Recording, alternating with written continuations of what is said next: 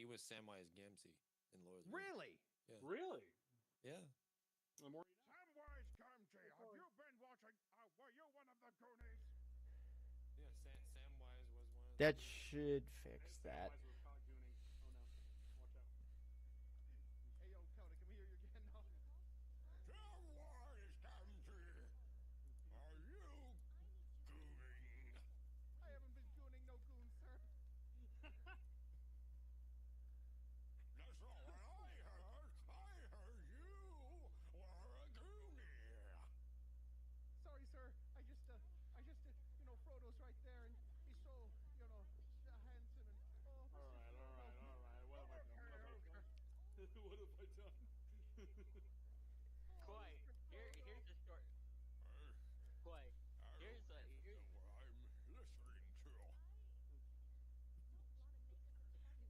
Hey, Koi, here's a short joke that you can do. God damn it, Angel. Why'd you knock my stuff down? I don't. I don't get it. Very interesting joke. Like I was gonna say, you should say to a short person, said you could tell him Gandalf the Grey called, he wants his hobbits back. But the hobbits are going to Isengard. To Isengard. Ah, we got Tets now. That's somebody knows. What the hell? Look! Oh look, it's Tet. That's a nice pair of Tets. Hey, it's our, Hey, you love a DMC, motherfucker! it's our obligatory twink. Also, And there's Tets, my favorite sloop. Tets. I want to ask you something. If I want to see if you knew this. Did you know that Samwise Gamgee from Lord of the Rings was Mikey from the Goonies? I don't remember my but Jabu, you killed Truffle Shuffle. No, I didn't. oh no fucking way, that's awesome. Jabu, I jumped in the middle of the air, you jumped at my head and sent me plummeting to my death. To answer your question, no, I did not know that. That's pretty cool. You're the booster chair. Don't worry about it. Yeah. So Samwise Gamgee was in the Goonies. So I might catch hell for this, but I've never actually Yeah. seen the Goonies. Really? Yeah. Just never had. You Yeah, can't never be my seen it. friend anymore. Oh, damn. Get out of here. I don't know who you are.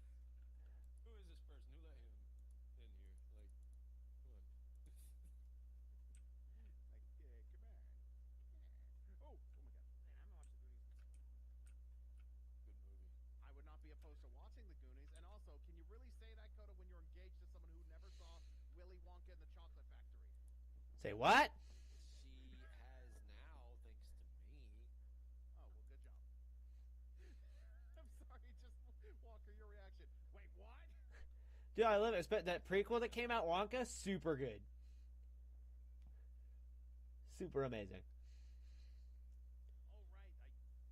Everything's getting a prequel or a And midquel. Timothy Chalamet's rendition of Pure Imagination is fucking. You want to know what I would love to see if Johnny Depp ever would come back to Disney?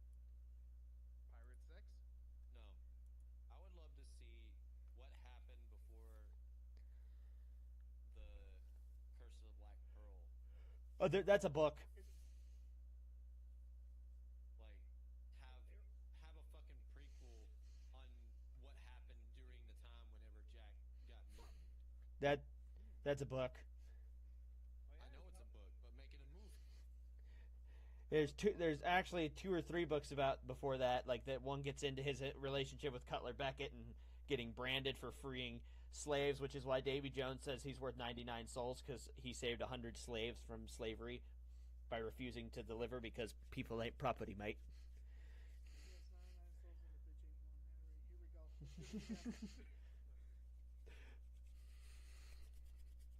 Okay, you can't blame me for that. Yes, we can. We know from both the books and Pirates 5 that Jack became captain after Capitan Salazar killed the prior captain. Motherfucker, if you take... No. You know you can't do it. You know you can't. By the way, Walker, given that you're the #1 Ruby shrimp, a lot of people say the blue-haired girl in Zenless Zero is very, like, similar Which blue-haired girl? The main one. The one that I was just playing as? Yeah. I have barely started playing the game, so that's yet to be seen. Fair enough. Get the fuck out of here, Donald. What blue hair chick? I'm actually curious now. Donald, how about you actually cure us once in a while? Hold on. Yes? Oh, sorry, your game's so loud. Hold on. I was watching it. All right, everyone, it's time for second breakfast. I'm eating second burritos. I just had 2 burritos. Now I'm having second breakfast. You're still on second breakfast? I'm on third. Once again, I'm glad somebody did the reference. I'm also screen sharing if anybody wants to watch my gameplay. About that blue-haired chick that Clay was talking about. Yeah. Right. I've seen people Twitter say she's like very Ruby Rose coded about this stuff. I'll find out when I get more over. Did you talk about Bell? Yeah. I just started playing this game like a couple days ago, so What's his name? Huh. Oh, why is there suddenly so much latency? What the hell? That funny thing is actually black. Oh, Walker, The what are Hobbit, you? Lego. Walker, what are you screen sharing at? Oh, you killed me. I'm gonna tell you that right now. I'm screen sharing in the Discord. Oh god, I'm gonna die. Quality. Like you're at 1440p 60. Drop it down to 720 30. or 1080, like either one of No, those. 'Cause yeah. 720. 720 is the key for. Okay, You're gonna lag so hard. how do I adjust this? I've never really tinkered with screen share before. On the screen share, in your screen share option, Yeah. end your screen share. So share your screen. Select the game, and then there says resolution, Oh yeah. and then frame rate. Okay, 1080. Select 30 frames, and put 720. Like honestly, I'm curious though, Walker. Set it to 1080 and then 60 FPS and see if. No, I did the 720 for the best of it. 721 is the Yeah, best. I'm gonna Former guy. I'm gonna listen to Don on this one because he's the one with the most experience on this. Well, also the Coda and friggin' CL would be able to back that up too. I'm pretty sure. I don't know. Chun has experience like to go by. I don't know what this little bunny thing is, but it's adorable. That is Banggood. known as a Banggood. Yeah. Right, Bell's controlling that thing, right? Yes, that I'm aware because they did the whole hookup sequence, obviously. But I just started playing this game literally 2 days ago, and I only played the like opening, so I know like next to nothing. Basically, the main character, either Wise or Bell, whichever one you pick, will control that remotely. Okay, I picked Bell. I picked Wise. Everybody hates Wise. I'm like, why? He just didn't. He seemed very like Ren to do another Ruby comparison. He seemed very like Ren, which didn't seem interesting to me because Ren's always like calm and zen. Other than that time he randomly decided now was the time to have a breakdown in Volume 8. Don't know who that character is, but I'll have to upload that from Wicked Game to my Google Drive real quick. Okay. Thank you again for that, This Coda. one, whenever you open it to go into it or whatever, it'll have 3 files. Go to code. I did just start.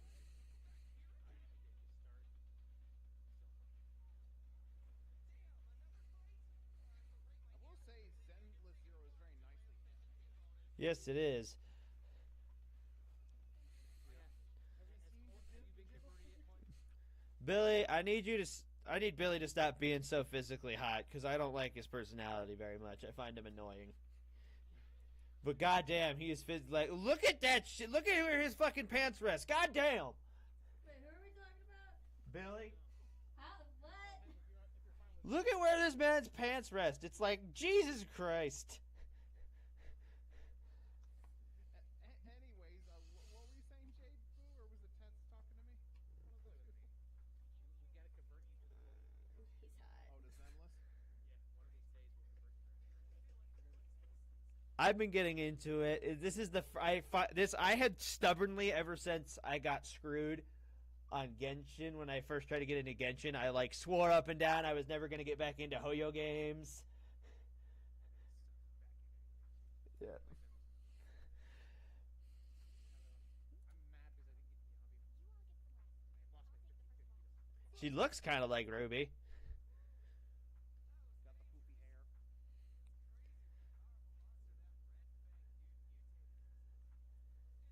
Ooh. All I know is, unless you like banging toasters. Oh my god, that just sounds horrific. Well, okay, I'm oversimplifying that Billy's basically an alien. You think that's gonna stop anyone? No, wouldn't stop me. We just have to look like it. Thank you for the info in the chat there, by the way, Thomas. I have been reading it. Don't mind me, by the way, guys. I'm just sitting idle in this game that I really suck at. That's a fucking lie. Why? You know, I don't want to hear shit. I don't want to hear But shit. did you hear I the? don't know what you're talking about. I have almost the same chair as you, Chen. Wait, what? I have almost the same chair as you, but mine's the GT player brand. Good brand. Good brand. Yeah, I'm totally not sitting in Halo to try to bait anybody. Totally not. I mean, you can pay attention. Just go about your daily life. Huh? But you indeed chose the time, you son of a bitch. Yeah. Maybe if I sit in here long enough, Coda will see me, and then Coda will convince me to execute, and then we can have some fun. You make Coda sound Okay. like he's a master manipulator. I think he's a master baiter, but I don't know about it. Can you go get me the soda that's in the freezer? I wasn't even paying attention. What? Oh, I was just saying I'm totally not sitting in Halo to try to get your attention at all. It's fine. Fine, I'll go get it. Like about how unskilled Well, he if is we again. play, I can't play for Auto, turn off, because I don't want to miss anything while I get my drink. You got stuff going on. You got two tomorrow. Oh god, my leg's asleep. In the morning? Two in the Oh fuck. Oh, you're fine. I'm just saying I can't play Hey, tomorrow. babe, while you're in there. What's down there? What do you mean? I'm joking, I'm joking. This is soda number 5 for me today. idle Well, and I'll held still out for play. It just won't be for a minute because I'm gonna start working late.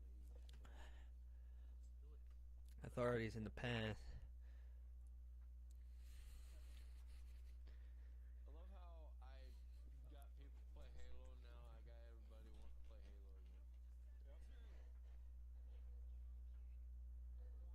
I never really got into Halo. I kind of suck at the game, to be frank. Shut the your fuck up. I suck at Halo, but I like Halo. Master Chief would slap the shit out of you. I'm not that great at Halo either, you know. Arcus. No, yeah, same. Arcus, you know what I think about that? We're just average. What are you talking about? Sir are a fucking liar, and you will spend an eternity on this ship. You'll spend an eternity on this ship.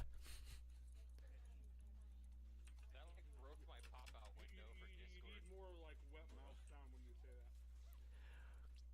You'll spend an eternity on this ship. No, you want to know how it's done?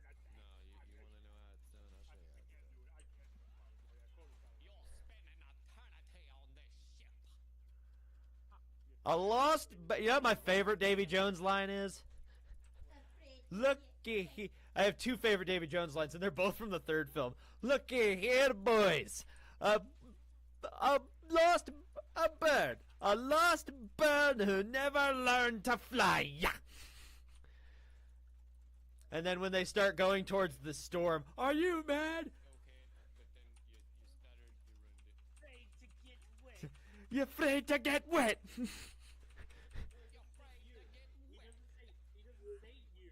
says "afraid to get wet." He doesn't say "you."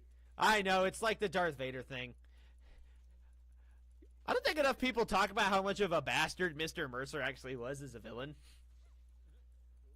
Mr. Mercer, the guy that worked for Cutler Beckett that killed the captain of the ship that Elizabeth's dad was trying to get on, and the one that Davy Jones kills by sending his tentacles through his throat up out his nose.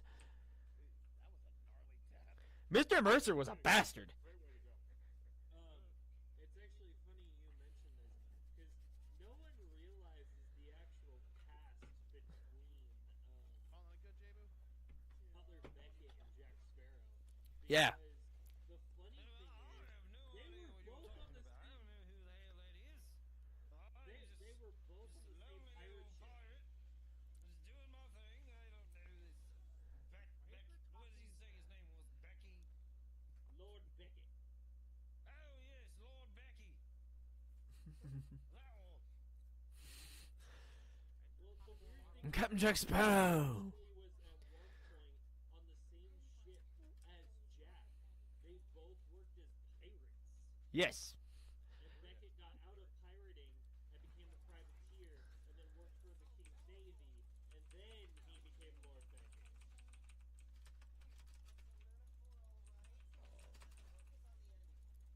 That's the reason why they have the matching So star. essentially the same thing that happened with Barbosa in later movies. Barbosa used to be paid. so cool. Then he fucking sold out. God, this game is fun. Well, turns out he was doing it for his own gain, and then he became a pirate again. I see. Not many. Oh, Did you I not see haven't the seen the movies. My bad. Did you not see the fifth one? And then he sacrificed himself for his daughter that he didn't No, even no, I think I you- did, but it was a long I time only ago. spoiled the part he became a pirate. Why did you go further, dipshit? Oh, are we spoiling the movie? Yeah, this happens, and then this happens, and then this is the climax, actually. This is how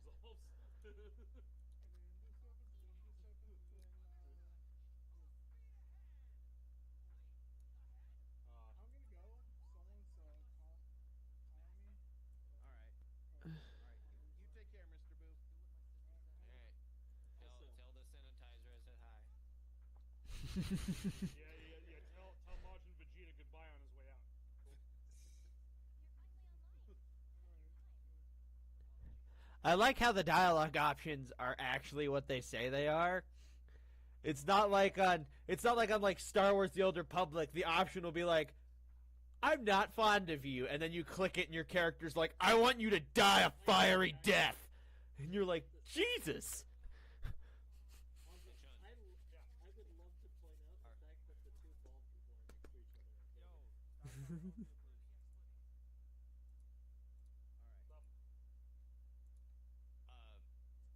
Chun, you planning to go to Fan Expo this year?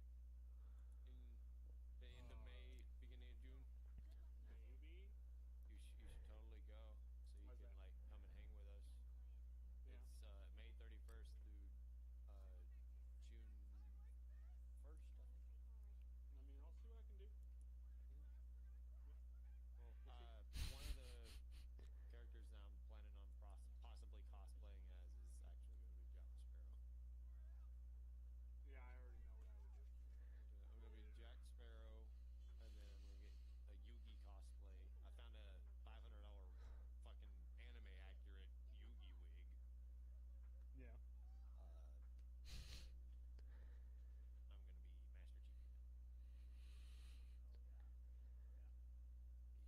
Yeah, I don't have enough money to go to Salt Lake Fan X this year, most likely, unless I get a shit ton of overtime this year. So I don't know about the rest of y'all. I get paid weekly, so my paychecks are not the biggest.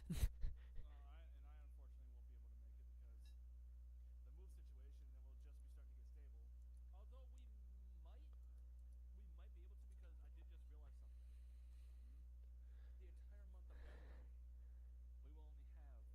The entire month of February, we will only have our electric and our internet and our phones. The rent is covered. So that means like my whole social security check, both of them, and my cash assistance, and my Like- food stamps are all money that I can use whatever the fuck I want. So you gave them like rent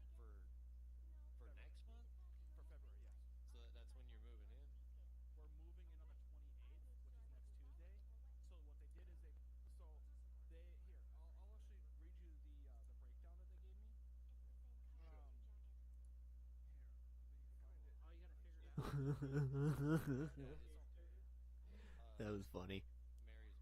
Mary's mom. I also. Yeah, and Koi helped as well. I So would have if I could have. well, yeah, and I know, Sean. I would have if it was next chick. Yeah. Yeah. I mean, In fact, if I had any extra money to spare, I would have just given you the money that you were earning from the sponsorship in advance. Right? yeah, yeah. Hang on, it's fucking my mail's dick riveted. There we go. Sean, Okay, Yes. it said the get a total. sponsorship from a good game. I mean, I get sponsorships from several games. I don't get very many people that helps me out with them, though. Get a I'll good help out game with and that, I man. will. Okay. All right. Not Raid Shadow Trap. Hey, I'll I'm be not honest, playing the game after the sponsorship. is Raid over. Shitto Legends. Calling that shit. Once the sponsorship's over, I'm Just to removing the take their whole money. thing from my computer. Literally just to take their money. Sean, why can't you get? How about a good game like Final Fantasy 13? You see what I'm wearing? You want to get slapped? It's great. You hear me? I will fuck you up. Those are pretty sick Broly bands, by the way, Chad. Granny gauntlets. Listen here, you motherfucker. I will make you first on the fucking list. Motherfucker.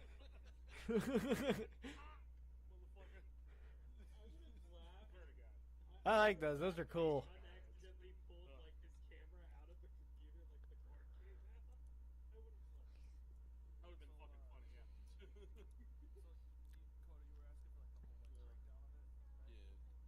So, what they originally wanted just today was they originally wanted 14:30, right? Mhm.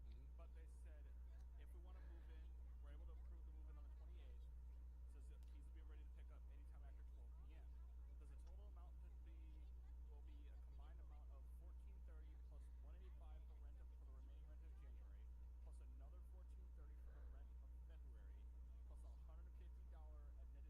for the remaining rent of January, plus another 1430 for the rent of February, plus a $150 administrative fee, totaling with everything added together was $3,195. So with the money that Mary's mom gave us, and the money that I got from Koi raising money, and like a couple $100 that I had in there, it leaves us with about $300 remaining in the account to put towards the movers. Luckily, we're not moving until Tuesday. Mary gets paid on Sunday, so then that money can go directly towards the movers. We get to schedule the movers on Sunday, and then we're good to go. Everything fell into place. I told you it would work out. Yeah, but dropping over 3K, fucking, I was like, God damn. And that's why I was saying February is pretty much. On the bright side, you won't have to worry about being behind now. Yeah, February is paid all off. solid. Yeah, and February is a solid month. Like the one thing I was gonna try and start my printing stuff out, but I'm not sinking any more money in this thing. I'm not sinking any more money into that printer. If Silva won't send the replacement parts like they're trying to, Like, what's then it doing? I'm done. There is a hardwired short. So when it starts up the print, it'll go to print. It'll make the line like it's to show the barrier, and then it'll make the first layer, and it'll go boom, and shut off, and it'll give an error that says error code 8. And I looked the error code up, and it says ground hard short. I was like, what the fuck? So I looked on the tool head. It was specifically saying tool head ground hard short. I was like, what the fuck? There's no cords that have any exposed wiring. This is a brand new fucking print head. What the fuck's going on? So I reached out to Sovo, gave them the error code. They said, oh, our engineers determined this is a hardware short that has a major problem that is not fixable by you, and we have to special order you a part. It is the motor part. This is not guaranteed. In or not. I'm like, okay, well, if it doesn't fix it. And they're like, if it doesn't fix it, we will see about possibly replacing the entire printer. I'm like, why send me one part in the hope that it will fix it? What? Like, I'm not gonna sink any Because more you fucking have no money. guarantee that the other printer won't do the same thing. Exactly. What if I get another one that's brand new and it does the same bullshit? Like, I'm not gonna sit there and sink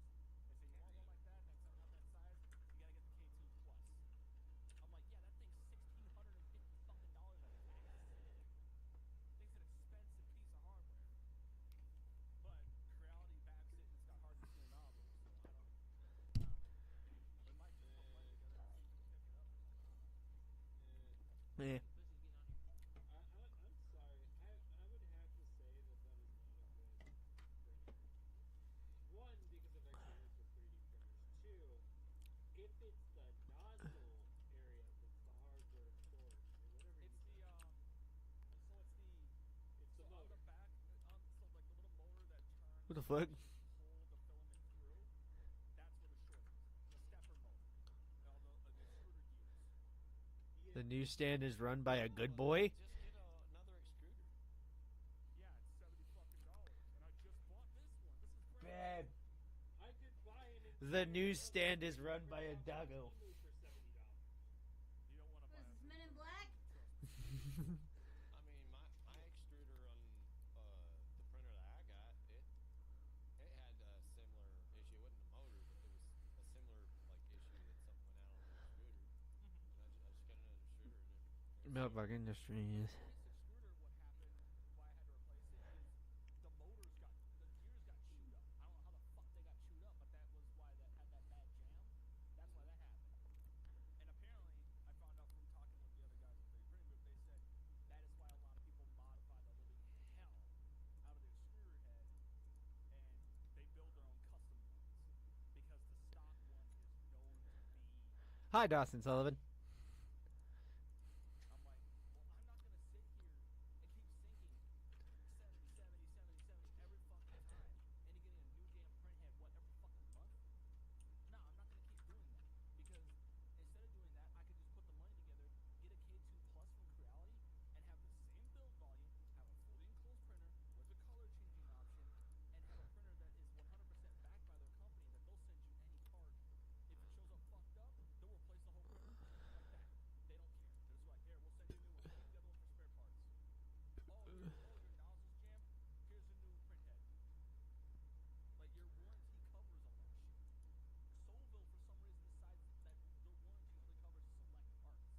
only covers select parts. Which is stupid. Which Solville printer is this? The SD08. Their biggest one they carry,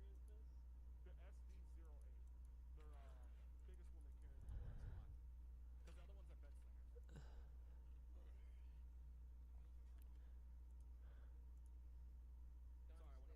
there. My bad. All No, good. you're fine. No, you're good. What's up? It doesn't help that Don just has horrible luck with electronics. Like, I feel like if he were to walk through a Best Buy, all the computers, like, what the hell? Why is our computer stopped working? Why- Fuck up, Coy. Boy, you have no room to talk considering the multiple problems. I feel like it's not luck. It's more of just he doesn't know what he's doing. Any of us? No. Yes. I was working on it. I knew what I was doing with this I printer, can say but I'm confident. it's just the printer was I doing mean, you piece of said shit. that with the printer you gave me, and it was exactly the opposite of what you thought it was. Remember, and I fixed it in like 5 minutes. And remember, I openly admitted that I gave up on that printer. I gave up too soon on that printer. That's what I did. I wasn't It patient. was the same thing with the PC parts you sent me. Well, I genuinely thought they were fucked up because of how they were acting. I Exactly. genuinely thought they were fucked up. So But then it could've been my exactly, that mistake. means you didn't know what you were doing with it. No, fair. Clay. With this one, I've been researching. You need a teacher in person with electronics is what you need. I'm like the polar. I have a PC that is 11 years old that still works. Hold on real quick. Ted, so you're like cut now. No, that was argument. Not me, Santa's Orcus. Oh. You anus. It's in my dead connection. I got 10 kilobits a second. Ah, okay. I was gonna say, can I hit? You on Halo? Me? Yes, any of you. That's All of adorable. you. Some of you. Oh yeah? Yeah. You talking to me? Talking to you. I know you ain't talking to me. I'm talking to you, motherfucker. I know you ain't talking to the sniper of Death Valley. I mean, I suck at this game, guys. You don't want me playing. Shut the fuck up. Snap a lie detector to your face every time you say that, you motherfucker. Yeah, and it'll Cracker. register me as correct every time. I'm gonna You register fucking you as cracker. a fucking liar. You Okay, I was Nope. gonna say, the first time you called him a crack whore.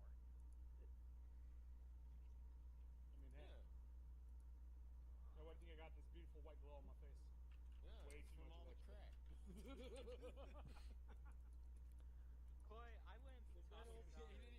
about He doesn't even smoke it. He just like opens the bag and just like pours on his face. Yeah. and then Is that's how that it works. also Yeah, why you have you a know all the wonderful media when beard? somebody opens up a chest, it's like a glow, like it's me all day, all day. That's why. Is that why you have a He big doesn't giant even beard? use it for drugs. He just rubs Yeah, it on his skin for like That's my pure little skin. hat, right? Yeah. That's my vital organs. Yeah. How do I start the thing? So I'm gonna start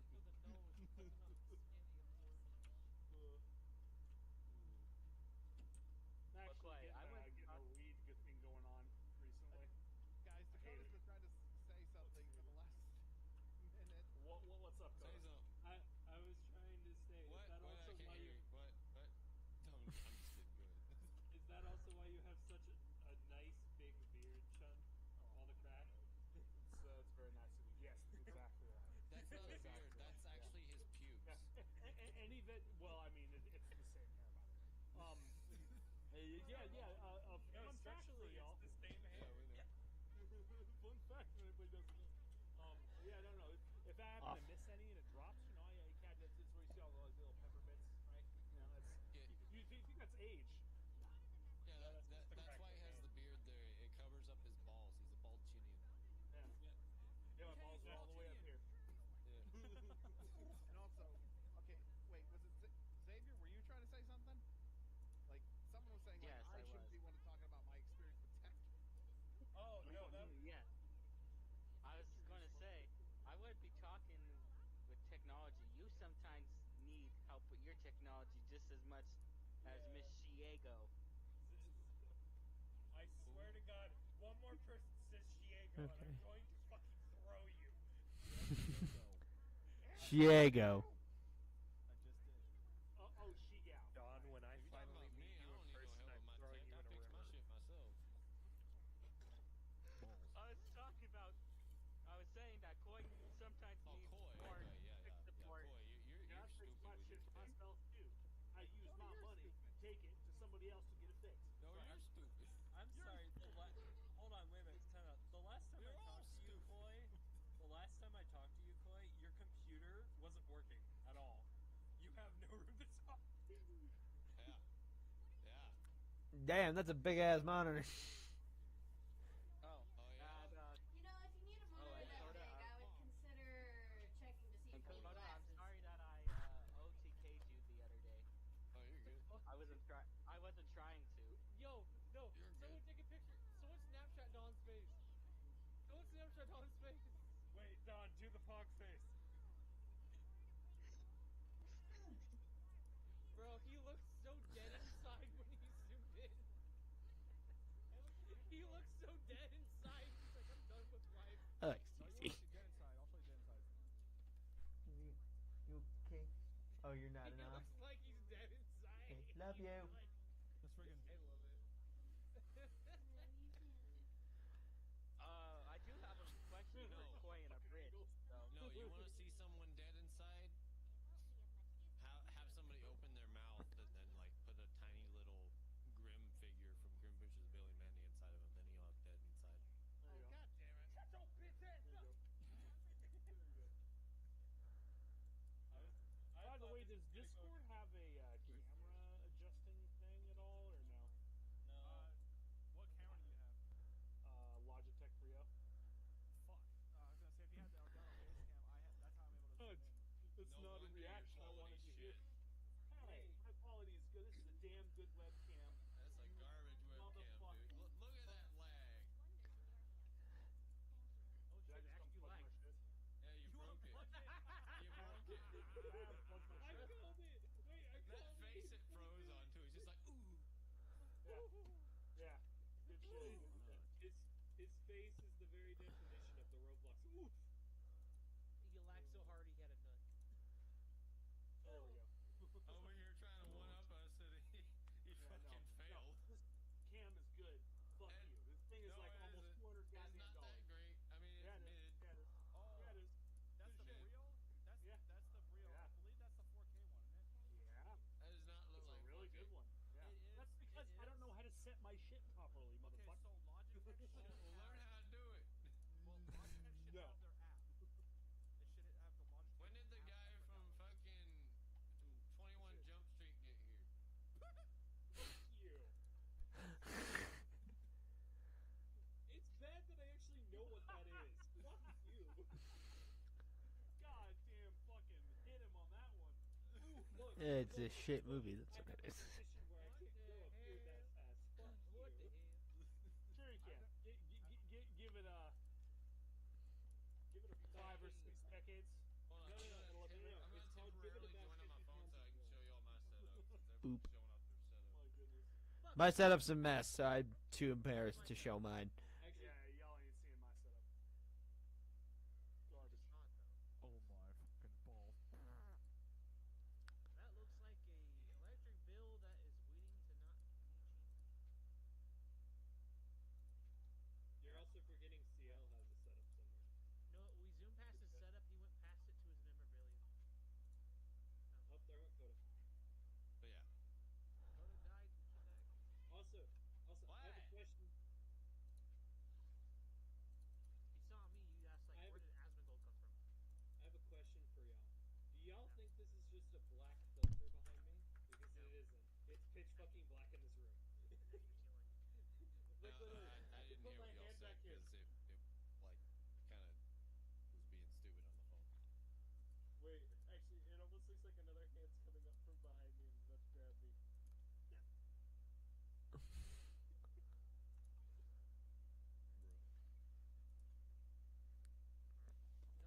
all these freaking notifications. Not enough people getting in Halo. Sean over here with his giant one screen. Every time I boot Halo the Master Chief Collection on my PC, it shits its pants. 2, 3. Put a diaper on your PC. I got 3 months left. Oh yeah, well I have 4. Why the fuck? What would you even need 4 monitors for? Actually, technically, I have 5. Yeah, well, technically, I've got. Fuck you! Because I have a secondary drawing tablet that I can plug in at any time. Technically, I've got bite my ass. It is a screen. Fuck no, it's not. It does have a screen on it. Yeah, well, then I've got my phone, so I've got a little I only want there was 2 of them, not like 3 or 4 or 5. You're a Messi. Technically, I can have 6. Toddler bitch. Into my computer and use it as a screen. You know who else likes to plug their tablet in? My man. I love Muscle Man. Dude, regular show is the GOAT. I love whenever Muscle Man would just make those like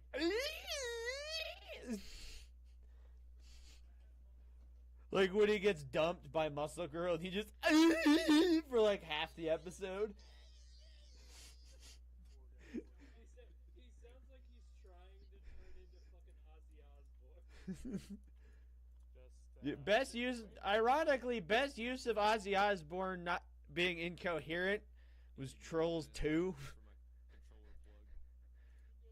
When he's the freaking elderly, dementia-ridden king of the metal fucking trolls. And they're like, what do you say, our lord? And he just, rock on! And they all go, rock on!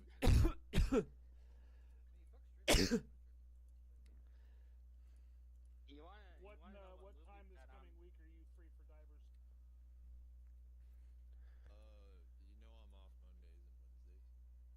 Okay, so which one? Wednesday probably. Wednesday? Okay. Cool. Okay. And then next Boop. month sometime, Phil's gonna be coming and hanging out with us again, playing some Halo. Awesome. I promise to not use snipers.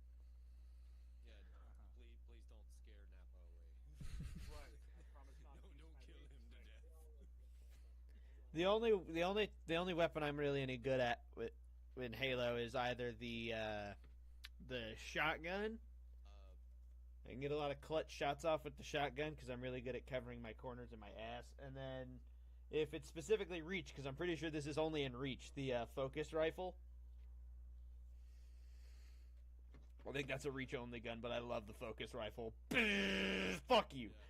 I'm also gonna try to see if Ray Hurd wants to join us on that because he also plays Halo. If I had to pick a gun, or if I had to pick anything in Halo that I was actually good at, it would be taking a vehicle and running over people with it. I am in the game now. I will start a lobby since y'all are so whiny right now. It's like, Coda, please, oh please start a lobby, oh please, I want to play Hey, Halo. Yoshi took a fucking hit. Put Mario back on his fucking back. Okay? Meanwhile, Coda's like, you guys being all whiny. Being whiny's my thing. Speaking of Yoshi and Mario riding him, Mario rides him. Yoshi's like, oh god, this guy's heavy. Wario mounts a Yoshi. The Yoshi is just like, oh dear god! So, if y'all want to eventually go into an actual online lobby to get some points, they are rerunning the original Xbox back bling for the Spartans for Halo Ooh. 3 that you can unlock in the SD collection. Nice. I already have it, but it's back in the exchange shop. Yeah.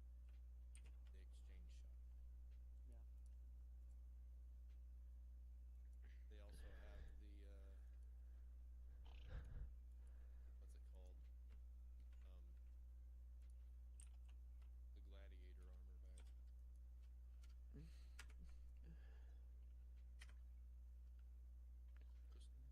What do we got here? We'll do Halo 3. We did 3. Actually, no. Ooh, Grace, I've seen you before. What all do y'all have installed? Oh, and like, goddamn, I got fucking 2 hot motherfuckers on this list I can choose from to be my agents. That's all you told me to install. Oh God, do I want to do Grace or Lycon? They're both hot as fuck. The playing field on me. I see how it is. Well, you don't have to close the game to install it. You keep telling me that. All you have to do is just go to the and DLC yet I and keep doing check it. it. We're gonna do Grace. That's all you gotta do. Just go to the DLC like you did with that one, and then just check H3. I don't have H3. You didn't buy it for me. Okay, that's fine. We'll play H2. That was such a gentle little. Oh yeah. Coda went all ASMR for a minute.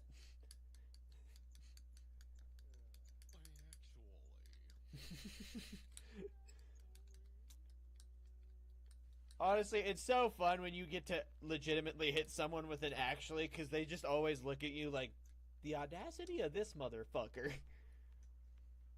Alright, let's see how Grace plays. What in the fuck is going on? They changed the create a custom game lobby? This is different. It's telling me a session name now. You can make a session name. What the fuck? That was never a thing.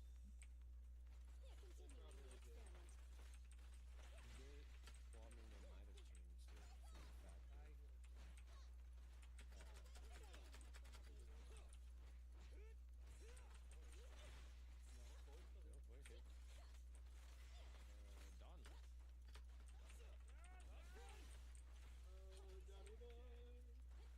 I mean, they might have changed it from the fact that You gonna join us, boys? So I'm thinking they're changing it because there was a Damn, rumor Grace is that good. they were going to be bringing it to the Switch and the PlayStation 5. That's going to be weird playing Halo on the PS5. I don't know why, but this guy that I'm playing as right now gives me very strong reminiscent vibes of Waka from Final Fantasy.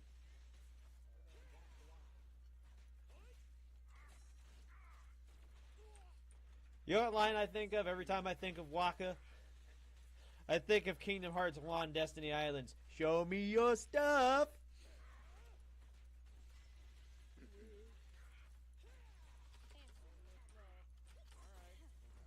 Hey, what the fuck, mod? Show you my stuff. I was just complaining. So who all is playing with it? Just me, Pets, and John, or what's going on? I don't really feel like playing Halo. I play Zenless. If I had a PC that could handle Halo, I'd join you, but this PC Do you cannot use handle. Xbox? Not with Xbox Live on it. That's because you're a little bitch. It's because I'm poor and Xbox Live is priced insanely. What is the Xbox Live price? I'm curious how it compares to. Well, it depends on which one you get, because the regular one is only $10 now. Yeah, but it's like if you get Xbox Live Gold, it's ridiculous. Well, the regular one you can still play online. Yeah, but it doesn't have as much shit that you want. Yeah, but you don't have to have all that extra shit. It's basically like Xbox is like, do you want to drink your water out of a dog bowl or a cup? And it's a dirty dog What bowl. it is the regular online is just online play. The other one comes with like free games every month. Yeah, Game Pass and all that bullshit. God damn, Lycan's hot as fuck. Johnny, you gotta join. I sent you an invite. You gotta say some shit, man. I don't get notifications. I've told you this several times. You gotta be like, hey, motherfucker. Walker, are you thirsting? Also, I don't. I am thirsting. This dude's hot. I just played as a hot chick. Now I'm playing as a hot dude.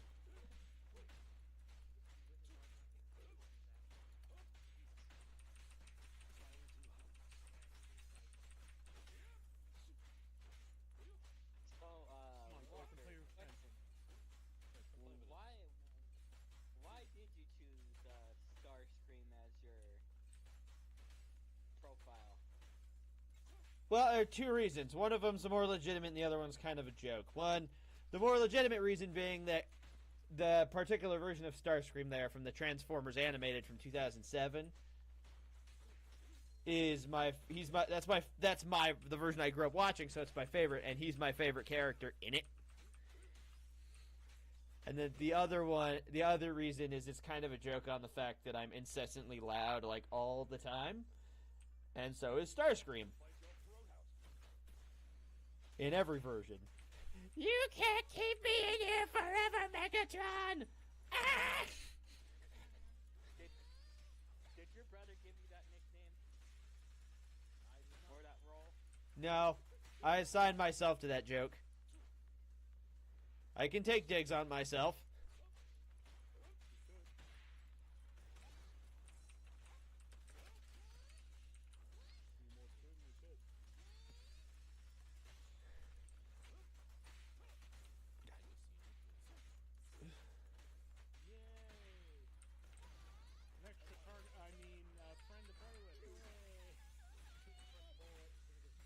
Oh, she's adorable.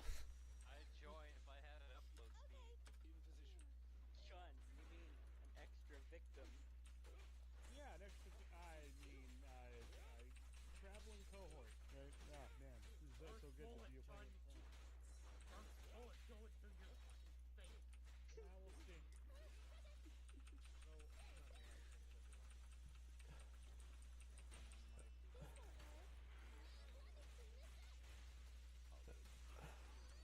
How's the game treating you, by the way, Walker? Is it? Sorry, what? How is the game treating you? Oh, it's fun. Very simplistic but very effective gameplay. Similar to the Arkham games. Not necessarily in how it's played, but in the fact that it's a very simple process made very fun. Because when you get down to it, Arkham basically just decided button mashing was going to be how you play the game.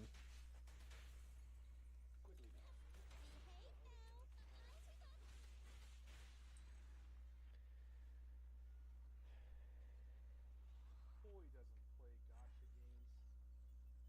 Not ever since I quit Legends. Yeah, I was going to say, except for Dragon Ball Legends that he dumped so much of his fucking life into. I dropped that game like a... Dropped it like the heroin needle he treated it as, bro. We'd be in the middle... Bro, we'd be in the middle of a fucking game and conversation, and you'd suddenly go dead, and I'm like, where's my brother? And I'm like, Colby? Oh, sorry, I was playing Legends. We're playing another game. Sorry, I just needed to check some stuff on Legends. Yeah, that's cool. Shut up. Hey man, you gotta get the new SSR, right? But Coy and Walker, you know what I find funny? That sometimes your guys' nephew has to carry you guys in Fortnite. Yeah. Oh, what a dick. That's because our nephew plays that game all the time. No, but I'm ready to put the bolt through your ass. A little less since he got a PS5, so he has other games to play now. Yeah, but that's why he's good at it, because he plays it all the freaking time. I stand by what I said. Fortnite is essentially junk food for gamers. Oh, speaking of Fortnite, though, new anime collab just dropped today. Nothing to fear. What The anime? cunning hairs are here. Kaiju number 8. Not familiar. Time to do It's a some newer one. Kaiju 8 is actually a really good anime. Shut the fuck up and let me play that game. Need something? My services are expensive. Take that, John. I don't think we've ever played on this map. Yeah, no, I don't recall this map, so. Yeah, so we're all on a level playing field. 'Cause I don't think I've ever played this map either, even though I've played this game for years. It's just one I just never tried. Walk into But it! you know what move? How about you? But you know what move? I'll spare no effort. But you guys know what movie that they're trying to get remade? From what I hear, What? Labyrinth. Yep, I heard that too. It's gonna That's- bomb. I say it's bullshit. Man with the power. Power of the babe.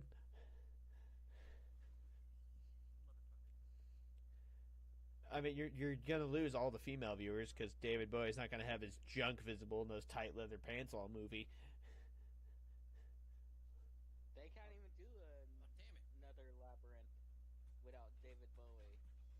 They'll try. You know a celebrity who used to be cool and nowadays it's like, what a douchebag. The Rock. He is not a good actor. He plays the same role in every movie. Not every one. It really depends on which one. He just doesn't challenge himself. Like, this bro went and saw Oppenheimer and said all he could think about watching Oppenheimer was, damn, Red 1's gonna look great on these IMAX cameras. Motherfucker put it in his contract when he became Black Adam that he could not lose. He's not the only one. Nothing new. Nothing new. Hey, what happened? You know who I'm sad that's retiring though? John Cena. I am not. I am not. He said his final one this year. I am not. Wait, what's wrong with John Cena? Yeah, what about John Cena? I give two fiddly fucks. Though I do like it. I do like him in I do like some of his movies that he's doing. But as far as wrestling, I could give two fiddly fucks. I was gonna say, from what I've seen of John Cena, he's actually a legit good actor. Yeah, let him stay in acting. Yeah, he just sucked as a wrestler. He didn't suck as a wrestler, but everybody when comparing him to The Rock, it's like just don't. That motherfucker politicking his way his ass like everybody else. Actually, Well- TG, what he did to him when he said one thought one thing to him. Alex Riley, all this revisionist history of the shit that he's done. Bullshit. He's done a lot of bullshit behind scenes like everybody else. To me, when it comes to wrestling, I hold the standard that it doesn't really matter. Anyone from like the WWE era would get fuck smacked by anybody from the WWF era. Like if you, It's just all about how much popularity you can bring, how much money you make. like if you took fucking John Cena or The Rock and had them fucking fight like Uncle Elmer or fucking the original Doink the Clown, they'd get fucked. Or Macho Man Randy Savage. Because the WWF fighters did a lot more of that actual legitimate stuff to hurt themselves. Not really. They were in the '80s. It was all about marginalized characters. ECW and Attitude Era was when they was really hurting each other. Like WCW, they had a lot of legitimate injuries, like when Big Van Vader fucking broke Ric Flair's nose. Yeah, but no, Big Van Vader has had a way more. One dude popped his fucking eye of his socket at one point. It's just more or less they went to a more kid-friendly logic in the really that 90s. much of a flex that they injure themselves better? Yeah, they can actually take hits. You act. I just fucking spawned. Most of these modern WWE wrestlers are big ass babies. Like the fucking Big Show's a big bitch. Well, no, nowadays that's why he lives longer than them. Most of the rest you talk about died before hitting 50. Which is true, but that's more a result of the insane amount of drugs. Yeah, why do you think they took those insane amount of drugs? Thing is, a lot of people are, Even Hogan, he took the safest fucking leg drop and had to have multiple back surgeries. Don't fucking. Hogan's a piece of shit. I don't know. Fuck the piece of shit. I'm talking about what he actually did. Like, yes, he's a race piece of shit. Okay, take that out of the equation. Even his simple fucking leg drop, he had to have multiple fucking surgeries. It went down in height. Mick Foley, God bless his soul, but that's why That motherfucker's done some crazy shit. at 34. Why was that? He's fucked up. The Hardy Boys. I'm surprised Jeff is still going, but they've slowed down a lot significantly. But they've broken their bodies up. It's why they got addicted to painkillers. Why they kept dying so early. One of my all-time favorite wrestlers, Eddie Guerrero, died at 38. I wish there was still shit like the WCW and it was distinguished. Like there's the AEW now, but they're really struggling to keep ground against the WWE, and I miss when they were factionalized. Make it important storylines. They got plenty of great talented wrestlers like Triple H consolidating for them, but for the most part, it's more or less you have to change your storyline because you don't want these guys. Look at Kurt Angle. Like I said, I love Kurt Angle. Broke his neck in '03. Was addicted to multiple painkillers. That's why his arms are atrophied and they're shrunken right now. Because he took way too much. He was taking 60 Vicodin a day just to get through the day. Like, yeah, wrestlers were built differently, but they also died a lot more. That's why I'm happy to see they've, you can do those things on every now and then. But you can't do that on a regular basis like ECW. That's why half of the ECW roster is fucking dead.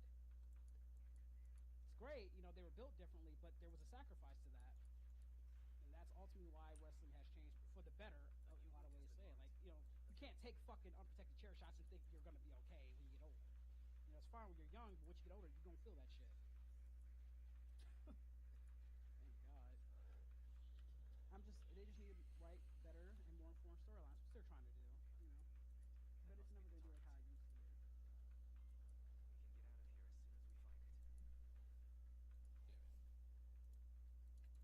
But word life, John Cena was the best John Cena.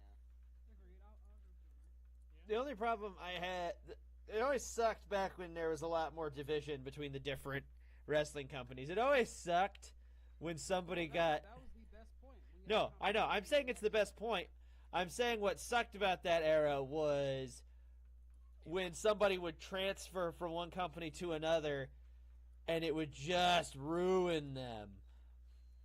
Case in point, that wasn't always the case. Yeah, it wasn't always the case, but when it happened, it was bad, is what I'm trying to say. Like, fucking, when they had,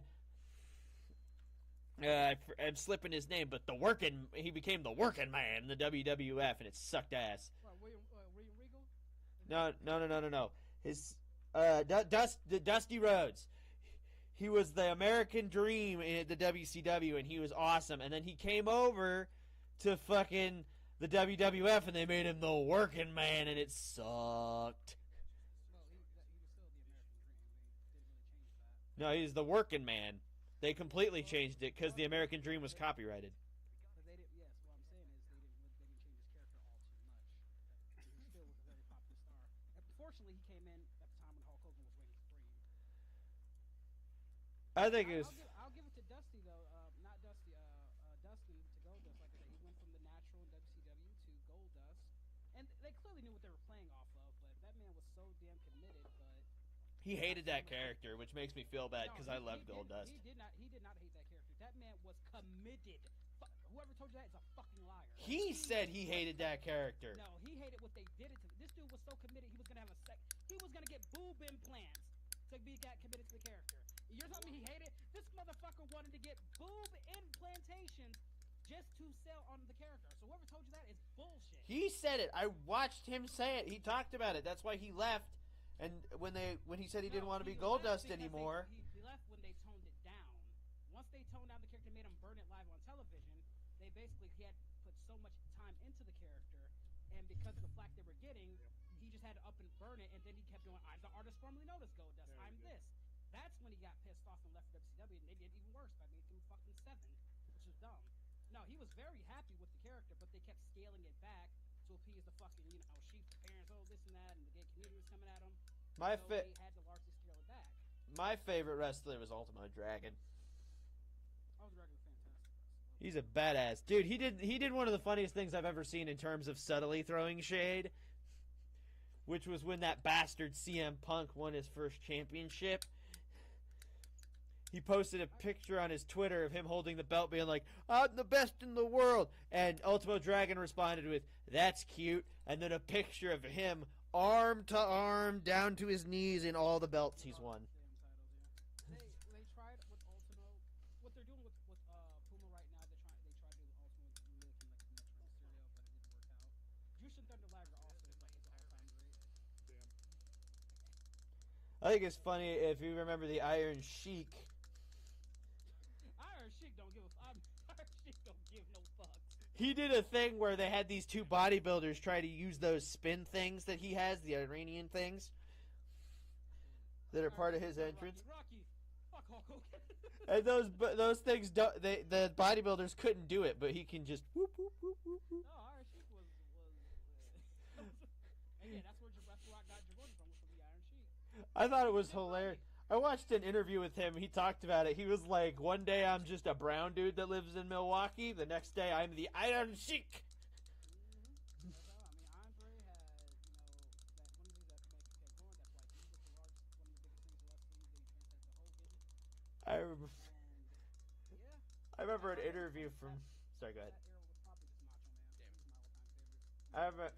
I remember an interview with fucking Ric Flair where Ric Flair talked about doing a WCW WWF crossover where he was supposed to fight Andre in it because it's supposed to be like a heel on heel match. And he told Andre, "Don't pull my hair. I know you like to grab people by the head. Don't pull my hair." And Andre was like, "Okay, I won't pull your hair." Ref throws the hand. First thing Andre does is grab him by the hair and boom. Do you wanna know what trio I really wanted to see go against the Shield when they were still the Shield? I wanted to see Legacy go up against the Shield. My favorite group in wrestling was the Rednecks, Hillbilly Jim, Uncle Elmer, the two cousins. They're fucking great. I think the Legacy would have beat the Shield easily if they would have came together at that time. I think the best story in all of wrestling, the best one, is what happened when they were stupid enough to put Macho Man and Hulk Hogan against each other in the ring again after the whole incident with Macho Man's wife. Macho Man beat the fuck out of him and then was like, "Yeah, I may have gotten fined a few $1 million, but that was the most worthwhile ass beating I've ever paid for." Well, it was a good storyline that played over a year at the time with the Mega Powers, which was crazy because they only teamed 4 different times. But in that storyline, if you go back and watch, they knew damn well Hogan was the bad guy in that situation. But there are good storylines. When you make a heel turn, the heel has to believe what they're doing is right. And yeah, it's like, come on, you're doing a little too much with Miss Elizabeth. But even when Macho Man won the belt, Hogan was hogging the fucking spotlight. The greatest storyline they did was probably the NWO turn because that changed everything. And then it got oversaturated, and they didn't want to fucking change it. And the story just kind of died down by 1999 or 2000 actually. Neo Bridge. Come play some Halo, buddy. I'm writing right now. God damn, these noodles look banger as fuck. When I finish, if you guys are still playing, I'll do it. I still got quite a bit more to write though. I'm writing my chapters right now, my new story. Alright, I'll be right back, folks. I'm going to take a quick bathroom break. Sorry, I just derailed because I just heard my kid. I put my kid down to go to bed for the night, and I just heard him in his crib in the bedroom of our little house, woofing. He was going like, "Burr, burr, burr."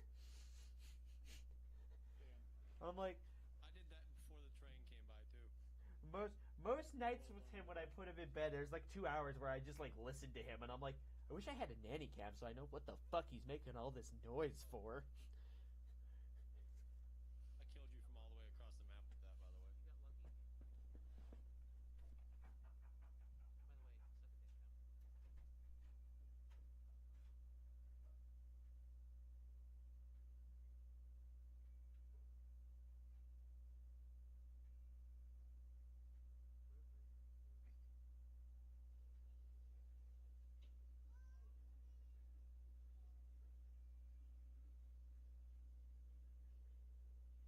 How'd that work out for you, buddy? Not very well. Thanks.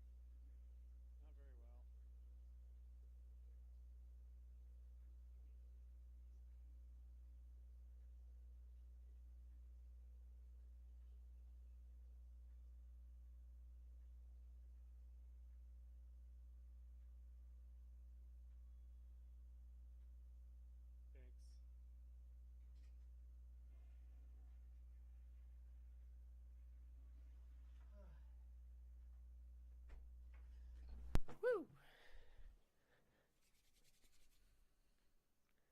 God damn, I'm gonna put my poncho back on now the fucking heater's off. It's cold as shit in here. Oh, fuck, I was about to snipe you too. Oh, that's a shame. Surprise me.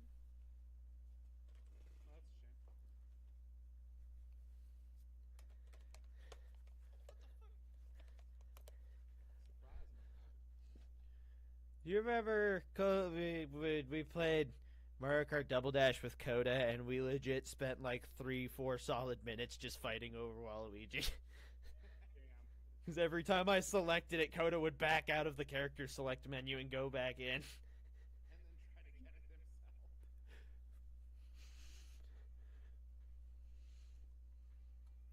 Yeah, that's the one drawback of you both being massive Waluigi. So far, so good. Never stop. Lots of people in the VC. y'all probably glued to pictures of Waluigi. I don't think they're sexually attracted to him, Tets. Just saying. No. No, God damn it! I keep wanting to push E to interact with stuff, but that opens the in or not. You know who I am? You're okay. Never stop. You're not late. But you are. But it's fine. I am Lindsay Lohan.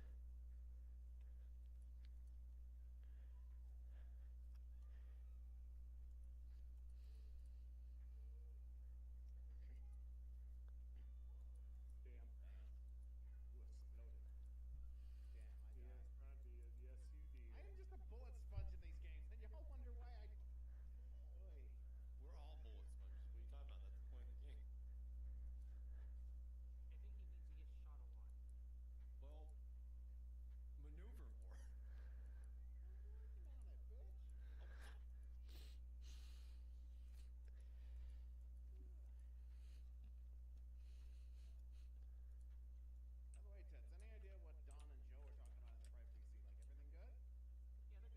good? Yeah, they're good. Still got a little crowded. They probably just didn't want to hear all the talking. It gets hectic sometimes. Oh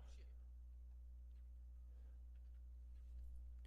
That's a freaking Power Ranger engine right there. Yeah, I see him. Go Spartan Rangers! So I don't know a lot of people that also grew up on the same one I did. The first Power Rangers I watched growing up was Power Rangers SPD Rescue Force.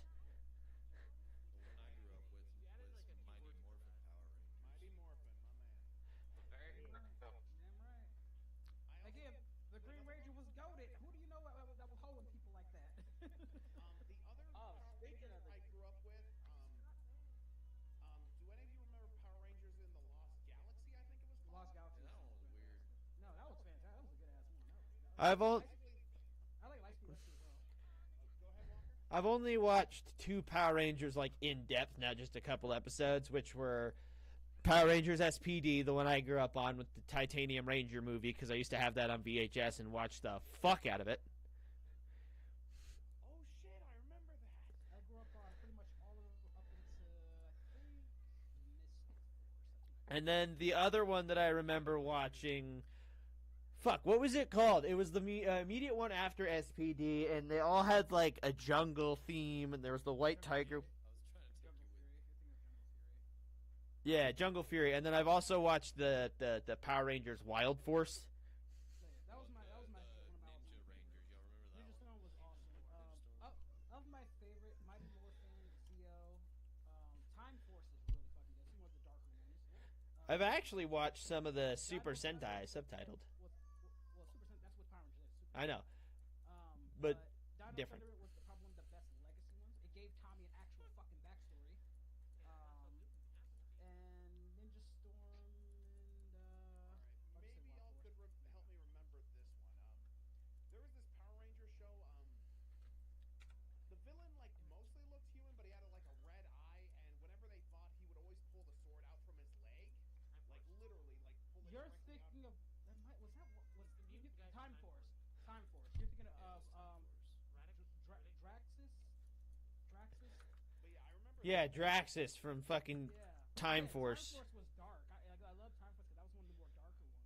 Right, that was the one where they actually killed off the Red Ranger for a bit. Yeah, for a while now. Time Force is very very. Like they good. eventually brought him back, but he like didn't have his Like, memories we at got first. we got the Quantum Ranger. We got like no, I say I loved all of them up until like I said at least till Mystic. That's where I kind of tuned out. But I love pretty much all of them. But yeah, Yeah. that just I always remembered that as a kid. Like the Oh, dude would, like, it left the lasting impression. pulled the sword out from his leg. And just yeah, again, Time Force easily all timer. Zeo, like I said, Zeo is great. If you watch Zeo, that's the successor to Mighty Morphin. Lightspeed and Lost Galaxy because it really showed just how Yeah, never stop. sophisticated I got a the bunch of Power Rangers people in VC. Okay, so the villain's name is were. Rancic, thank you. Why did I say that? Rancic was him and his daughter. And then I love the whole Dino Thunder concept. Oh, you were upset there, huh? was really good too. That got way louder. Let's just. Fucking vengeance.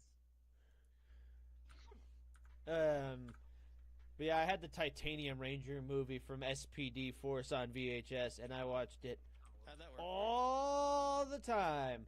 The main thing I remember is the snake tattoo killing him over time and the giant evil baby at the end. Yeah, no, I remember that. you? shit. I think what I liked about Wild Force and Dino Thunder was giving them animal-like abilities that they wouldn't do back in the day. Since Mighty Morph, like they would actually give them abilities of their actual elements, which was really cool. They did there. You know, the first season of Power Rangers was made with stock footage from the 15th season of Super Yes. Sentai. Yes. Yeah, that's how I got on. G-Danger! G-Danger! There was that one Lizard episode that stuck with me as a kid. I used to have this Charizard like full body outfit back in the day, so I would always dress up as that. They did this one episode of the Lizard. It's like, try again, power! And I would just always imitate that damn fight all the damn time. Damn it. Go the opposite way from I remember a thing that stuck with me was I don't remember what version this was. I just remember him as a bad guy because it was like one of the last series I watched. jumping critter motherfucker. It was Lord On Zed. the ground like a man. I used to have the original like action figure, like the I used to have his tall action one that was too. like God, like he had such a cool ass. a design. foot tall. Oh yeah, Of Lord Zed. yeah. I had a Power Rangers game, not a GameCube game, but I had a Power Rangers video game. I can't remember what platform it was on, but Lord Zed was one of the bad guys in it. And I just remember this cutscene where the Power Rangers enter a room and they're all kind of on edge because they don't know what's in there. And Lord Zed just comes out of nowhere and fucking knees the Yellow Ranger in the stomach. I always said my favorite side character that they tried to copy every time in every Power Ranger was Vulcan Skull, who's like the Bebop and Rocksteady of the Yep. group. And they always tried to copy them, like that. They had some good ones. Like I think the ones in Dino was pretty good, but no one could ever copy like that comedy that Vulcan Skull always brought to the show. Yeah, they became heroes a little bit at the end too. So I was like, I really love their dynamic. God, would it kill Weiss to emote? But man, hearing about what happens to some of them, in real life, like the actor for Wild Force actually, I think, killed his friend. The original Green Ranger committed suicide. You have Jason Lee. Tommy. You had things like I said with I forgot the actor from Ninja Storm. Remember he had passed away. Trainee, the original Yellow Ranger had passed away, and Yeah, dude, the Titanium Ranger, I'm pretty sure, also had some fucked up shit happen to him. not to mention all like the money issues they were just had to replace the original Black Ranger with one of our GOAT VAs. You guys know him. Damn. I think one of the only Rangers that we have left that are the original ones. Billy's still around. Johnny Young dude. Bosch. Johnny and Bosch, Billy, the original Black Ranger, and Pink Ranger. Most of them are still around. By the way, something I kind of noticed thinking back to the old Power Ranger shows. I busted my fucking head pretending to be a monster on Wild Force. Ouch. But what I was gonna say, something I'm kind of the more I think about it, I was like, like okay, excluding Mighty Morphin because it was a high school setting, but after that, like I can't help but notice if it wasn't action scenes, it was always like these serious scenes where they're talking and I'm thinking like, why does this feel similar to Star Trek? And I was just like, oh shit, Morphin Mighty Power Rangers was kind of our generation. Morphin Mighty. What the Like, fuck? Mighty Mighty Morphin, Morphin. sir.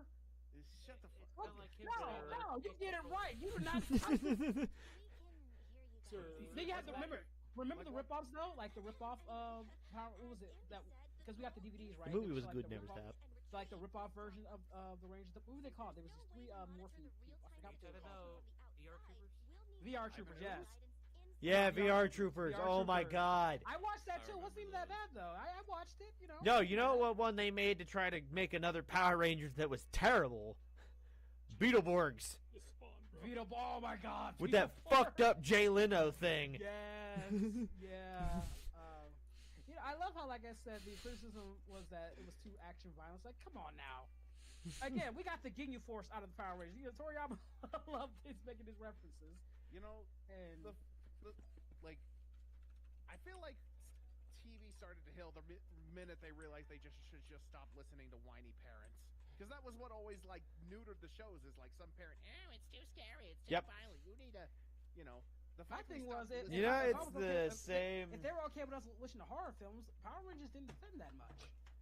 Yo, it's the same Titanium Ranger in SPD Force as it is in Time Force. Yeah, SPD was Don't good you too. just mean Again, Speed I Force? watched. No, he's talking about SPD again. Yeah, So it's from all- speed. I It's watched all of them. SP. There It's was- like Speed Rest. The acronym is like SPFD. Yeah, I watched sounds SPD again. After SPD, missed it for a second. I kind of just tuned out after that. I did see a little bit of Jungle Fury and Operation Overdrive, and I watched Megaforce because they brought back as many Power Rangers as they could for like one final thing, and then I was just done after that. But Mighty Morphin, Alien Rangers, Zeo, Turbo, Lost in Space, Lost Galaxy, Lightspeed Rescue, which has some of the best banger songs, Time Force, Wild Force, Ninja Storm, Down to Thunder, SPD. You know, I'll watch them all. I grew up with all that shit.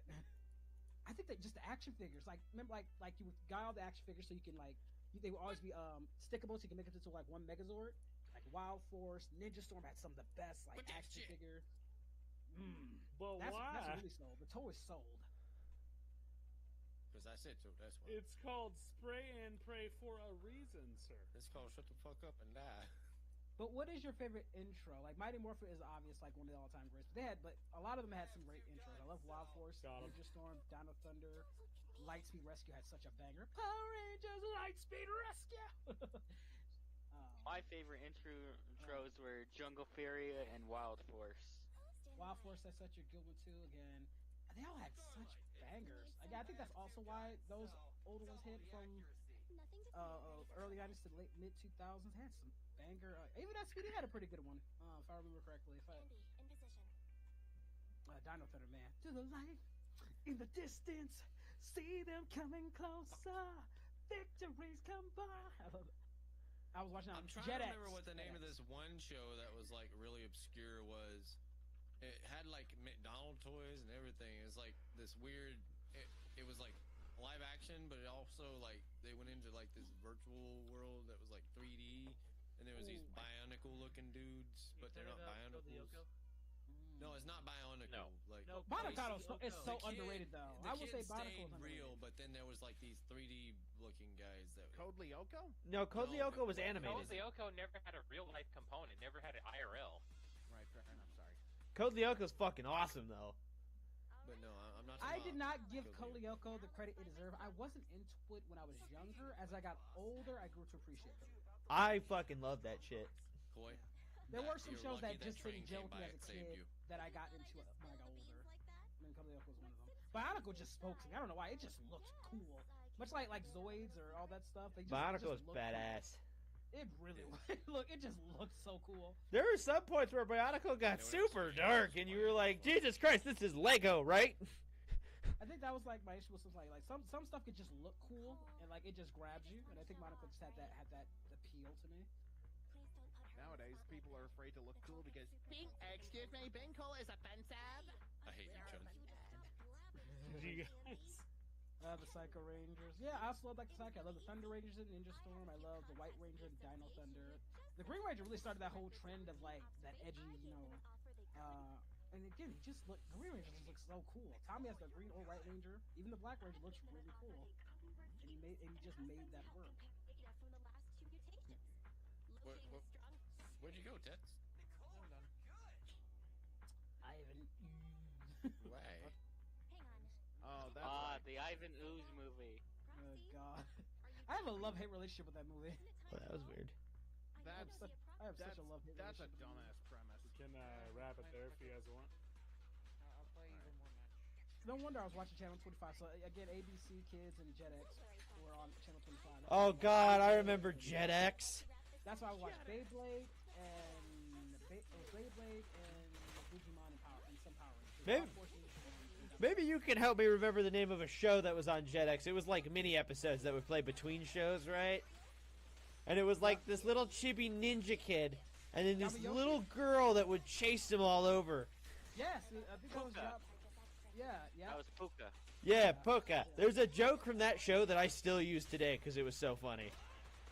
Which is when, like, she finds this machine that's able to mess with time, and they both keep punching it to They both keep kicking it to change time, and the God guy that controls it finds it all fucked up. Remember, though, we also People live in an think era kicking where things will you make get- it work. You get have to multiple punch it. channels.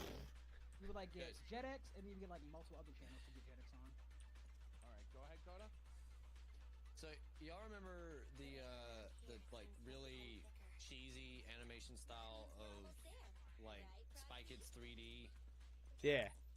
So this show that I'm talking about had that sort of like cheesy style of like 3D, but it had also real life in it as well.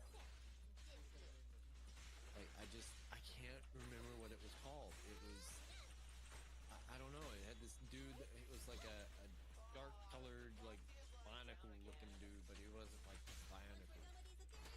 And it had like a kid that was. They went into like this world. I can't remember the premise fully, but it just agged me so much. I can't remember what it was called, but it was a good show. It was so good that it had fucking McDonald toys. So. Nathan, what's going on with you today? You seem Has anybody seen The Legend of the White Dragon yet? your regular customers? Never heard of it. Or How you treat your Wait, Nicole, it's let me the explain. Your voices have been cutting out last in the Power industry Ranger movie that Don't trip Jason about David walking Frank down worked on. I paid Top Jenny to hire the best Oh yeah, posse the Legend of around. the White Dragon. Watch out, or you By the might way, just y'all get want to hear something stupid? Hmm. Okay, new headline. I guess there's going to be a new comic coming out. Kylo Ren will hunt down Order 66 Jedi survivors after the events of Last Jedi and Star Wars Legacy of Vader comic. So what, he's going to be hunting a bunch of 90-year-olds that can barely lift a saber? I mean, dude, Yoda's 300 years old, and Duke was in his 80s. You know, it depends how you take care of yourself. And also, here's the other thing. If these are Order 66 survivors, so they did nothing to rebuild the Republic, and now Kylo is going through senior care homes like he's I think opening after for a them. while, when they kept doing that whole survivor things, it really does diminish a bit over time with Order 66 because if more people keep coming out the woodwork. It was fine in the beginning, but they keep doing that stuff. It really does start to lose its diminish. Vader. Hey, can you at least admit Kylo Ren had potential when it started? Sure. No. I liked his outfit. His outfit reminded me of Revan, which I wish they would have actually incorporated that. Like he took inspiration from Revan because his outfit looked a lot like Revan's. And what'd you say, Walker? It's No. no use. I tried everything. What do you mean no? Can't respect fiction. Poor man's Anakin. Book Ben Solo sucked ass. Like when you look at his, the problem is when you compare him to Ben Solo, it's just not fair. The Dark Titus, it's not fair. Dark Titus is just such a much more better written character. I'm a big Kylo Kylo Ren. Ren. Again, I don't have much. Again, I like Adam Driver. Not I a liked, fan his of Dark look, Titus. but how they written him was just foolish. Well, the funny thing is, they gave him the hero's journey, not Rey, when you think about it. He's the one who failed at first, then had to get better over the movies. Again, they killed him. I'm just here to look hot and sell tickets. Again, I wouldn't have took his mask off at all, at least the third film. And also, what'd you say, Walker? I said, you mentioned he went on a journey, not Ray, and I went, I'm just here to look hot and sell tickets. No, you can't be hot. That would be sexist. The fuck you mean she can't be? Daisy Ridley's hot as hell. Yeah, and they wrapped her up like a goddamn nun. The fuck are you? You don't need to show skin to be attractive, you fucking slut. Okay. I agree with that sentiment. I mean, I know I'm gonna give less is more. Showing less is more, but with her, like, but to be fair, like with her, I've seen other like Jedi that look way better than her when they were wrapped and they were covered up.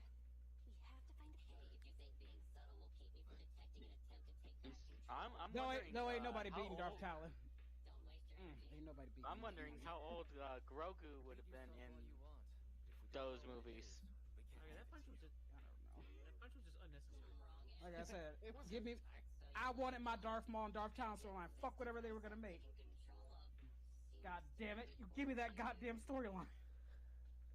You know, I'm gonna say this now, and this is going to probably make everybody mad, but Damn it, there was Palpatine two of you. not even not even a real Sith Lord. He broke the rule of two. Who's this not a real Sith Lord? Wait, what? How does that not make him a Sith Right Lord? in the air. First of all, He Rule broke 2 the was rule of made two. by Bane after he killed off the Dark Brother of Evil. So he broke the rules. Really, he reinvented the Sith. It doesn't make him not a Sith. Your And also, donation's appreciated, sir. Thank you. let me put it like this way: the rule Remember- of two, the rule of remember two what is more Yoda- like guidelines. Wait, you said there was a Remember, he rule thought- of he 2, thought- right?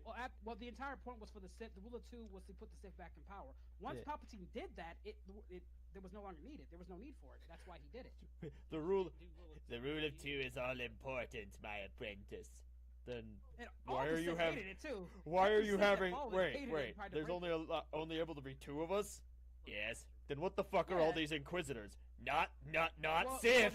they're not Sith though. They're not. That's why they're called Inquisitor, not called Sith. They walks They're like a called duck, talks Inquisitor. like a duck, it's a duck.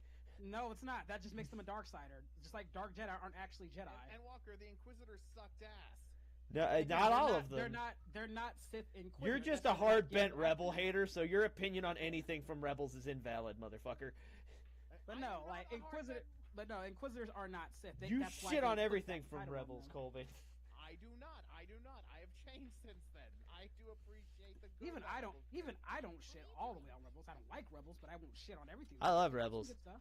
I do not. But Kanan I was think great, I like- Hera was great, Sabine was most great. The only person who wasn't great was Ezra.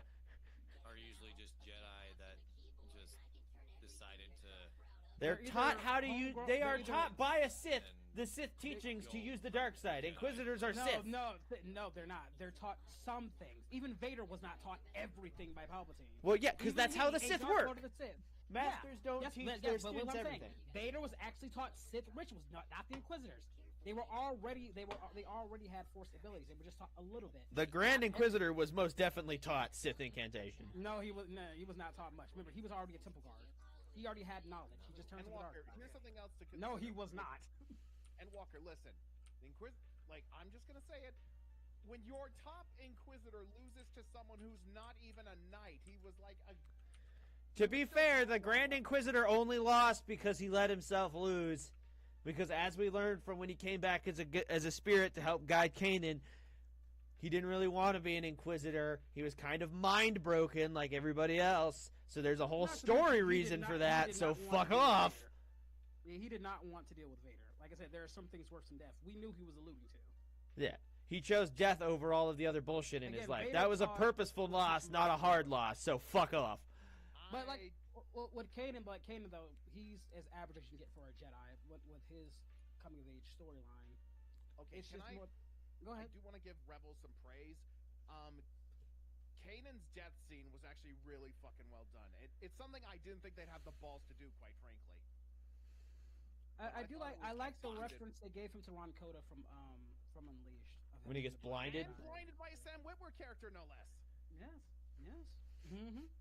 They know. They did that. They did that shit on purpose. I just seen the other day Sam Witwer live on Twitch a few days ago. Mm-hmm. And I was watching him, and he was the same way how when he played with you, he was being the Emperor. He was being Darth Maul. And when he was doing the setup, I am Lord Maul. I shall be leading this stream, and I will not be reading chats from any person in the Twitch chat that I suspect is a female, because I do not need that energy in my life. No, you can make this argument, Walker. The quick quizzers throw them out the quiz. Remember, he did try to replace Vader multiple times with other dark side users, Yeah. but Vader just killed them all. See, those you would consider acolytes. The ones, if they could kill Vader, they would get that title. Then they would be then they would get more training. But because Yeah. Palpatine basically remember, the entire point of Rule 2 was to put the Sith back Yeah. in power. Once they were in power, there was no need for the Rule 2. He was the Sithari, basically. He was just like with Vitiate, he would be the one Sithari to rule. Vader being crippled as he is, Vader ain't taking the fucking mantle. So, yeah, there was no much more need for it. He had pretty much accomplished what he needed to accomplish. And here's the thing, Walker.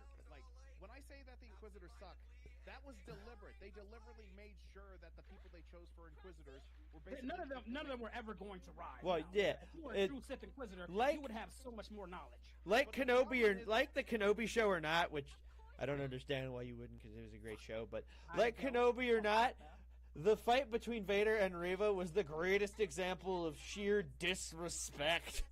Oh my god. I've seen worse. To be honest. I've seen way better disrespect from Vader. Nope. Like the one we did Karak and Phil was even more disrespectful. Nope. Okay, here's Nope. the thing. Did Vader Nope. ever raise his own lightsaber against who you're referring to? Karak and Phil? Yeah. No, he didn't need. He was getting a lightsaber. He didn't need one at the time. He Okay, so then, yeah, he literally picked him up. Made, hey, you see this? See that I'm using? I'm going to watch. I'm going to make you watch me as I destroy everything that you try to protect. Then snap your fucking neck. Yeah, Rebel ain't shit compared to what Vader would do to people. That's Tad's light work. Okay, well, You want to know what skins that I'm hoping? You're lucky my cat got in the way. And Correct and Phillip was a beast. Was actually.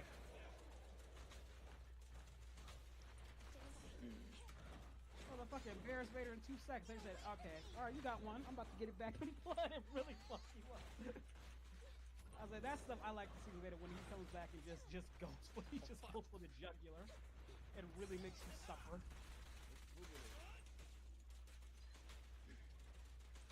Or Coy, remember they got bent out of shape because Vader was a bad guy and killed the nurse that was obsessed with him? And he got so much flack for that. Like, you realize he's a villain, right? He's a villain, you fucking singular brain cell pink. I actually liked that comic, and he apologized. You shouldn't apologize. He's a fucking villain. Seriously, when you're writing a story and people get upset, oh, this aspect of your story upset me. I would say, like, those people sorry, were not tell Star that Wars table- fans. I refuse to call those people Star Wars Vader fans at all because he's a fucking villain. It's like, Yeah, Walker. I don't know if you know that story, Walker. What story? the comic where there's this nurse that was obsessed with Vader, like borderline obsessed with him, and she did the one thing you are never supposed to do: wanted to walk into his quarters and see him unmasked. That is instant death. He just ignored. Oh yeah. The lady officer that was down bad. Yeah, And then people got upset because, oh, Vader's a sexist. He stabbed that woman. It's like, No. It was more so they were sympathizing with her. In that sense, they weren't really called that. They just were like, you do realize he's a villain. Well, no, they literally tried to cry sexism about that. They tried to, but they were also trying to, like, you know, because when people throw that logic back in the face of those villains, they tried to backpedal. It's like, well, it's more about her, and it's like, who gives a fuck? I'm sorry, but anyone who cries sexism at the smallest thing like that, can we just take them all on a plane and throw them off and forget to give them parachutes? No, it's like that one was just. You can argue sex on some things. Sure, there are arguments made, but that just wasn't it. That just wasn't it. Yeah, you know something in Star Wars that like bugs the shit out of me to hear. It bugs the fuck out of me when I'm on like a Star Wars forum on like Facebook or Reddit, and people are talking about the Clone Wars, and people say that Satine and Satine alone was responsible for the fall of Mandalore. Fuck you, Bo-Katan was responsible for the fall of Mandalore. Because if she didn't join fucking Death Watch, there wouldn't be nearly as much traction towards Death Watch. Walker, I will double down on that shit. They always try to make fuck this bitch. Fuck her and fucking that when she was in fucking Boba Fett. That bitch did so much. Why am I supposed to feel sorry for her? Give me one fuck good that. reason why she feels sorry for this bitch. Fuck Bo-Katan. Fuck Bo-Katan. Fuck Bo-Katan. If she didn't join Death Watch, they wouldn't have had nearly as much traction to Vizsla, and they wouldn't have been able to fucking pull what they did and give Maul his window. I wouldn't even call her a true fucking Mandalore, because one, she's from a group that were heretics that stole it from fucking Jango Fett's group, and then when the guy actually lost, she bitched out about it because he lost in trial combat of their own fucking rules. So the bitch couldn't even live by her own fucking rules. Fuck her. She had a nice redemption arc in Mandalore season 3. Forget her. I can't stand that. Like, I'm supposed to feel sorry for this bitch, even though she caused lots of the issues. And then when things wouldn't go her way, now we're supposed to feel sorry for. Get the fuck out of here with that. Let's call him freaking Boba Fett a clone. Bitch, you ain't even you ain't even a real Mandalore. At least he's the genetic clone of the act of Darkcaster's actual legacy, who was actually Mandalore. You fucking betrayal sons of bitches. You know what skins that I hope they add for May the 4th? I want them to add the Bad Batch clones. Yes. That would be awesome.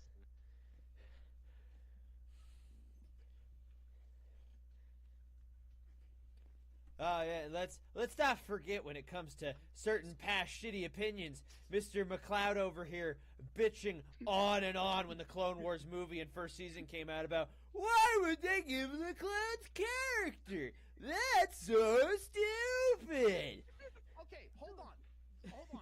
You're getting to say that with hindsight, you little shit. Because at the time it made no sense for the clone No, personality. it absolutely did not make no sense.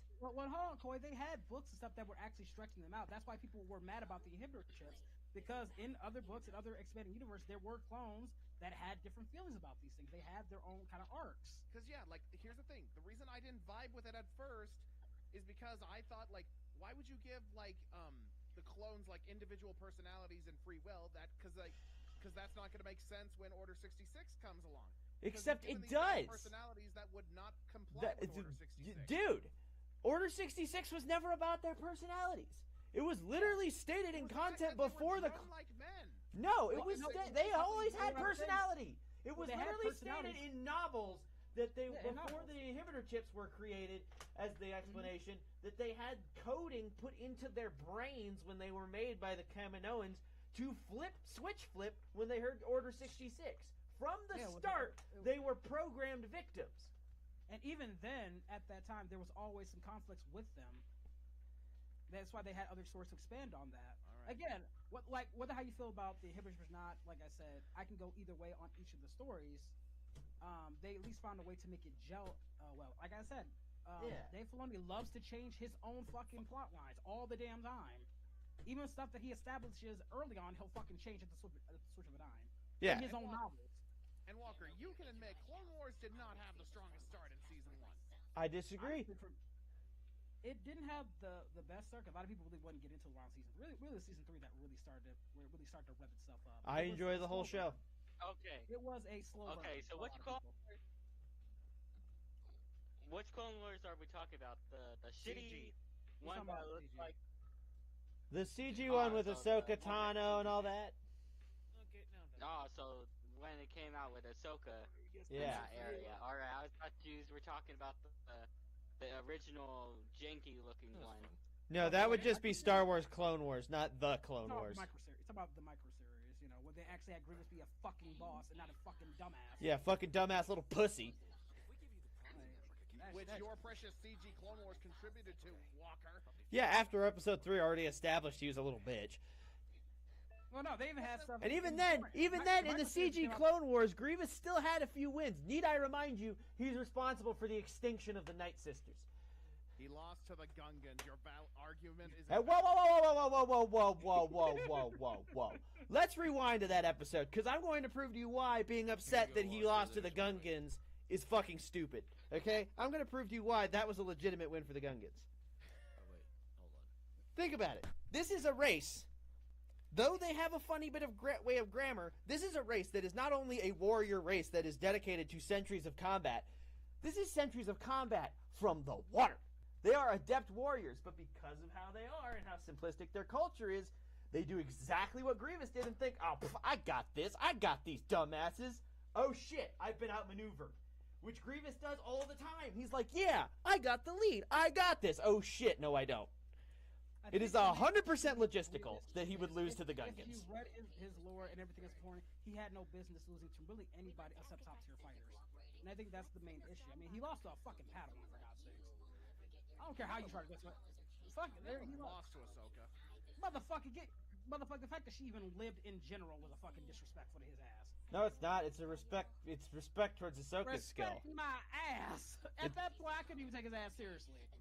Again, it would have been one thing if they had built him up to be an actual threat. By that point, like, who takes his ass seriously at that point? All right, go. My question is, since you're such This was the same dude that was just running through people, and then like even fucking Ahsoka could escape his ass. Like, come on now. All right, John. See you later. Ahsoka's see you, John. Ahsoka's is extremely talented Padawan and extremely strong. They imply that. No, yes, early. They literally imply from the start that she had gifts. She fully mind tricked someone in season 2. Something that it took Obi-Wan and Anakin until they were well goddamn adults. To combat one of the most deadliest Jedi killers in the fucking galaxy. Yes, especially since he's coughing, he's already been wounded because they moved the wounding earlier in the time frame, so he's not 100%. Combined with the fact that she's a very skilled Padawan, being trained by someone who is not a conventional Jedi Master and not somebody whose fighting style Grievous mastered. He did not master Forms 4 or 5, the one Ahsoka uses. He mastered Forms 1, 2, and 3. So by your logic, Rey defeating Kylo in the first movie is okay because she's just so skilled. The argument there is that Kylo took a fucking bolt shot to the hip. You just said it. He was injured. Yeah, he was injured, just like Grievous is injured permanently from however they decide. I don't remember how, but but you just said he killed all the Night Sisters. Yes, he did with an army. Yes, with an army, but he did a lot of the killing himself. Yes, he did, but he also out-armed them. He didn't out-arm Ahsoka. She was an equal combatant. Arm Ahsoka. She was a skilled combatant that he wasn't expecting to have the skill that she did. He was like, again, it's Grievous with his biggest weakness, overconfidence. He's like, I got this. I can fuck off a little bit. She's just a Padawan. And then she gets away. They wrote him to be that. They wrote him to just be a fuck-all, just an evil villain of the week. No. George himself said that's kind of what he wanted for Grievous. He didn't want him to be a tragic figure. Grievous is literally his whole thing. Grievous is proficient in all of life. He's proficient in all the lightsaber forms. No, he's not. He didn't train in every art. Yes, even in lore, he is efficient with all 7 lightsaber forms, trained by Count Dooku. Dooku did not train him in all 7 forms. Yes, he did. He did train him in all lightsaber forms. That's why. That's legends. Even That's Dooku legends. was scared of his form. That's legends. Dooku was Okay. never afraid of Grievous in canon. Grievous never learned all of the forms in canon. Well, I prefer the Legends version then. And at that time, it wasn't Legends at that time. Everything was canon. Legends is better than canon. Some of Legends is better than canon. Some of Legends is fucking dog shit. I'm supposed to like this Grievous who's not proficient in all saber forms, just a fucking twiddling fucking villain of the week, than the more proficient Jedi killer Grievous that was actually a threat. He was a threat in the one animation. Historically, in every other media, Grievous has sucked. He sucked in the comic books. He sucked in the novels. No, he wasn't. He did not. No, he did not. Like, if we're talking about the comics that came out around that same time, Walker. No, everything connected to his original appearance, he killed. Everything up until Clone Wars, he was not that bad. Everything once you got Episode 3 made him a little bitch. We barely saw him in Episode 3. And let's not forget what got him. Before Episode 3. Let's not forget what got him killed in Episode 3. Overconfidence. If he had just done the deed and killed Obi-Wan, he'd still be alive. But he wanted to take a second to be Grievous and be like, yeah. That's not what got him killed. Because, Obi-Wan won because Obi-Wan's goated.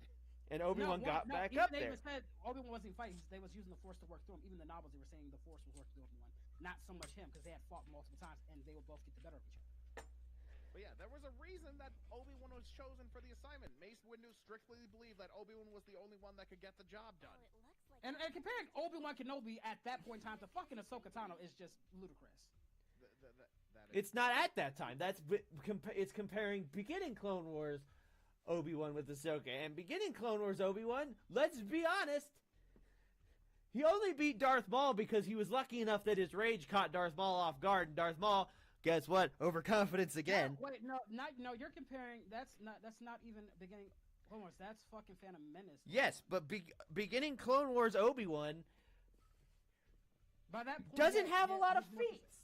He was literally perfecting his lightsaber style. That's why he switched to all form 4 Sarisu, because of his fight with Darth Maul. At that point in time, he didn't really win that fight against Darth Maul. He got lucky, as we know, he got lucky, but it was because of that. That's why he had to switch his style up. But most fights that he would lose to higher tier Jedi. Like he would lose to Anakin in Session. He would lose to Dooku because it's fucking Dooku. You know, you can't fault him for that. But most times he would do very well, and him and Grievous were kind of trading victories back and forth. Just fulfilling our duty as model citizens of New Eridu. As the election approaches. So I don't know where you're going with that. Obi-Wan got better. And now if you're saying like in the beginning he wasn't as good as he got by Episode 3, I can agree with that. But he wasn't bad. They even opened a and he wasn't certainly not fucking Padawan level, Ahsoka Tano level. That's just ludicrous. No. Ahsoka Tano was above most other Padawans. She was a top-tier Jedi. She was considered knight level by the time she had her second outfit in the series. She was considered capable of being a knight if they'd let her take the trials. They just didn't want to let her take the trials, and then the whole fake-out temple bombing thing happened. Ahsoka Tano is an extremely powerful individual, and that was evident from the start with her various gifts in the Force. So you're saying that beginning Ahsoka Tano is in Ahsoka Tano's level of skill.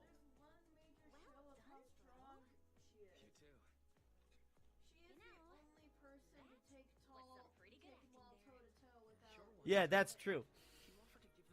That is true. I'm talking about beginning Ahsoka, not late Ahsoka. Yes, but that is what she mounted to. Even Obi-Wan couldn't beat Maul at that rank. That's what she was able to get to, and she started from an already high pedestal, so it makes total sense. She never beat Grievous, but it makes sense that she was just skilled enough to get away from him, especially with his overconfidence issues, where he does stupid shit because he's in the winning role. Even in the 2D Clone Wars, he thought he had it in the bag, and that's when he got. That's okay, when... Okay, I will give Walker credit. A bridge. You know a great scene from the 2003 that brings what Walker's saying to mind? What? Grievous had Shaak Ti and the Chancellor cornered. Thought he had it in the bag. And what's this motherfucker do? He starts monologuing.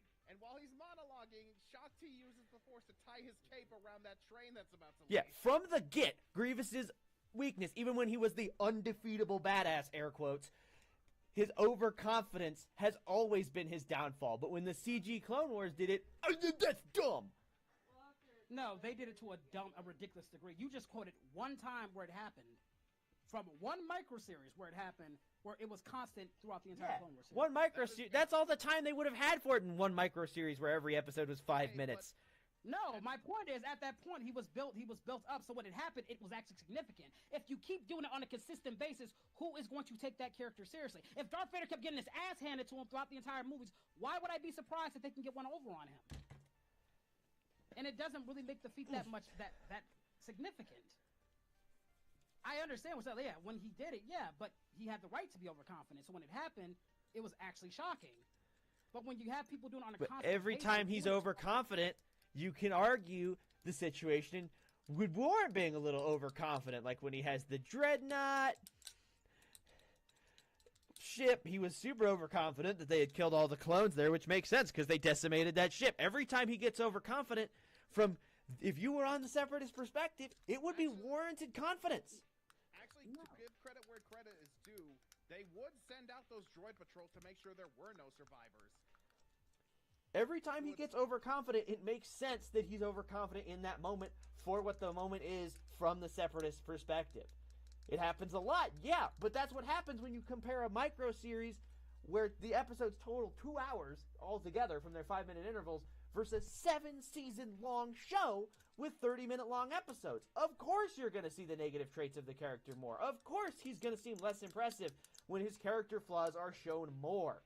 Of course that's how it's going to stack up. It's not fair to compare a micro series with 5-minute fucking episodes to a full series with 30-minute episodes. Because of course when you only get snippets, you're mostly only going to get the good shit. And of course, when it gets expansive, you're going to see the bad shit you don't like. Well, no, it's not just extensive. It's how they overall presented him in his demeanor. It's not just, 5-minute episode. No, it's how they overall presented him. Not just him getting overconfident, how they also just utilized him in general. They utilized him as a dominant... Not always fucking monologue on everything. Just going in, getting the job done. Yes, they got one over on him, but that was very rare. He didn't monologue when he was in combat. He only monologued when he had them, as he thought, captured or arrested. If he was in combat, he was going for blood. They had a whole episode where they discover his den ship, and they're terrified to be there. Because if Grievous gets the drop on you, you are dead. And that is evident throughout the CG Clone Wars, that if Grievous gets the drop on you, you're screwed. He's still a force to be reckoned with. He's just got weaknesses. God forbid. Well, Walker... They show that he is still a force to be reckoned with and a force to be afraid of. Because he will show up quick, with numbers, and the second he gets one over on you, unless you can get him talking, you're dead. Alright, prove it. Show me an example, please. Of the early seasons, since we're talking about, like, seasons 1 and stuff. Because that was one of the weaknesses of season 1, is they did present Grievous as nothing but an incompetent and bumbling idiot. Which, to their credit, they did try to fix that over the seasons. It didn't really start to feel like a threat until, like, season 5. Can we agree on that, Abridge? Yeah. They did at least try to take... Lair of Grievous, Season 1, Episode 10, when he fights Kit Fisto. You can see when he killed the overzealous Palawan, and then Kid Fisto to come in and then get the better on him. Kid Fisto and I thought you were gonna mention the one with him and Asajj Ventress. that too. That too. That's another good episode. That's one of the few ones I will actually give Grievous a lot more leadway because they actually presented him very well in that episode. Both of those episodes present him as a threat. You literally see in that episode with Kit Fisto a full trophy room full of things that he has collected from his victims. You can see his belt throughout the CG Clone Wars of the lightsabers he's collected. He's still made to be a threat. No, he was presented like he would be a threat, but did not end up being a threat. He was a threat several times. There was literally a threat that Hondo feared desperately was Dooku sending Grievous to his door, which did happen, and he fucking destroyed Hondo's entire fucking shit. Because he was a threatening badass in the CG Clone Wars, but it's not in controlled doses, and it's next to the bad qualities. At least you can admit that the show did have its good episodes and bad episodes. Some of those episodes, like, that's the funny thing about Clone Wars. When it got it right, it got it fucking right. But when it got it wrong, oh brother, did it stink. It is not that bad. Sorry, I'm not interested in watching Jar Jar and Mace Windu team up. Those episodes were funny. You just need to get a fucking sense of humor. Kobe in the bridge. Those episodes were fun. The Mace Windu Jar Jar ones. Those episodes were funny. Or like the episode where Jar Jar is pretending to be a Jedi to fuck with the Separatists. That shit's hilarious. That shit's funny. All right. The Mace Windu Jar Jar episode I wasn't prepared for was apparently Jar Jar gets bitches. I wasn't prepared for that. Because Jar Jar, when you get down to it, he's an idiot often when it comes to his physical nature, and he bumbles a lot. But you can tell when it comes to politics and doing what he does as a representative, there is a brain in there. He is smart.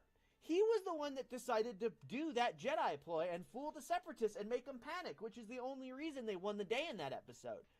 Jar Jar is actually a very good character. So what you're saying is Jar Jar's actually a secret Sith Lord and is only playing dumb and he's been playing the long game. Arc with the water planet. Oh, yeah. That's another thing. If it wasn't for Jar Jar, Anakin and Padme would have fucking drowned. Or Anakin and Padme would have fucking drowned when they were on Mancala fighting the shark dude. It was Jar Jar that really put everything in order for Palpatine to rise to power. That was not Jar Jar's fault. What's that? That was not Jar Jar's fault. But when you look at everything and how it happened, that was not Jar Jar's fault. No, it was not. He was pressured by everyone around him into making that statement, and they were telling him, "This is what Padme would want. This is what Padme would do." He got gaslighted into that shit. That is not his fault. He still made the fucking. In that case, Walker, it's not Anakin's fault for killing the younglings because he was pressured and gaslit into doing it. Anakin was sort of going into a delirious denial hole when that happened. He was just kind of doing my happy place while I do all this horrible shit and try to ignore it.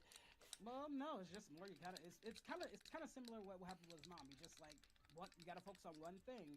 It's not gonna matter. You have to focus on one thing. Saving Padme. Everybody else does not matter. Just like when killing the women children.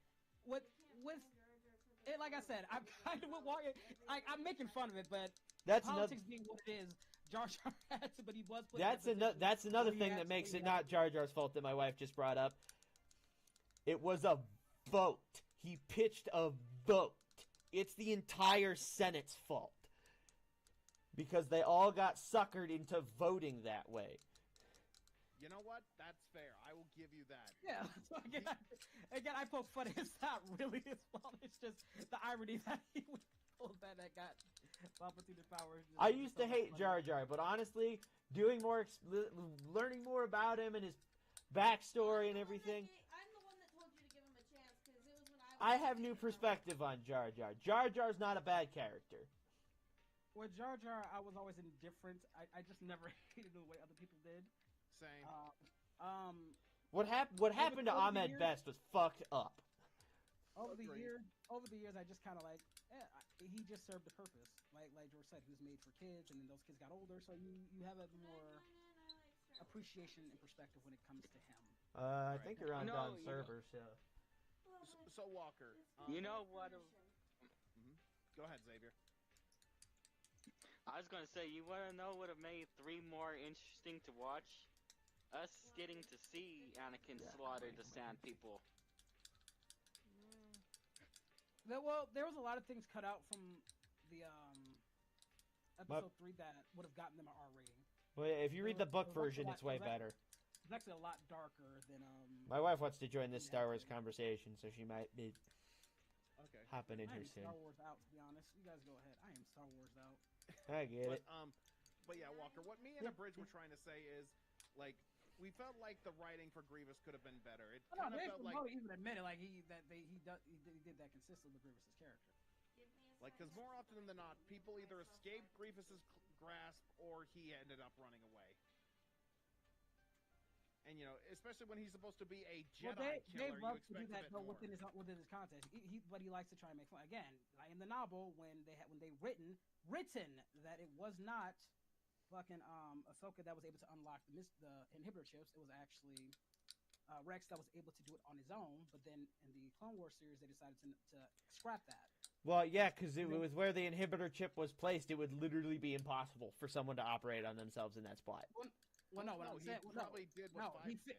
He did what Fives did. He operated, but he switched it because they wanted to go for a more emotional moment with him resisting, which I agree. Which I will say was a good moment, but it does contradict what he already established in his own novel. Okay, that is fair. That is a fair annoyance. Like Walker, and that no, he does that constantly within his stories. Dave Filoni constantly does that. Well, yeah, but that's something all writers do. If they write a story long enough, they'll think this could have been done better this way. Well, it's not even long enough. He does it within just a couple. It's not even like giving it time to breathe. He does that a lot. Yeah, but again, that's just like kind of a writer people thing. gave George Lucas that same thing, but at least he wouldn't do it till later on. They will constantly switch up depending on just how he feels on the subject, like not killing Ahsoka. You would be really shocked how often things within most media switch on a dime. A lot of the stuff that we know and love for a lot of our favorite media was not initially planned and does change on the dime. If this is something that all things do in terms of media. Now, you want somebody who changed their writing on the dime because of influence, and in my opinion, it was a very shitty change. You ever heard of the web series Hell of a Boss?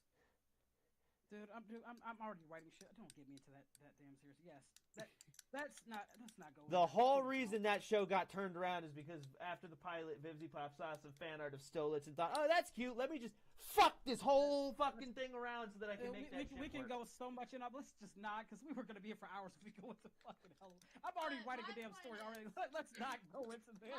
Hold on, let me get my popcorn. Stuff that we know of has had switch ups out of nowhere. So like Hell of a Boss, Star Wars, Steven Universe, Harry Potter, all the biggest media to put to note have had big changes out of nowhere. So I'm not shocked when a writer puts down one thing and then changes it into another at some point later. That just kind of happens with big media. There's nothing wrong if you're gonna switch it, but don't do it when you've already established it already within your own canon. But if you keep constantly changing it, that's something you gotta remember. They might just forget about it. Something. No, this wasn't forgettable. He didn't forget it. He just chose to actually change it. See, I don't mind if artists go back and change something, even if it's rather quick. If they decide they thought of a better way to do it, I don't mind. What bugs the fuck out of me is when a retcon happens, for example, to make one of those changes, and it's either a retcon that makes no fucking sense, or they go back and retcon it again back to the way it was. Dragon Ball, Vegeta separation, both of those things. Hold on, slow down. Go back, and then tell what's going on. All right, go ahead. So, when they first did it, they were like, "Oh, we separated because of you separated from being Vegeta because of the weird way the Potara reacted to the inside of Super Buu." And it was like, "Okay, that's cool." And then in Super, they were like, "Whoa, JK, it's a time limit, bro!" And it was dumb as fuck. And then I thought was dumb, which I thought was pretty dumb. And then in Daima, at least with Buu, it made more sense because he's an unnatural entity. And then with Daima, they retconned it back. But I'm okay with them retconning it back at that point because I didn't like when they retconned it the first time. Yeah, but it's like, why the fuck did you do that retcon in Super in the first place? Because they wanted to try something new and then realized they messed up, and so they wanted to give you back what you already had. Yeah. And again, and even like I said, my issues with Dave Filoni with him changing his tone, I at least forgave it. Like I said, it did end up being very emotionally impactful. Yeah, but you I thought do, it took, yeah, but I did 'cause- take away from Rex because Rex was the one that actually had the suspicions with Five. But at least he was smart enough to put in something with Rex saying, "Okay, I had the suspicion, so Ahsoka could follow the breadcrumbs that Rex already left." Well, and it adds to Ahsoka's character quite a bit because it shows the influence that she took in from the clones to do what she did. That's my favorite part of Ahsoka, is you can see what parts of her eventually contributed to her becoming the Grey Jedi we know today, because she takes in lessons from literally everybody she meets, including her enemies and people she's afraid of, like Darth Maul, that helps influence and help her grow. And it's an exceptionally amazing thing to see. First, give me the holocron. I know exactly Dave what you're Filoni referring to. Dave Filoni does not like to kill the characters he creates ever. Well, it's a hard as someone who creates a lot of And OCs. he will find a way to pull things out of his ass to make sure they live. Well, as someone who creates a lot of characters for the content I like, it's just something I do. If I like a content piece enough, I'll make OCs for it, and it can range from only a couple to like Hell of a Boss or MLP, which I like a lot in terms of the world, and I've created like a bunch of OCs. It can be hard to kill or do fucked up shit to the characters you write. It can be difficult. It's not so much killing off the character. It's more so like doing it at the sake that it would fit the story better, but because you have trouble letting go, which I get. When you create something, it's almost like your baby, you don't want to kill that off. But you'll pull all these means out of it just to keep them alive, but you're not really forwarding them after a while. Right, like Walker. After a while, they just become there. Like Walker, wouldn't you argue that like if Ahsoka had died against Vader in Rebels, that would have been the perfect send-off? No. Absolutely not. When her character was literally designed for him. Her character is not designed for him. Her character Yes, is designed to be her own character. It was not. That became later on. It was literally designed to flesh out Anakin's character. Well, that's which the later thing, on they just decided to because make her the own thing character later. was created initially to be something does not mean that that needs to be their defining and right, solely. Which I just said I agree, but they did nothing with her ever since. And they have That's not not really true. given her, what have they really done with her? The whole fucking Ahsoka show? Well, I think that while they may not have done something huge with her ever since, she does pose a very powerful piece if they choose to use it. She is right now, in far Killing as, her- Walker, let me finish. Go As ahead. far as watching media, she is right now our sole and only standing Grey Jedi. If they were to use her properly, she'd be an excellent commentary piece on how both sides are bad. Well, to be fair, even like the whole Grey Jedi thing is always up for contention because most people don't even believe in the whole idea of a Grey Jedi just being. Which is why she's an amazing, powerful piece that they need to use more appropriately. Because I can agree with that. If you're going to go with it, you have to do more. I can agree with you on that. If they're going to keep her, right? Killing if you're her going with to Vader do it, then would you have have been a to do waste. something. Because again, you have to remember when Ahsoka came in, people didn't like her, and she got to where she was again and earned her place. I liked her. But when they don't do much with her, especially if you're not going to kill, which again, for that original design, and it would have been much more fitting because that's what the entire point of her character arc was. Then if you're not going to do anything after her, you should let her die at the hands of Anakin, which would have been a great culmination for her character. But if you're going to keep her around, make sure you actually add something, like you just said, make her much more commentary on what's going on, but they're not doing much of that. Which is unfortunate because I feel like she's not useless, that she needs to be killed off. She has potential. No, it wasn't killing off because he was useless. It was more so what would have been like the great culmination of her character to try to save her, because a lot of people, again, but she couldn't. No one at that point could save Vader other than Luke. That was the entire point. Mm-hmm. But if you couldn't, because remember, Ahsoka represents everything that Vader hates, which is Anakin. She is everything that Vader hates, which is himself. Which is why killing her would have been very poetic. But she isn't just that anymore because of something I brought up earlier. With the way that she cultivated all of the lessons she's learned from everybody she meets, not just Anakin, she represents more than that. And they just need to remember that and use it accordingly. Because like I said, she is the only person who is a Grey Jedi. Why is that? Because she's the only person to actually look at lessons from both sides and use it to amplify her own strengths. Kind of like the first person to really do what Ezra did. And so what we need to do is to kind of add on that. That See, and But in my again, opinion, with no great Jedi, I think Luke would have been X more because he took all those lessons as well. It's just with Ahsoka, they have to try and find. They have, like you just said, they have to try to find a way to make her more fine examples. But they keep backpedaling with her in a lot of. Even the Ahsoka show, they really weren't trying to get these lessons across. I also think, in my opinion, based on feats, I don't think Vader would have been able to beat her to the point of being able to kill her because Ahsoka has canonically defeated, like, to the point of flooring him, Darth Maul. The one time in Legends, Maul is nothing compared to the Vader. only time Maul and Vader, no, that's bullshit. Because you want to talk about Legends? When they fought in Legends, Vader had to cheat. I'm not even talking about Legends. In canon, he's more powerful than the Legends counterpart. The only time Vader and Maul have fought, Vader had to cheat. No, Walker, I love Darth Maul. Darth Maul would never. And even then, when they tried to write, he was going to kill her. Yeah, they even told he was going to kill her had Ezra not pulled her out of the hole. The only chance that Ahsoka had to walking away was the first time, as far chronologically that we're aware of, that we saw Anakin get shaken out from Vader for the first time. That would have been her one and only shot. And remember, even when she hit him, she didn't even get it on her skill. He was distracted by Ezra and them. That's why she clipped him. When she did, even Dave Filoni said this, it knocked him into a daze of seeing Ahsoka walking away from the palace. Once that daze had hazed up, he was. Well, I meant the after effects of that because we do know that anytime early stuff through like comics and novels and stuff, when Anakin does start to shift and awaken within him, it causes an actual running inner turmoil of a fight on who's going to stand on top, which is why it took so long for him to actually do the right thing when it came to throwing Palpatine down the shaft, is because there's like an actual internal confliction war in there. So her activating Anakin at that time would have given her, at least during the fight's endurance, keeping him at least internally distracted, so that's still some advantage to keep.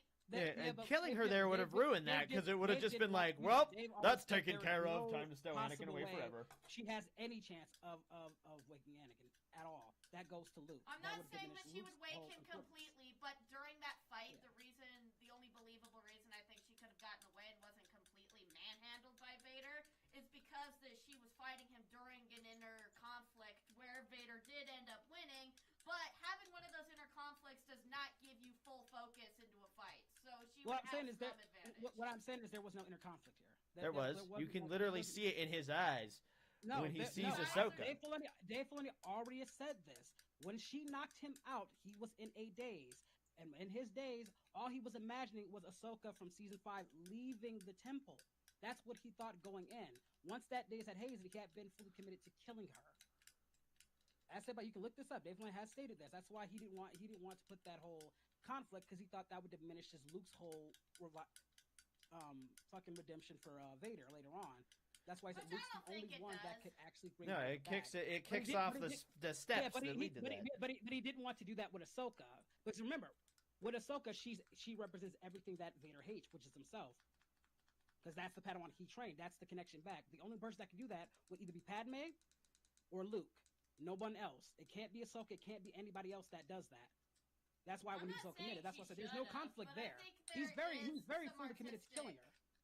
I'm not saying she should have. I just do think there is some artistic and frankly a way to amplify Luke's connection with his father is to show people from Luke's past that kind of shake him but could never really get him. But Luke was the only one to actually pull him out. If anything, he just didn't want to go to that conflict at that point in time. Like, I was kind of with you guys. I was with you guys when they first initially did it, but that was just me being emotional over their connection. But it makes 100%. You don't want to diminish that at all, because Vader has to bury Anakin completely. If you go with somebody else bringing that out, it will diminish that ultimate redemption that he gets later on. So especially with someone who was so, and he could have if Dave wanted to, he could have went in that style. But I'm glad he held back and didn't go that route and just made sure Ahsoka was able to contend on her own merit. But no, she was not going to defeat Vader. It's just more or less Vader had. I'm just think that the fact that she got that little sliver out of him that she did do, but still couldn't pull. Yeah, she knocked him into a great daze. Yeah, I do like that too. That's what I'm saying is that Luke should be the only one to pull him out. But I think adding the bits in the fact that he's met other people from his past who did a sliver of something but still couldn't do it shows just how much that's the entire point. Like when it comes to everybody else, that's what I was saying. Yeah, I when it like comes to that Ahsoka's amplifies Luke. Yeah, when it comes to everybody else, but this is why I was said why her death would have meant a lot more because Vader's killing everything from his past. He wants nothing to do with that past.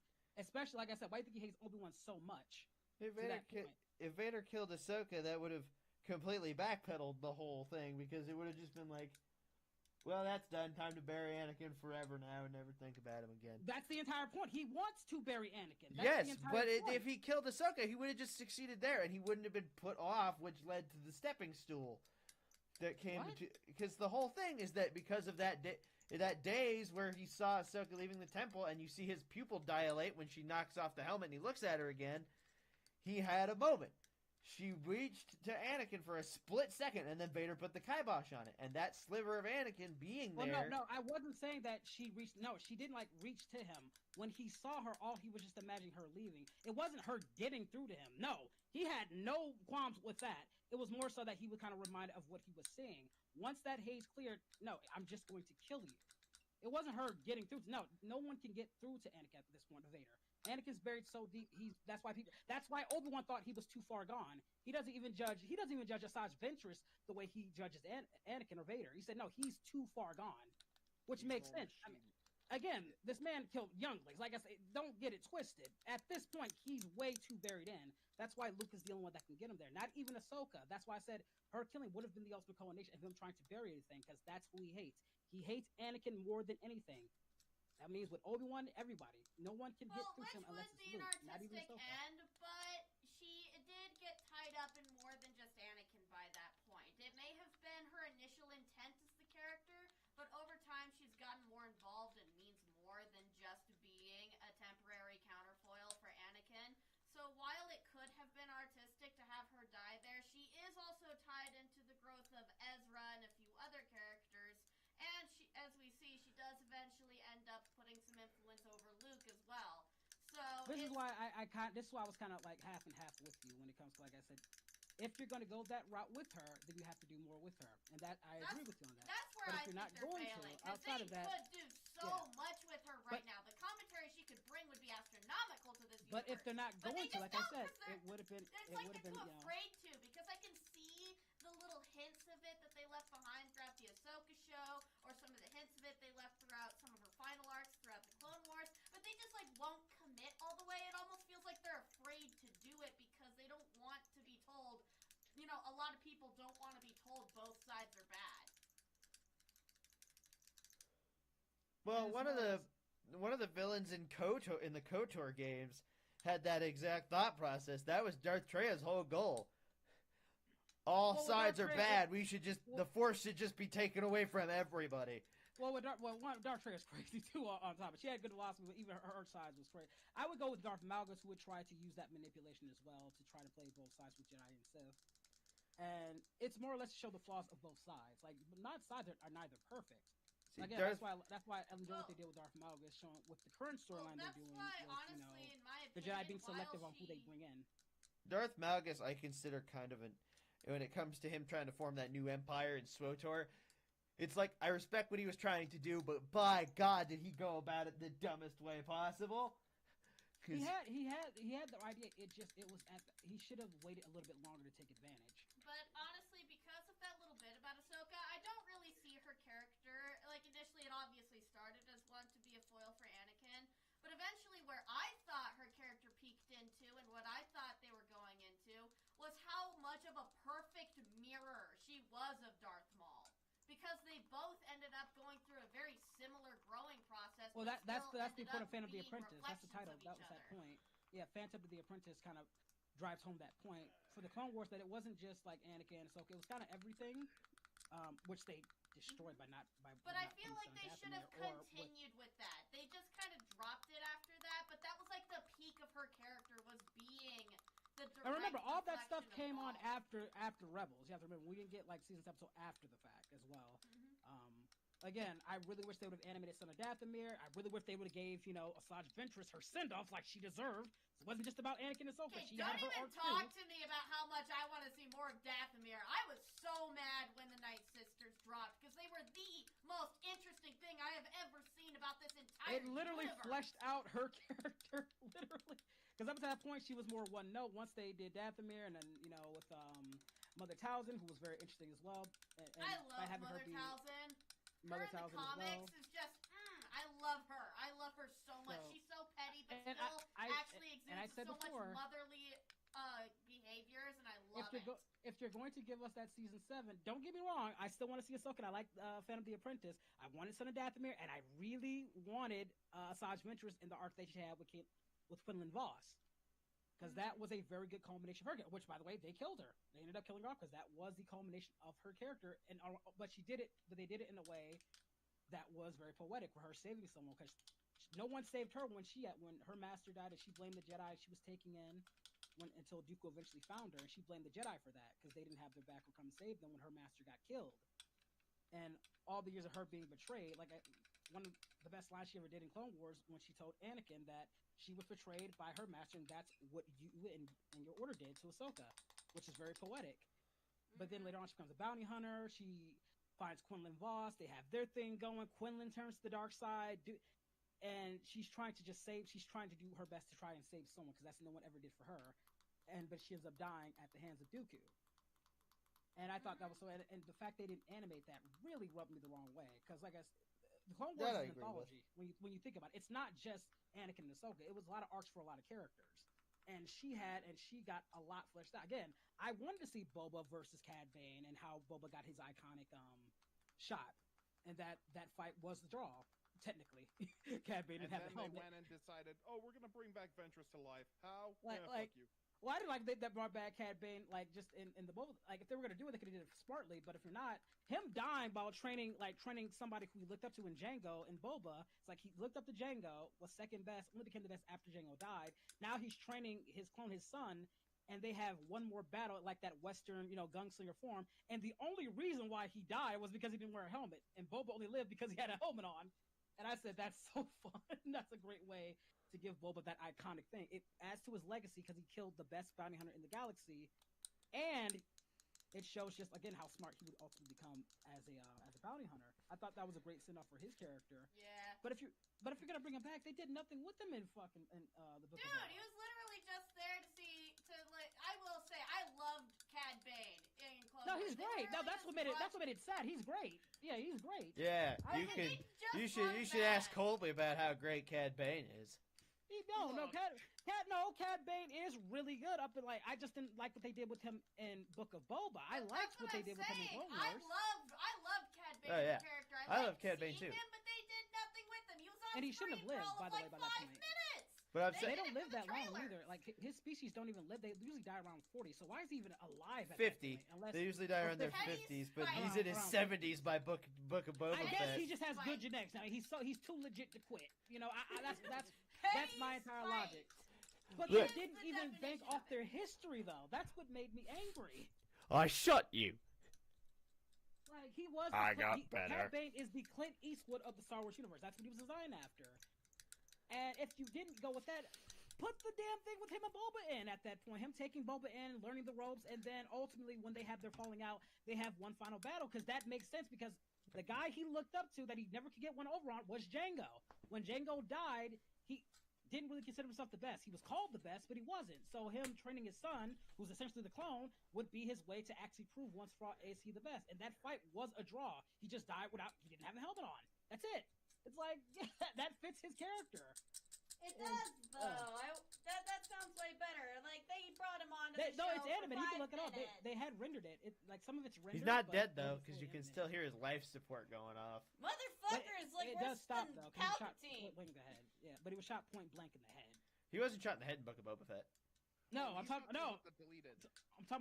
Oh, the deleted scene. Yeah, no, the deleted scene. He would have been dead, but in Book of Boba Fett, he's not dead. But I'm talking about the deleted scene where it's much more poetic. Again, Boba, like I said, was a draw. Boba just got lucky because of the helmet. Yeah, which makes more sense. Otherwise they would have both been dead.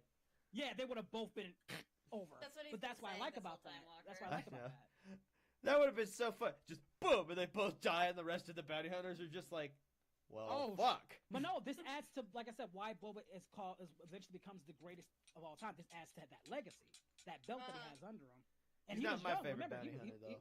It doesn't matter. Objectively, he's the greatest bounty hunter. No, yes. Objectively, he's the most Dude, skilled. I will say that was something that was really jarring that would Star have done Wars. so much more for him. Like, dude, that was so jarring going through Star Wars chronologically. Because here's the thing: even though I was familiar with the show, because I mean, you can't exist in the modern world without being somewhat familiar with Star Wars to some degree. But I never actually sat down and watched it till like 2 years ago. Yeah.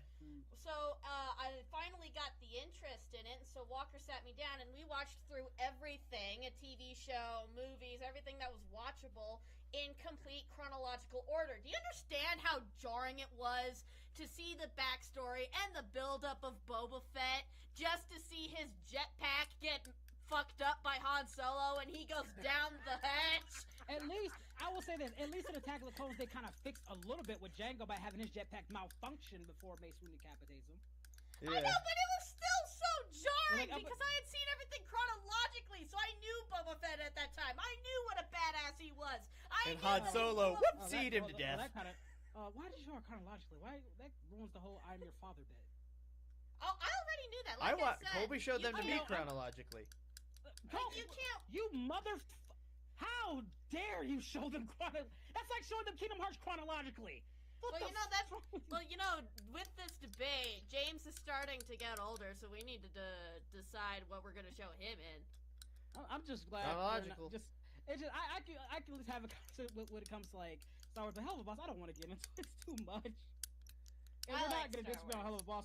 We're gonna agree a lot on that. It's just we're gonna be here for hours if we go into Hell of a Boss. By the way, my advice for showing James Star Wars: show him the original 3 movies first. Show him the original. No, I'm doing it the way I did it, chronological. I mean, we can't really show him nothing yet. He barely understands watching Sonic the Hedgehog. I watched him in chronological. I'm showing him to my son in chronological. Okay, but you're spoiling him of the greatest plot twist in fictional history. He'll probably fucking hear about it by the time he's old enough to take a shit on his own. That's the you thing. just admitted you just said he didn't see it though, so you're the one introducing him to the show. Yes, but it's impossible to not hear about it. So by the time he's old enough that I feel like I can show it to him and he'll understand, he'll definitely have heard about Star Wars. Colby. Let's actually ask him. Don't just assume that. You don't want to go into assumptions. Just I'm going to work on assumptions just from the family that he lives with, because Walker and I discuss Star Wars, just the two of us. If he goes to any family events, Colby knows it. He's already shown Lincoln and the other littles. He's going to hear about it. That's his disadvantage of being the youngest in a family of nerd stuff that already he also exists. Might not remember He's it just going to hear about it. Because they'll hear about it, but he might actually connect it. Because people have heard the line, but they don't actually connect the dots.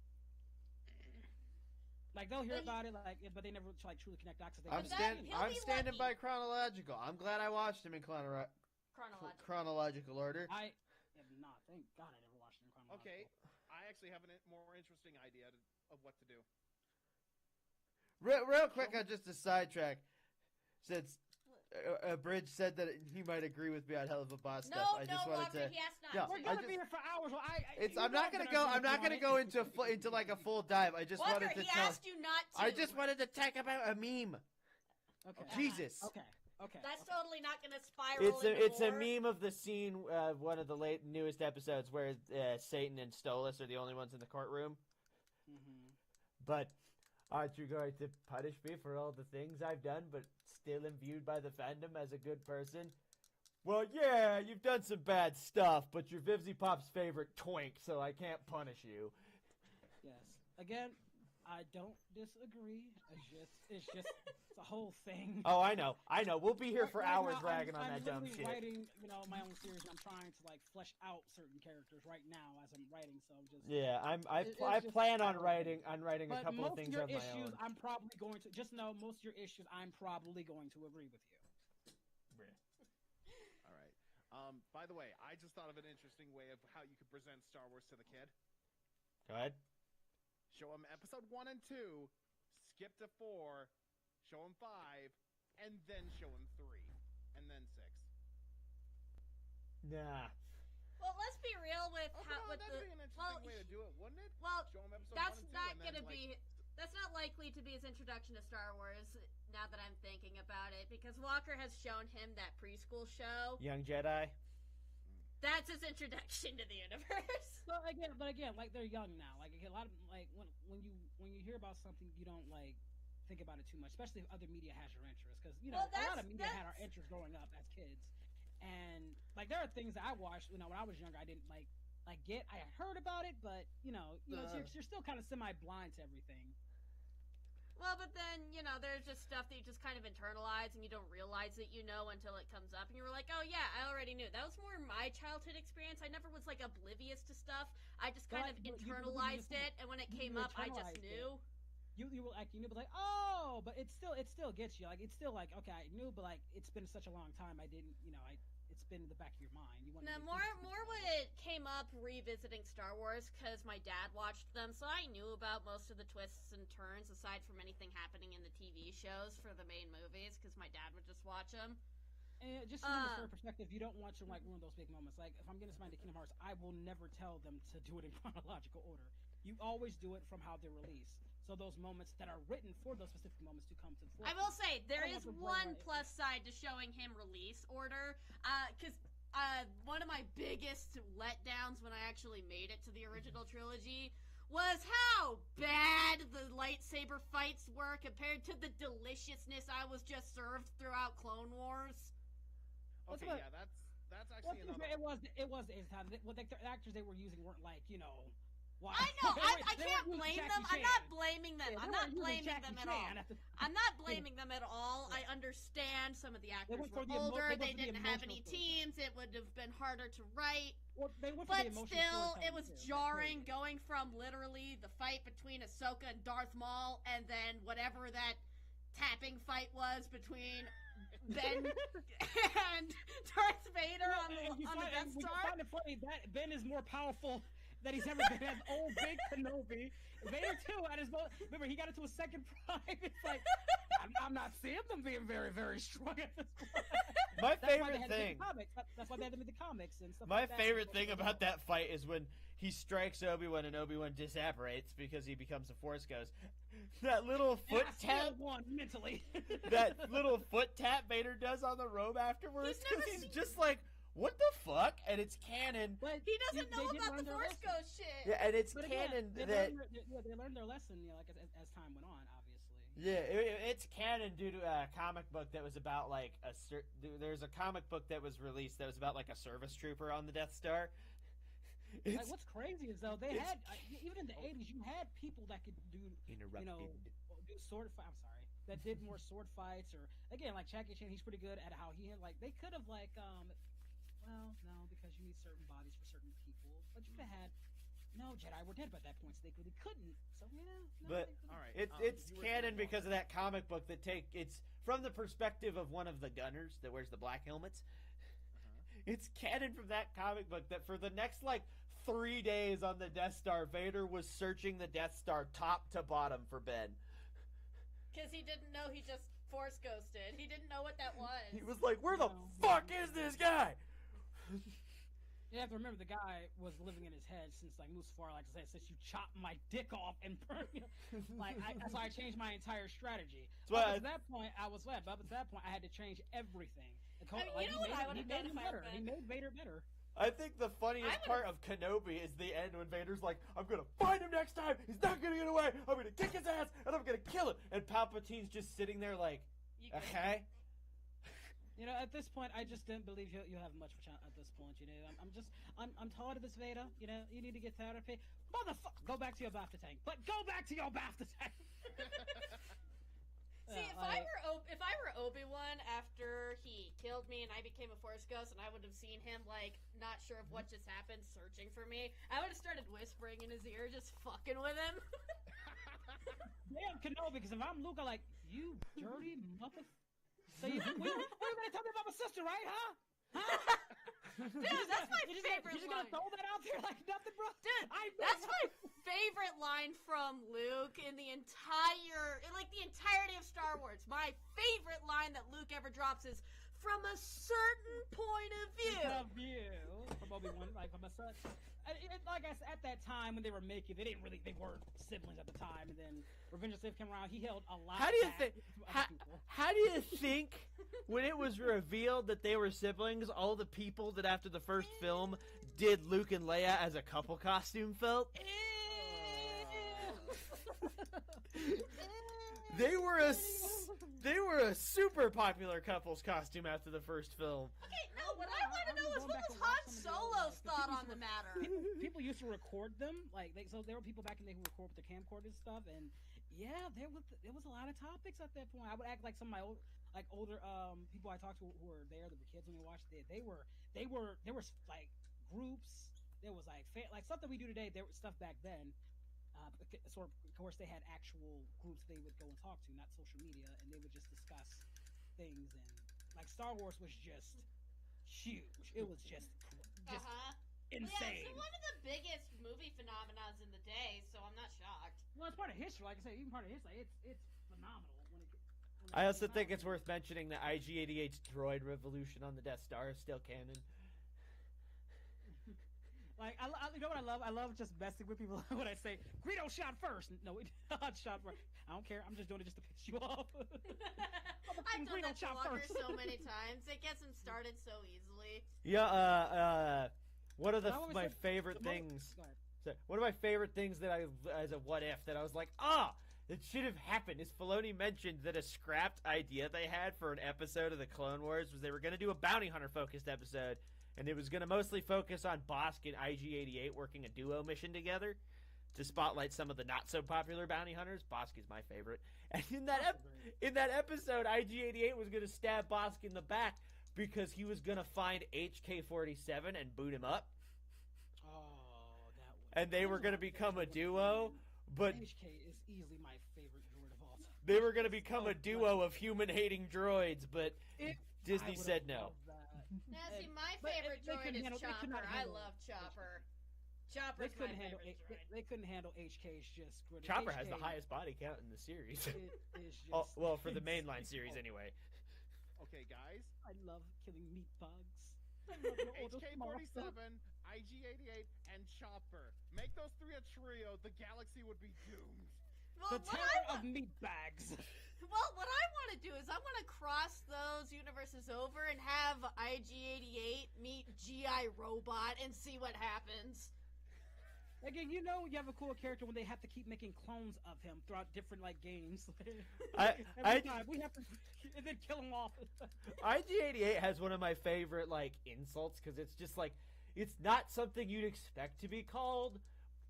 But it would probably hurt to be called. Wait, put that one. What was that one about from Rogue One? I put him in there too. K2SO. Yeah, put him in there too. I like him too. Yeah, he's sad. You are being rescued. Do not resist. Wham!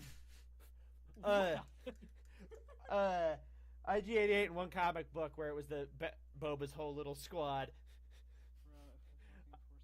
IG-88 missed a shot on their tag and he got away, so they had to track him again. And Bosk was like, "Good going, always accurate robot." And IG-88's head rotates. "Don't give me flack, you scale skin tag." I agree, Gold. I like Finn. I wish they would have done more with him instead of him just being tilted. Yeah, he became he again. They even took wasted. him off the box off for just to appease China. So yeah, yeah. I liked Captain Phasma. They wasted her too. Yeah, they did. And she was the only trooper we've ever seen with armor that actually deflected a bolt. It's funny, all this women empowerment. What was my respect for Captain Phasma? Huh? She's badass. I would have loved the arc between her and Finn going at it. That would have been awesome. I was really interested. The sequels are just a mess, though. The sequels are nothing but a mess of good ideas that could never get fleshed out, and the ones that did get fleshed out were horrible ideas. I can't even call them good ideas. A lot of them was just retreads of the old series. Here's this random fucking force connection thing between Rey and Kylo that doesn't make sense.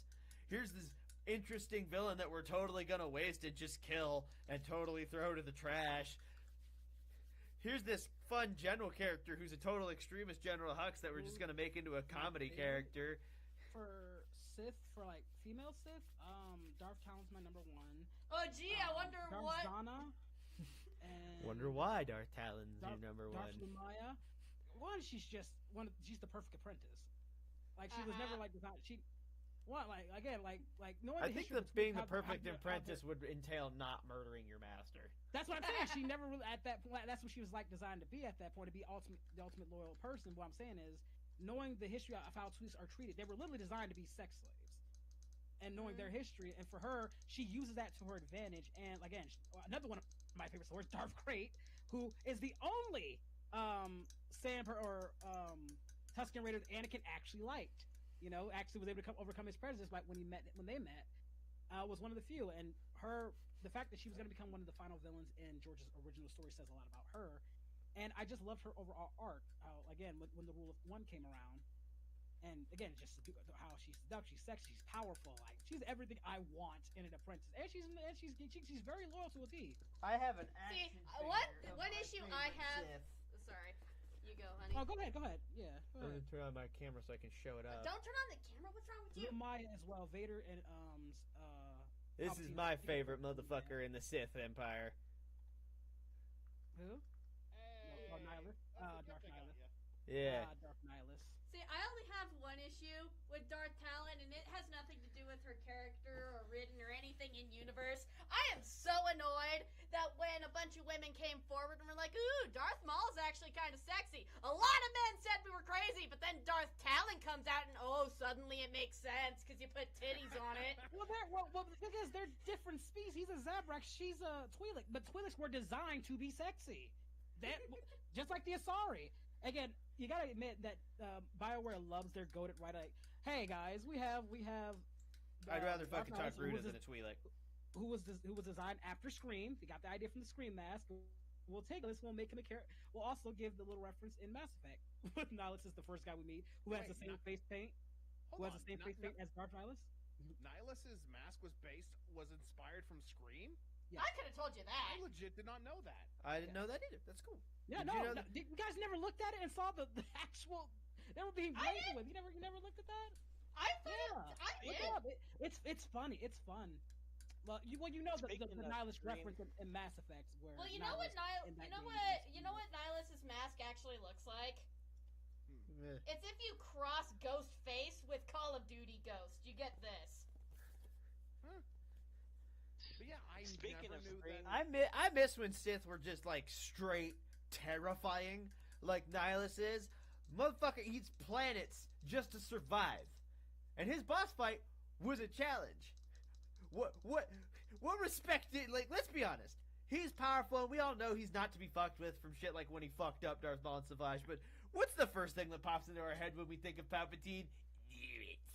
Yes. Again, that you think of his character.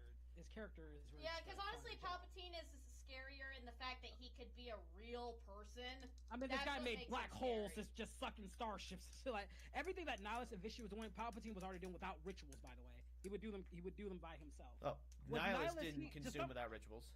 Well, no, with Nihilus, he only can do it on a certain basis. With Nihilus, he's like, to describe Nihilus, he's like that secret boss villain that you need a specific person to have to beat him. Otherwise, you can beat him as many times as you can, but it's not really going to amount to anything. You have to remove his mask and then lock it up somewhere. Otherwise, he's just going to keep coming back because he's just a void of energy. By the way, I apologize, but speaking of Xavier, Scream, yeah, go ahead, Xavier. He's been trying to. Oh, sorry, Xavier. I didn't know Xavier was here. Sorry, Xavier. Did you hear that they're releasing Scary Movie 6? Yep, and both Wayland brothers are coming back for it. And they have the release date already. Rotten Tomatoes already published it. 6/12/26. Hey. How about this? Sith Lords with some of the best drip. Oh. Vader? Revan. Nihilus. I will give Nihilus. I will give him he had some drip to him. Star Killer. Bane and his Orbilis armor. His Orbilis armor. Yes. Darth Krayt's drip with his crazy, Personally, I thought Darth Barris from the Old Republic had, as far as armor goes, some drip. Okay. Oh, Darth Mar. Malgus, major drip. Malgus had that drip. I love Darth Maul, but he didn't have any drip. He was doing the exact opposite. I like his traditional Sith Apprentice one from Phantom Menace. That was iconic for his Yeah, but it's a positive conversation now, Thomas. Sorry, somebody in my chat was like, "Oh, Tyrannus. you're still talking about Star Wars." Nightfall Anakin. You know, when he was wearing just all the cloak and stuff. I like that. I actually call him Nightfall Vader. Like that's Nightfall how I Vader. differentiate. Nightfall Vader. Sorry, you're right. It is Nightfall Um, Vader. But I liked his drip there. That was actually a nice. It's not technically a Sith Lord, but Jango Fett had drip. Well, if we're just going with drip in general, we'll go. I'm just talking about Sith Lords, like specifically, like who like had some Yeah. crazy drips. You do not. Mark Aragnos, as far as like those ancient Sith Lords, I think it's fair to say he had Horde drip. too. Tulak Horde had Tulak drip. Horde. Exar Kun invented the double Now, lightsaber. I I think will- that like I know a lot- bypasses you I'm as not having saying drip. This, I'm Exar not saying Kun this has for some the cool sake of the character. y'all are Who's forgetting like the best someone. double-bladed lightsaber wielder? Y'all are forgetting someone. Motherfucking Valkorion. Eh. I'm not saying this to defend the character, but I will say I've always liked Kylo Ren's mask design. That had potential, especially when it got What I'm saying is cracked. that reminds you of Revan's outfit. That's why I liked it. It reminded me of Revan's outfit. Revan So, and like, Kylo so- had drip, not because Kylo was deserving of the drip, but he had it. Like I thought that's where they were gonna go. I thought if they were gonna canonize, the Old Republic and say like he's, kind of patterned a little bit after Kylo, that would have added a lot to that, a little bit of nice little snippet if they went that direction. So no, he But had they drip. didn't, 'cause that would've Yeah, been he awesome. had drip. I ain't gonna lie, Okay. Man, Yeah, Darth. If have any of you guys played the Imperial Agent story arc in SWTOR?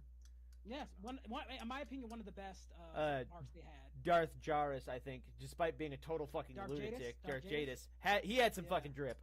He had some drip. Yeah, no. I guess it's just kind of part of the being a Sith. Apparently, is you got to come in with that billowing drip. You have to make a Cape, Well, remember, shoulder pads. You have to let your passions go. Like they follow that. I like Darth Asina too. Like when it comes to like some bad, I liked her drip as Dark Empress. She had some looks to her. We're really gonna dismiss Valkorion? He literally had three. I didn't dismiss Valkorion. I was just I did. like I will say like his drip but did he really consider himself a Sith at that point? He had the third party faction by that point. My thing with Valkyrion is it's like, yes, look at my look at my drip. That's the exact same white I mean, and the guy gold lived for aesthetic as so the long, High too, Republic. Like the guy. I mean, dude, High Republic got shit on the fucking Eternal Empire, but I will say that he at least lived for a long time, so he kind of got bored a lot. When you've lived you switch bodies for so many times, you kind of just okay, Which, by the way, I'm getting to the point with SWTOR with I just got to the missions where it's that arc where they found his body and that disease is spreading. When it showed that disease was basically just him possessing multiple people, I was like, God damn it, it's this motherfucker again! Give me a new bad guy, BioWare! Stop spring trapping! Well, they're done with that. Like where they're at now, currently, it's back to Malgus, and we have a few other. I like the storyline they're going with. How the fuck is Malgus not dead? Oh well, he was on ice. Like in the trailers, if you watch the trailers before the big storyline came out, they had Malgus on ice, and then Asina found him and put a chip in him and kind of controlled him. And he's gotten smarter. He's not. Remember how we said when he tried to make his own empire last time, it was kind of or he's learned from that and actually gotten more better at that. But he was a slave to Asina. At this point, you can't assume that any Mm-hmm. Sith is actually dead when you think they're dead. They always come back. Oh, and now he's using his influence. Back. The Sith Order said that's cute.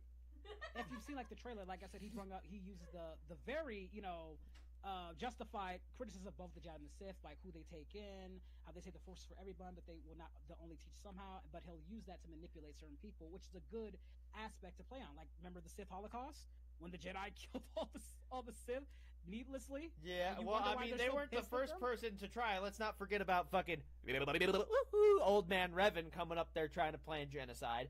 Well, no, this is long before Revan, long before any of that. No. Yeah, I'm talking about the Sith Holocaust, where the old Jedi tried to kill off all the Sith and Well, force yeah. them into dark space, where they had to intermingle. That's why they said they owe us this many years for darkness. Yeah, the Sith Holocaust. That's actually what led to Vitiate getting in power was the attempted Sith Holocaust, because he was the one that led him into hiding. You know, I've always theorized that Yoda's race is the Jedi equivalent to the Sith race. Oh. I mean, considering how long the Sith Empire was in dark space before intermingling with the Dark Jedi, it could be they lived for quite a long time. And we see their races all the time throughout Star Wars media in some capacity, whether it's KOTOR, SWTOR, they're there. absurdly strong in the Force. They are. I wish the Sith race was still around. They're such a cool looking alien species. Again, they could do that. Maybe not all. Maybe if just they're doing this whole bullshit of Order 66 for people surviving, you can have just like with the Chiss race being in dark space and the outer rims, you can have them. Maybe some didn't vibe with becoming a Sith Order at the time. Because they were very kind of caveman warlike back then. You know, there's ways you can do that, and I agree. I do like the. I mean, one of the reasons why Maul was looked at so much because it reminded Sidious of the Sith race who had natural Sith eyes. Skin. Yeah, he had natural Sith. Well, it's the eyes too, the Sith eyes and red skin. But you're right, red skin too. You know, Dooku never got the Sith eyes. He only ever got it on occasion, like when he got really. Yeah, which shows that he was using the dark side in a non-corruptive way. Dooku. Well, that's what I'm saying. Because people try to use that against Dooku like he's not. Guys, it's a title. When you are anointed, just like how Jedi anoint you to be Darth, doesn't matter if he's fully immersed in the dark side. Once you're given that title, that's the title you're given. There's a Sith Order and a Sith race. He's part of the Order. He's called Darth Tyrannus for God's sake. Like, people are actually arguing this shit on Swolter. Like, really? Like, okay, yes. Not everybody will fully submerge themselves in the dark side. Little fun fact. Not even Vader. Fun fact, Anakin was not originally supposed to get Sith eyes in Revenge of the Sith. That was actually a suggestion from Hayden. I'm very glad he did that. Yeah, I'm very glad he went to show how far he's fallen, because there are different colors. There's 1, 2, 3, 4, and 5. Sidious and Vitiate would be at like and Malgus would be at the very side of that corruption, where Vader was only at level 2 and never really went past that because Anakin was still somewhere. No matter how much he buried him, Anakin was still there in the light side. Had he fully gotten rid of Anakin, there's no telling how far he would have went. But that was kind of the dichotomy of Anakin's character. When he was Anakin, he had all the tools to be the best. When he was Vader, he had the mindset to be the best without the tools. But if you put them both together, they'd be the strongest ever. But that's the part of his strategy. You can't By the way, do it. I actually shared an image of the 3 incarnations of Vitiate Valkorion. I'm just curious what you guys think. Which one, like, what in the Dragon Chill Zone? Which version do you prefer, or has the most drip? I guess his Sith race body. I'm still gonna go with just Valkorion from the light set because it was like the silver race thing was different. I don't know. Before the High Republic was ever a thing. I'd wear that cloak. But I do like his Sith look too. I mean, remember, Tulak Kor said this guy's gonna be something. Like, after me, it's this guy. Plus, wasn't he given his Sith title by Marka Ragnos himself? Yes. Yeah. Yes. Marka Ragnos had feared. He was the one guy. I think Naga said I'll turn on him, but he was one of the few guys that looked at Vitiate as the next. I'd bring my best friend, my brother, and one other rando. Another cool thing about Vitiate, he's obviously trained in all forms of saber combat: single, double, two sabers. Funny is, though, in the canon, this is stated to be old enough of a story that nobody knows if it's true, but it's rumored that along with being knighted as a Sith by Mark Aragnos, that the first double lightsaber he tested himself with was Exar Kun's double. Who was like the greatest duelist of the damn thing. Like shit. I was like, okay, we can't beat you. We're just gonna imprison you. You bunch of bitch. That's why I love Exar Kun, because like y'all couldn't mess with me. His uprising was so bad it made the KOTOR Jedi said, "Yeah, we're not doing that no more." After that, we're not getting involved in the whole Mandalorian thing. This is too much. But you saw what happened with Exar Kun. We're not doing that. And as much as we want to criticize them, I can't even get mad at them somehow for that because he was a menace. You know something that a real country did that seems like something the Sith Empire would have done? There's a Central American country, I forget which one. Their leader, their dictator, went into a coma. So eventually, after he had been gone for what they considered long enough, they appointed a replacement. 6 months into this replacement guy running the show, he wakes up, and they're all like, "Who's going to tell him?" And then they're like, "We won't. Nobody's going to tell him." And they stuck this dude in a fake office and brought him fake papers until he died 2 years later. And he had no idea that he'd been replaced. Nope. Okay, that's how you know when you're out of touch, because, like, you would have think he would have noticed if his policies were being enforced or something. Did he never go out? You honestly think that leaders, dictators, and politicians are in touch with their people? Nah, dude, he stayed in his freaking palace. Like, put this in perspective. Manuel Noriega, the leader of Panama in the 80s, whose house was a giant golden palace among his country of squalor, when they seized their house, Noriega's wife in this country where, keep in mind, 98% of the population couldn't get food on any given day. Manuel Noriega's wife had $30 million worth of shoes, and that's $30 million worth in the 80s. And their people were starving. It's like Poland. Like, they did not give a fuck. Grade A monsters.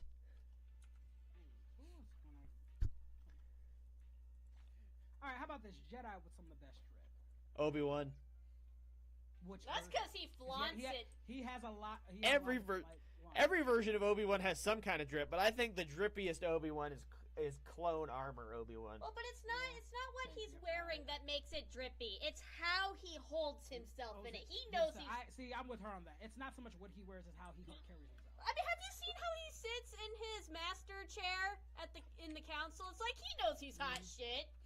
But I will agree with World Tour Clone Armor's Obi-Wan with the beard. He just was rocking it. Well, especially the way they drew him to look in the Clone Wars micro series. He just looks drip. Bad.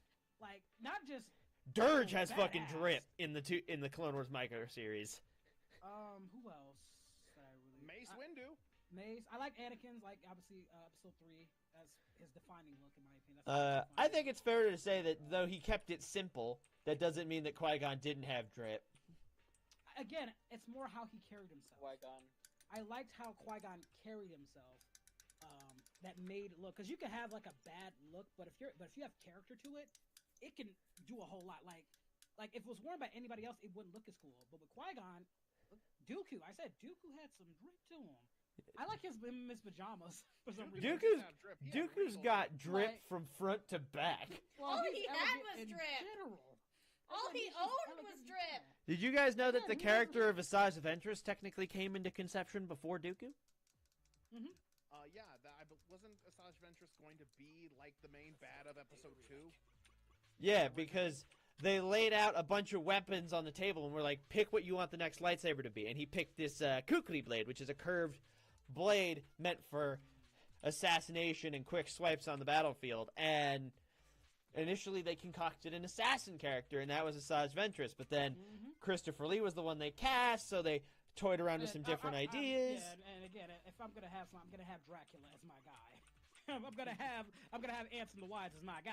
You know, he just has that elegance. And they asked him. They were like, "Can you even fight with the curved hilt sword?" And he was like, "Oh yeah, I can do that. My ancestor Charlemagne, the guy that invented the curved hilt sword." It's just like, who the fuck do you think you're talking to right now? And I still love that. Sorry, Bridge, I didn't mean to cut you off. No, you're fine. I still love that story about how when they were doing Return of the King, Lord of the Rings. Have you ever heard what it sounds like when someone gets stabbed? Right. Yeah. I don't know if a Bridge knows this story. Basically, it was the part where Saruman gets stabbed, right? Mm-hmm. So Peter Jackson's telling Christopher Lee, like, all right, so you gotta get stabbed, you're gonna go like, ah! But then Christopher Lee's like, Peter, do you know the sound someone makes when they get stabbed? Because I do. Yeah. And it's and you have like look at his body of work. Like when I look at his work from Dracula, from Dooku, oh yeah, from The Wise, like the roles he plays are very significant roles. Yes, but, yeah, I have got. Bridge, imagine being told by someone like you know they're asking you, do you know what it sounds like when we're ignorant. Yeah, I get it. You know, like we don't know. To be fair, you know, but I get it. You know. I have speaking of horror actors and stuff like that from that era.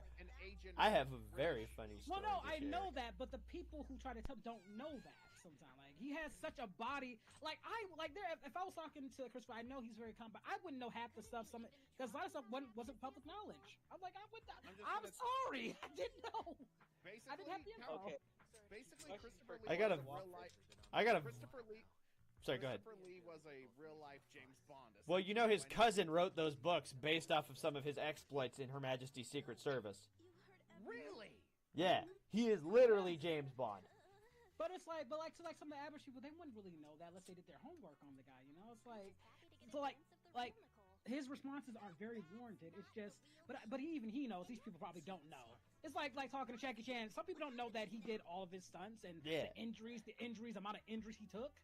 But I have a funny story to share. Go ahead. So we're all fans of Vincent Price here, correct? So it was a talk show he was on in the 70s. He was talking about how every time his horror movies came out in the theaters, he liked to go see them and try to find seats behind usually younger women because they reacted the best. And he mentioned watching The House on Haunted Hill. And he's sitting behind these two girls that have to be like, he said they had to be like in high school from how small they were. And they're freaking out the whole movie, spilling their drinks, spilling their popcorn. And he's like, at the end of the movie when the credits rolled, I leaned up behind them. Did you like it? Zoom! Okay, so question for Coy and Walker. When are you going to teach your nephew and your son lightsaber combat? He's 2. He can hold a stick. Might as well get him started. We've all said this. As much as all of Just- us would love to have a just- lightsaber, if I'm that gonna- existed, all of us would have our arms cut off in 2 seconds. Oh, Yeah. I'm gonna ask genuinely when we start teaching it, when we start getting him into playing with lightsabers and stuff. Maybe not with you for a minute, Colby, because do you have a problem with accidentally taking really harsh swings without thinking about it and then He's whacking? one of those guys. Yeah, Like, and my he friend will. Mizra was like that too with play fighting. We're play fighting. He gets a little too heavy hand. Like, dude, chill the fuck out. Yeah, especially the shitty part. The shitty part with Colby is that he tries to go for when you lightsaber fight with him. He tries to go for sort of like parry moves so that he can get you open. He's either form 4 or Shien if he's going to. Oh, parry, so Shien. And he'll go to parry, and he'll just freaking rack you right across the knuckles that are holding your saber. That's how you know he's an Anakin. He's an Anakin tart. That's Anakin's entire style parrying. And it's just like, ow, motherfucker! Like, chill. I taught my niece at the age 3.5, and now she knows how to dual wield. I like Andy. And she's And 7. Walker, I've gotten a lot better since then. I've never once whacked any of my little nephews or nieces. Honestly, if Well, you can that's teach good. anybody either Form 7 Juyo or Veifa, I'll be impressed because that's the most acrobatic form you can use. I would just Well, but love to Colby, there's a difference between dueling your little nieces and nephews that are still really young children while you're an adult versus doing it with your younger brother while you're both children and both extremely competitive with each other. Yeah, No. you fucked I let me all my nieces- up sometimes. You gotta, Like, do you remember that time? hell. Do you remember that time where we were lightsaber fighting while we were on the trampoline? And this was a twofer because you hurt me twice in 2 ways. Because first of all, you whacked me on the arm so hard that it like branded me. Secondly, right like 2 minutes after that, you frickin' purposely made me steal your bounce and skyrocketed me into the tree branch that stuck above the trampoline. So I had a big ass fucking scrape on my back, and Mom's like, "What the hell happened?" Based on the stories you've told me of your childhood, you were just kind of Colby and Aaron's punching bag, weren't you? Yes. See, at least Aaron had the courtesy to pay me. Because Aaron would want to do some fucked up shit, but he would have the courtesy to be like, "Hey, Walker." I'm like, "Yeah." He's like, "I've been fooling with souping up this paintball gun. I'll give you $25 if you let me shoot you in the ass with it." Aaron had the decency to pay me before he fucked me up. I never purposely hurt you. God, this game is fun. Walker, you know damn well I am a gentle giant. The problem is I sometimes forget I'm a giant. Man, this is such a different perspective looking at it versus how girls are with their siblings. When I fought my sisters, it wasn't because of play or accident or nothing like that. When you fight as sisters, it's to keep your rank in the pack. Thomas, to answer your question in my chat, particular character that I like in Ninja Gaiden, I stay very far away from those games on account of one experience, which is when I played Ninja Gaiden 1 for the first time on Sega Genesis. This is the reason that it is no longer in my Genesis library of all my actual cartridges that I have for my retro consoles. I died on the same spot like 6 times because it was like this no-win situation where it was like I either had to have the roof fall on me or get hit by the guy I was trying to kill. I died like 6 times. I took that cartridge out and threw it. It hit the wall and split into about 4 pieces. Oh no, if Troy wasn't Sith, he'd be a Juggernaut. He would be a Juggernaut. But by what they're saying, he would be a Sith Juggernaut. Some heavy hits he just goes at. What's that? Do you concur with that? Yeah. Yeah. Here's a question. What style of lightsaber wielding do you think each of the main Ruby cast would use? I don't watch it, so I say Wise would probably use Form 7. She's definitely a single blade user. I think she would actually go with Form 2. Form 2, Yeah. White would definitely be a Form 2. That's what I think. Dual blade Form 2. Yeah, no, that is White to a T. I think Ruby would use a saber staff. Yeah, no, you're right. Numon is a mixture of lightsaber But combat and force. specifically, I don't think she would use a double-bladed saber staff. I think she would use a pike saber staff. What about Jarkai dual blade, dual blading? Yeah, dual blade for Jarkai. Dual wielding would definitely be Blake. Yeah, because she uses 2. What about Yang Yang? would be the most aggressive style. That's So she'd definitely be, that's Form 7 Chia. Yeah. I was gonna say that's Form 6 or 7 for aggression. Julia I with the forget. aggression. Nemon was moderation. That's 6. So that's moderation. I think it's fair to say Ozpin uses Vapad. Vapod. Oh yeah, definitely. By the way, real quick, full disclosure, I never swang nearly as hard as I could have, Walker, when we ever lightsaber. Oh yeah. Oh you wow, and he Julio spared used it. you. You still swung enough hard to hurt. That's the point, motherfucker. See, again, this is like a completely foreign take on It's sibling like rivalry growing up. Because with sisters, like I said, you never do it for fun. Every time I took my sisters war. down, it was dude. I war. learned to fight dirty just to keep my I had position a as lot the of eldest gods sisters. sibling. I get it. I understand. It was territory. And I'll say this. I'm still really short. I am shorter than most of my sisters, except for a few that aren't done growing yet. I still have yet to lose to a fight to them. So I have retained my position as alpha. Thank you very much. see, Colby just the whole point of what I was getting across, bringing up the saber fighting, just went across Colby's head because I'm like, you hit me hard enough to brand my arm. Well, I could have hit you harder, bruh. Walker, I was trying to be gentle is the thing. First of all, I didn't want to break the lightsabers. He was thinking about the lightsabers first. Walker. So who was the more aggressive sibling, Koi or your sister? So growing up, the oldest sister moved out of the house when I was very young. She graduated in 2008, and I was born in '99. Also, Aaron was the one person. Whenever he did rarely get a lightsaber, he would swing that shit as hard as he Oh could. yeah, Aaron would purposely go to fuck you up, and it hurt. Cause he wouldn't do. Cause the thing with Colby strikes that would hurt is if Colby caught you in the hand or on the back or the ass, Colby would follow through that strike. He'd let it make contact. Aaron would like whip that burn shit. It, make it cry, and let it swim. Like Axel Grease, burn it, make it cry, and let it swim. Are you quoting fucking Bubbles right now? Are you just picking that up? You're the one that watched SpongeBob. How am I the one to pick that up before you? I couldn't hear him. Whenever me and Walker fought, it was like watching when Luke and Vader fought at first. You know how Vader's holding it like one-handed and just taking it easy?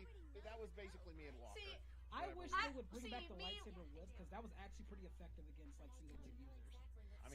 When I apparently it's in the picture I'm not when I watching that picture Colby and Walker fighting as kids, honestly, knowing the size difference between them when I had met them, if any of you have seen The Princess Bride, imagining Walker fighting Colby makes me think of Wesley fighting the giant. Oh man. I mean, that's how about as well as it went whenever I tried to actually wrestle him. That's why I took on tactics of being cheap, because Aaron and Colby would regularly rock my shit, so I had to keep myself safe. So that would usually result in either, instead of punching, I would slap the shit out of a bitch and then run away, or if they got a grip on me, you can ask Colby, because I did this plenty of times, I would bite like a motherfucker on the squishiest part I could get my teeth on. Yeah, I know some. I know traditional. Which was not... I was not opposed to biting spots that, like, you wouldn't think. Like, you could ask Colby. I bit him one time when he sat on me straight on the ass. See, with my sisters, I never instigated with my sisters, but I always made sure that they never did it again. One of my favorite memories with this was Maylin, the third oldest, she was definitely the fire starter of the family, and she was starting some shit with me. I was babysitting at the time, and so Mom and Dad weren't here to stop her. At the time, I had just started really getting into Supernatural, and so I had seen demonstrations of kicking doors down. This is important.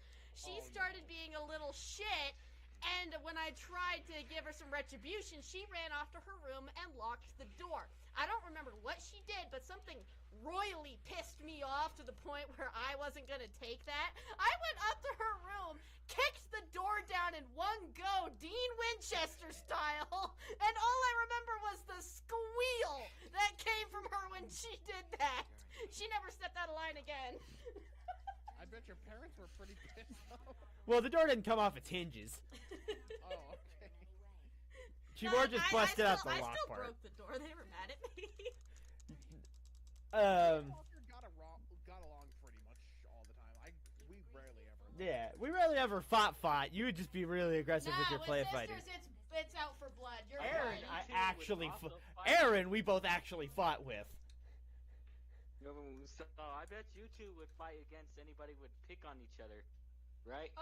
Yeah. Oh yeah, that's the thing with sisters. We may have been at each other's throats, but I'll be damned if anybody else touches them the way that I hit them. Like, excuse me, that is my privilege alone to get the fuck back. I agree. The license agreement has been signed. Together, we will make new... Me as a kid, I was a pacifist. I didn't like to fight unless I had to. See, I had to, because I had one brother that was a hellion. It was either kill or be killed. They ain't gonna give you the opportunity to be a pet. Even if you wanted, like, you just want to be chill, not be bothered. Nope. They ain't gonna give you that opportunity. Oh yeah. Otherwise, you get jumped and hit with a 2x4 in the back of the head like me. My most violent encounters are with my younger sister. This bitch hit me with a chair. You might remember this, Cole, because I had a giant fucking goose egg from that, because it was not a play chair. She hit me with one of the fucking metal chairs from the fucking storage room. The folders? Yeah, granted, she didn't mean to. She meant to fake me out, but I came at her faster than she thought. So she just fucking wham! Guess what? My cousin threw a brick at me at 9. And cracked my fucking skull. One of my sisters gave the other a concussion with one of those, like, industrial metal flashlights. And we were just playing. I threw a rock at her. I guess I hit her to piss her off. So then she decides to pick up a damn brick. She chucks it at me. I try to dodge, cracked me over the skull with it. My favorite sibling story comes from the guy I carpool with, Joe. He had a bunch of siblings. The middle sister, Lucky, was the one they were all afraid of because she was the one that wouldn't take shit. Joe fucking threw a hit at her, ran and locked himself in the bathroom, and he's like in the tub, so if she kicks down the door, he has a chance to scramble away. She goes outside, punches him through the fucking bathroom window, and shatters it and cuts the shit out of her arm, and then climbs through the broken window and starts to beat the fuck out of him. God damn. Dude, his mom he said he saw his brother call his mom a bitch, and this little 100-pound old lady fucking pulled his brother into a headlock and started boom, boom, boom, and then she looks at Joe while he's watching. Liz, you fixing to catch some too? You better go in the house. Yes, Mom. See, me growing up, things were pretty volatile, especially at high school, but I never got into the fighting part of it because I know how small I am. I played mind games instead. I would mess with people's heads so that they didn't come near me, and I guess I succeeded. Nah, I remember my freshman year when I thought I can stand up to a senior or a junior because I saw, mind you, I may have been in special ed, but I wasn't as bad as the others, and I saw one upperclassman picking on a younger one, and so I thought to myself, oh, he doesn't look that tough. And then me, I get tossed across the gym floor. Yeah, no, I liked to scare people because something I learned really early is that there are two stages of a fight. You've got the psychological fight and then the physical one.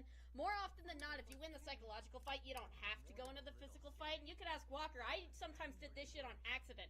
There was one time where I was standing in line with him for him to get lunch. I wasn't getting nothing because I wasn't hungry at the time. He had handed me this, like, I don't know if you remember this, honey. You handed me, like, a binder or some kind of folder with some papers from your last class in it. Yeah. And I was holding it behind my back just while we were talking. I didn't know this, but one of his fellow classmates was standing behind us in line. And he knew those papers were Walker's, and he wanted to mess with Walker a little bit.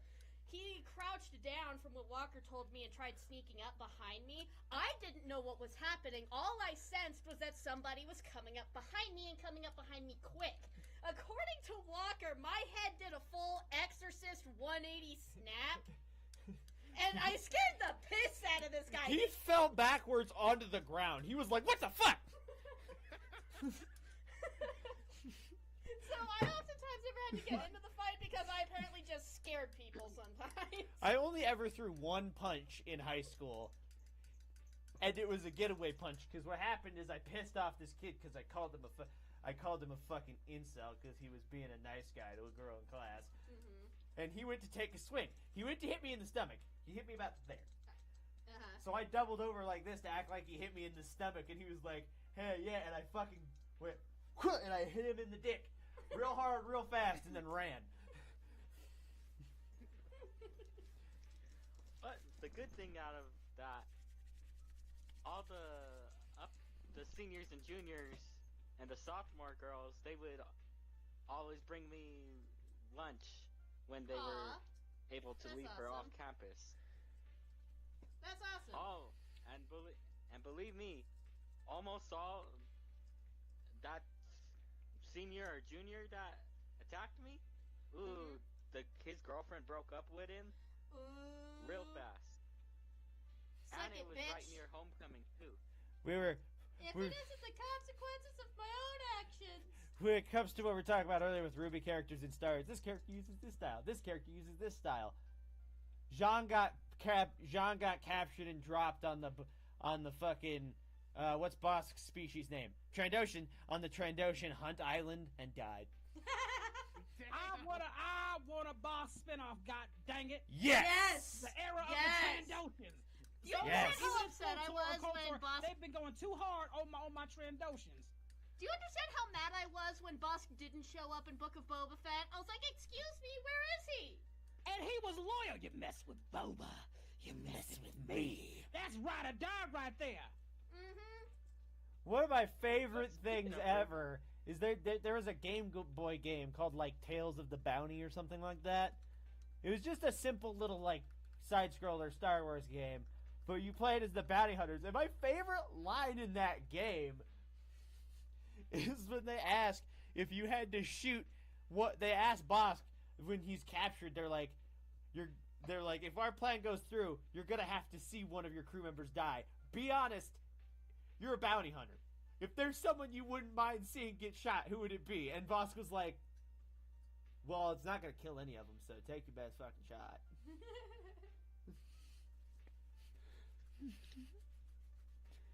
And then Bosk proceeded to be free by the time Boba and Co. got there because he poison gassed the whole complex. Nice. Because he dropped one of his poison gas grenades in their, like, central AC unit that was pumping air through the building. That's awesome. Is he immune to the gas because of his species, or did he train himself to be, like, But he has a natural immunity, but he trained it to be superior than that. Oh. Because Trandoshans are naturally very hardy to toxins and poisons. But That's because some of them have their own venom. Bosk has trained himself to literally be immune to every plant-based toxin or poison in the galaxy. You cannot poison Bosk to death. Hey, Jabu's back.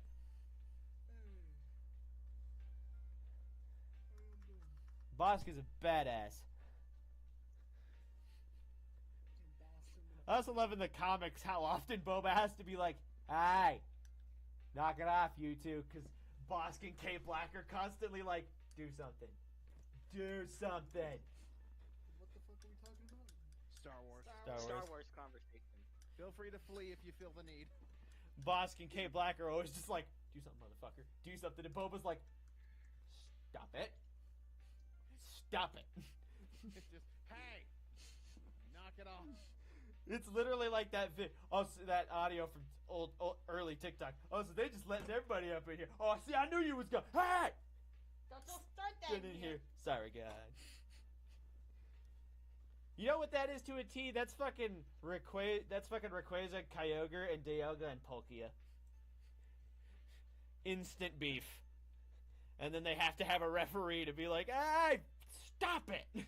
Well, what I think is super funny is I want to know what Arceus' thoughts were, because he's had generations back to back with these legendary Pokemon getting at each other's throats, and then Reshiram and Zekrom show up, and they're getting along. He's like, "How are these two oh, they're not fighting. They're fucking. Woo!"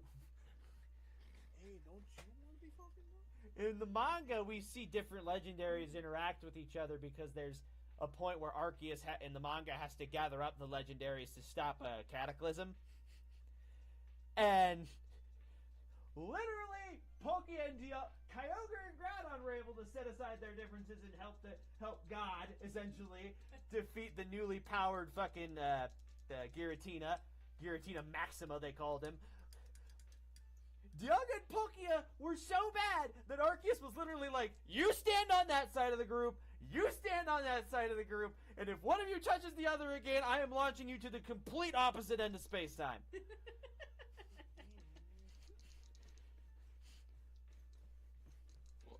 Okay, what's everybody's most favorite Pokemon game? Ruby / Not Omega Ruby. including the Nintendo Switch. Ruby / Omega Ruby. Black and white. Wow. Wait, I'm sorry. I grew. So I'm What's Omega your most Ruby / favorite Pokemon game, yeah. Well, Pokemon and not Pokemon Red and including Yellow. Switch. From that is not on Switch or is on Switch? That's not. That's not on Switch. Y'all are gonna call me an old fuck, but Pokemon Gold. Pokemon Red, Blue, and Yellow. See, me, it's between two. It's black and white and diamond. Ruby / Omega Ruby. No contest for me. I want to say my first ever one, but at the same time my favorite of all time. Ruby was my first. When just The first one I like ever my played school, was- Dragon Ball, Pokemon, Yu-Gi-Oh, Beyblade, Digimon kind of took over everything. So that was kind of the clique you were kind of coming into. For me, it was Pokemon and Yu-Gi-Oh were the biggest clicks. We had the Game Boy, like especially like with the Game Boy Advance, and yeah, like Pokemon Red was just everybody was like into it. It was just crazy. It's already had the hole in there. Don't do that. You don't know what that's But made of. Walker, you do not want to duel your brother on Master Duel. Oh, I know He that. uses a god card deck. Oh, I have a guard card deck Not in real only life that I bring to the card shop every weekend. I'm a Blue Eyes player. Speaking of Blue Eyes, I had a Blue Eyes deck that is imperial to almost everything, but Koi, being Koi, used his god card deck to wipe me out with. Yo, 2 turns. Exodia's in competitive play again. Really? Oh, I know. Yeah, thanks to this new deck archetype where it's like Heart of the Blue Eyes, Dark Magician of Black Magic, Millennium Ankh. You basically use them to pull out Millennium Ankh, which allows you to pull out the new fusion of the 5 pieces, Exodia, the Ultimate Incarnate, who basically, his attack points are your life points. Not like donating, they match your life points. And then he is a once per turn Omni Negate, and that's either player's turn. So you just use that fusion to wall, and then use Millennium Ankh to cycle the body parts back to your hand for the win. It's about a 3-turn dub if it's run the most efficiently as it can. did get Koi back for wiping me out in 2 turns. Hey Walker, you gonna tell them about your saltiness after I put together my Blue Eyes deck? Nah, I'm good. He's very salty at me because I never played Yu-Gi-Oh! As a kid. I didn't get into that game until after me and Walker had gotten together, and even then it took me a lot longer to actually put a competitive, ready deck together. And after I put my Blue Eyes deck together, I guess I did a good job because he's only been able to beat me a handful of times ever since, and he gets mad about it. He has used, like, 4 different types of decks against me, and I keep beating him out. My main deck is Toons. To be fair, Danielle, I could hear the smugness in your voice as you talked about it. I hear it too. Well, that's because I never get to beat him. I never get to beat him in stuff that he introduces me to. So it felt good to actually kind of surpass him a bit. Alright, I'm just saying, I can hear the smugness in your voice. Hey, I run a Blue Eyes deck. Smugness when winning is a given. You have to channel your inner Seto Kaiba. I can realize why they banned that card. That card is OP. That card is crazy. Man, I was used. I feel like, dude, this is just not fair. And they nerfed it. I haven't been to an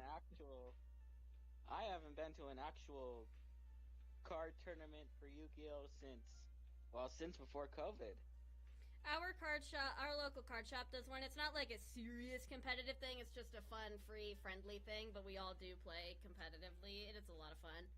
Yeah. It's funny, there are just some cards, and in any trading card game, but especially in Yu-Gi-Oh! And Magic the Gathering, there are some cards that when you use them, you're just like, this feels bad. Like, I don't feel good about getting this win. I feel like I just bullied. Exactly, bruh. Again, That's how I feel when whenever I get Chaos Max Dragon out. Anytime I get, like, Ultimate... Make me want to play some dual monsters, dang it. Damn, y'all. Digimon, digital monsters, Digimon are the champions. Digital champions to save the digital world. What is happening? Digital monsters, Digimon are the champions. Yeah. God, the original Digimon was fucking elite. Man, I told y'all, they slapped back. They knew what they was doing. Intros in general back then were great, though. Even the shit from the 80s to the end of the 90s, intros were fire. Even on shit shows like Captain Planet. Captain Planet, hey, don't you he's think it's called a Captain Planet? hero. Gonna take At least we had pollution shows that down actually to cared about the zero. environment. I mean, I'm gonna throw Sonic Underground out here if we're talking about intros. Both that and Sonic Sat AM had super catchy themes. In the mid 2000s, they was cooking in the mid 2000s too. They had some bangers. Because, like, you know, on one hand you have Sonic Underground. I had Kim Possible, you know what I'm saying? Oh yeah. Beat me when you want to. You know what's crazy? I had so many female role models in the early 2000s. I had Kim Possible. I had a lot of female role models. Mm-hmm. Oh, by the way, Walker. Yeah. You were excited for Donkey Kong Country Returns HD. It is out on the Switch now. No, I didn't realize it. I didn't know it was like out. Another great theme song. The 90s Spider-Man intro and the 90s X-Men intros. X-Men. Oh, especially the X-Men. With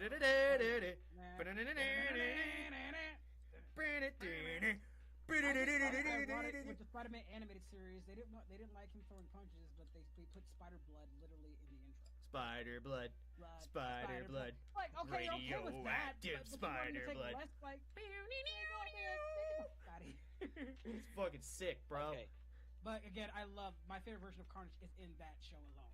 I love Carnage in Not to mention, even back to Power Rangers, even when the show itself might have been a shitty version of Power Rangers, every Power Rangers theme fucking slapped. A good chunk of them, like I said, like for me, from the Mighty Morphin all the way to the mid 2000s, just again, as much as I love that Mighty Morphin one, it's so iconic. Go Power Rangers! They had so many bangers beyond, like Lightspeed Galaxy, Power Rangers, Lightspeed, let's go! Power Rangers. How would you feel if I Like- told you I've never seen a single episode of Power Rangers? Or Zeo. Dude, Not I interested. struggle between Zeo and Mighty Morph because it's just, like they're both similar, but like let's go Zeo, go Power Rangers, Zeo. Like it real. They added that little hype to like Power Rangers. Go Power Rangers. They had that string to it. It was like, oh god, man. the OG, the like top dog of badass theme songs, the original Pokemon intro. I wanna be the very best. Like no one ever was. To catch them is my real test. To train them is my cause. Dude, that singer put his entire career Yes, into and that does, song. man. Y'all, and like I said, what y'all saying in America, man, when we get down on our stuff, we can get down. Ain't just the band that can make good ass theme songs. If we want to get in our bag, we can get in our bag. Yup. Or like, So I'm gonna What's New say this. Scooby-Doo is probably my favorite Scooby-Doo theme song. I love two. What's the Scooby Doo and then the original, obviously, because they both. What's play New off of each Scooby-Doo? other. It's coming you have after the you. original that is iconic, and then you have what's that plays off that. And when Nah, they the didn't change best too much, it just Scooby Doo plays off intro that. was Mystery Incorporated. That shit was good. Yeah. Do you guys know who made the What's New intro song? I do not. It's a band called Simple Plan. Their other most famous song is How Could This Happen to Me? They actually appeared in an episode of the show. Now, I will say this, Walker. Did you ever play the video games that came in the cereal boxes back in the day? Yes, Where they would like give you, Chex little Quest. episodes of Scooby Doo. They would give you episodes of and they would have like these trivia questions by Yeah. Velma, and they would like give you like these little because they don't do that. They'll put shit in cereal boxes anymore. Yo, dude, Yeah, I because have, it's not profitable. It's I have too these. expensive. I have these books that they published when I was a kid called Scooby Doo and You, right? And the way the book works is you as you, like you're reading your own perspective, are usually going to a restaurant, but sometimes it's another venue, and the gang sees you, and they're like a friend of yours, and they call you over, and they tell you the story of the latest mystery and see if you can figure it out. Yeah. They were really good books. And the mysteries were all like just that perfect balance of serious and stupid. Yeah, so you want to know what was my shit as a kid? I was an Invader Zim child, so let that tell you all you need to know about me. There's them, Billy Mandy, Data Barbarian was underrated. And again, that's why I was so Bet you like that pick. familiar with Richard Holdsworth, because I kept seeing that like they're just voices you're gonna catch on. So when I'm seeing Invader Zim, I'm seeing Billy Mandy, or as Nick Fishman from Data Barbarian. It's a game guy. So he has such zing to his voice. Well, it's like as a kid, I grew up playing Skylanders, so that's aside from Zim, the other thing I associate Richard Horvitz to is fucking chaos. I am chaos. Do you understand how jarring it was for me to watch the Hell of a Boss pilot and just hear Zim in the room? I was like, what the fuck? I was like, oh my god, they got Richard. Oh snap! I am so fangirling out. I love And, how like, fucking raunchy I he love how actually is. The little kid voice is just Billy. It's like, that's Billy cussing. It is Billy cussing. Are you fucking filming us? Are you fucking filming us right now? Again, I was really enjoying that. I really wish Brock would have stayed still, because I loved his voice. When I get, do you know Oh, what yeah. happens when I get? Brock Baker should have stayed. I agree. See, that would have been another problem for me, because all I would have heard is Sebastian saying this shit. Do you understand? I heard Sebastian Michaelis saying this shit, and I was like, whoa. I love Brock Baker's goofy that always just appealed to me. Where's my fucking money, Damien? Where is he? Where's my mother fucking money, Damien? Alright, I'm gonna show you the true meaning of the Care Bear stare. So you guys know how some people back in the day when Zim was super popular, some people shit Zim with Gaz? Why? That was a thing. And I seen an animatic of the two of them today. Yes. Okay, no, I knew. No, you're Yeah. right. Yeah, no, I seen an animatic where it's the two of them singing the Millie Moxie song, and then Zim, are you fucking filming us right now? And it's Dib. I mean, that would fit Dib's character, though. His Man, what I wouldn't give If I- to see if I was Dib in and Ruby, Dipper interact. Bow staff would be my weapon. And do you mean by element? Do you mean semblance? because I really couldn't pick Don't a be semblance. don't be snooty. I don't mean to be snooty. I'm I sorry. was just happy Zim got a movie. Like so after years, they actually finally got a movie. And the movie was hilarious. Dude, I loved it. It just oozed everything that was the early 2000s, and I'm glad they recaptured They it. don't exist, Sam. That's not scientific. That's crazy, yo. No one's more I gotta excited go back about and watch this some than I episodes. am. They're just Not as crazy scientifically now. possible. The Oregon episode is still just as crazy as I remember it to be. Like, I used to was think with the fucking sharks kid, were I'm still my with the fucking friend. adult. I know better now. Like what he did to that one kid. What was that one creepy kid that was following him home? He took his eyeballs. And gave him, Yeah. like, that was dark to me as a kid. It's still dark to me. I was like, what Honestly, the the episode, if you want to talk dark, that immediately comes to my brain is the Oregon Harvest episode. I literally just said, I was like, that still scared Still messed me eyes up and Oregon. It even was more. like, holy shit. Good And it God. was still so funny. Because how they did it too, they also they were very suggestive, but in the most craziest way. Like, hey, you want to play a game? Ah! It just Dude, I love that show. It was everything for me. It was oh man, I wish it didn't. I can see why it got killed, but but honestly, with some of the stuff that came out that preceded it, like it could have gave me a couple more seasons. I love how the episode that introduced Minnie Moose got pulled, so they just decided to start acting like Minnie Moose had always been there. Love Minnie Moose. I'm upset South Park never made a Vader Zim reference or had Richard Horvitz in an episode. Would have been great as a character, like a little nod. You know, I watched a video writing class that the two creators of South Park made to teach people how to write better. And the biggest thing I remember is one of the two creators, the one that voices Cartman. He was like, when the flow of your story is going, it needs to be this happened, therefore this occurs, therefore this happens. He's like, if your story is like this happens and then this happened, you're fucked already. It's why, I love. That's why I said with continuity, it has to be a thing because it's going to confuse your audience after a while, especially if they're trying to get interested in the story. Continuity. If you keep changing it at the drop of a hat, and I'm not saying you can't, things can't change. If you can make something that can fit better, especially if it's a long arcing story that's stretched for so long. No, yeah, I get that. You cannot expect everybody to keep up with every single aspect of what, especially when you have years and years go by. I know I can't remember half the shit I did 2 years ago, so I can't expect even my favorite artists to remember what they did 20 years ago. But as long as people can remind them, that's fine. But the one that gets me is when a version comes out, like when the Cape Crusader came out on Amazon, and Oswaldo was revealed to people instead of Oswald, and people lost their mind. And Coda has said this before. He's like, "Oh, it's an established character, motherfucker! In a world where there's a multiverse, there's no such thing as an established character." If that version broke its established character, that's fine. It's still just gonna suck.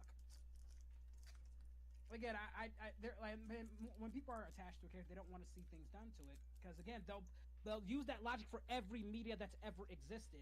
And would you want that media in that universe? I do think to some extent there is a point to it. Like I get doing multiverse thing and exploring new things. Like I loved seeing the Penguin as a woman and seeing what you could explore from that side of it. However, while I do enjoy seeing new things explored with the characters, you can't also completely negate what makes that character who they are. Like something that Walker showed me since this past week, we've been focused a lot on Batman, particularly getting me more acquainted with the Riddler and his history and what he's gone through.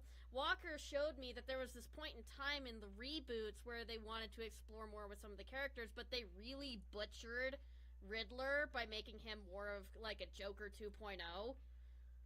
And it's like, I understand the desire to explore new things with the character, but you can't get rid of what makes them fundamentally stand out as that character.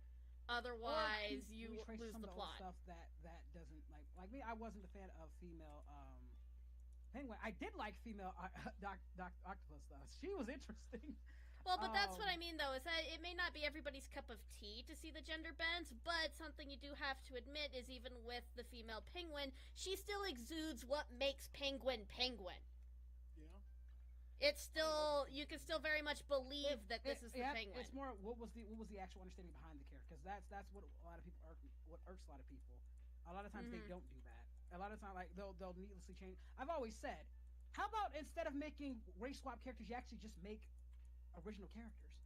Right. Because that comes across as pandering. If you have to keep pandering to make a black version of this, that's not doing anyone. But my thing with race swaps is like if the race swap, like for example, you couldn't race swap Jon Stewart because him being black is a huge part of his story and character.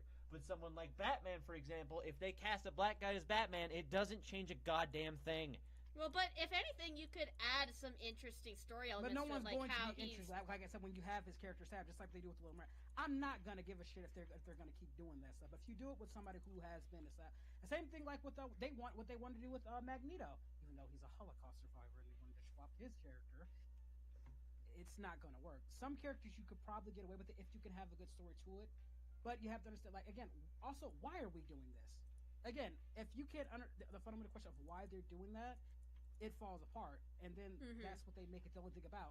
Again, I don't need a black Spider-Man. I have Static Shock.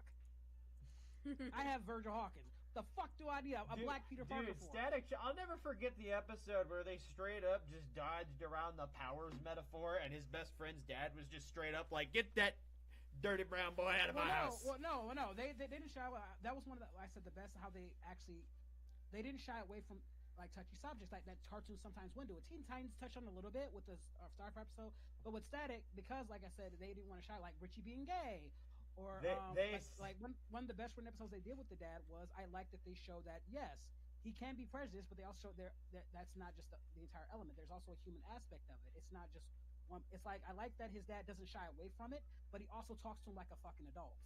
And not just try to do this, all anger, hate. No, he actually tries to have a. They pulled back hard on the end of that Starfighter episode. Of course I do.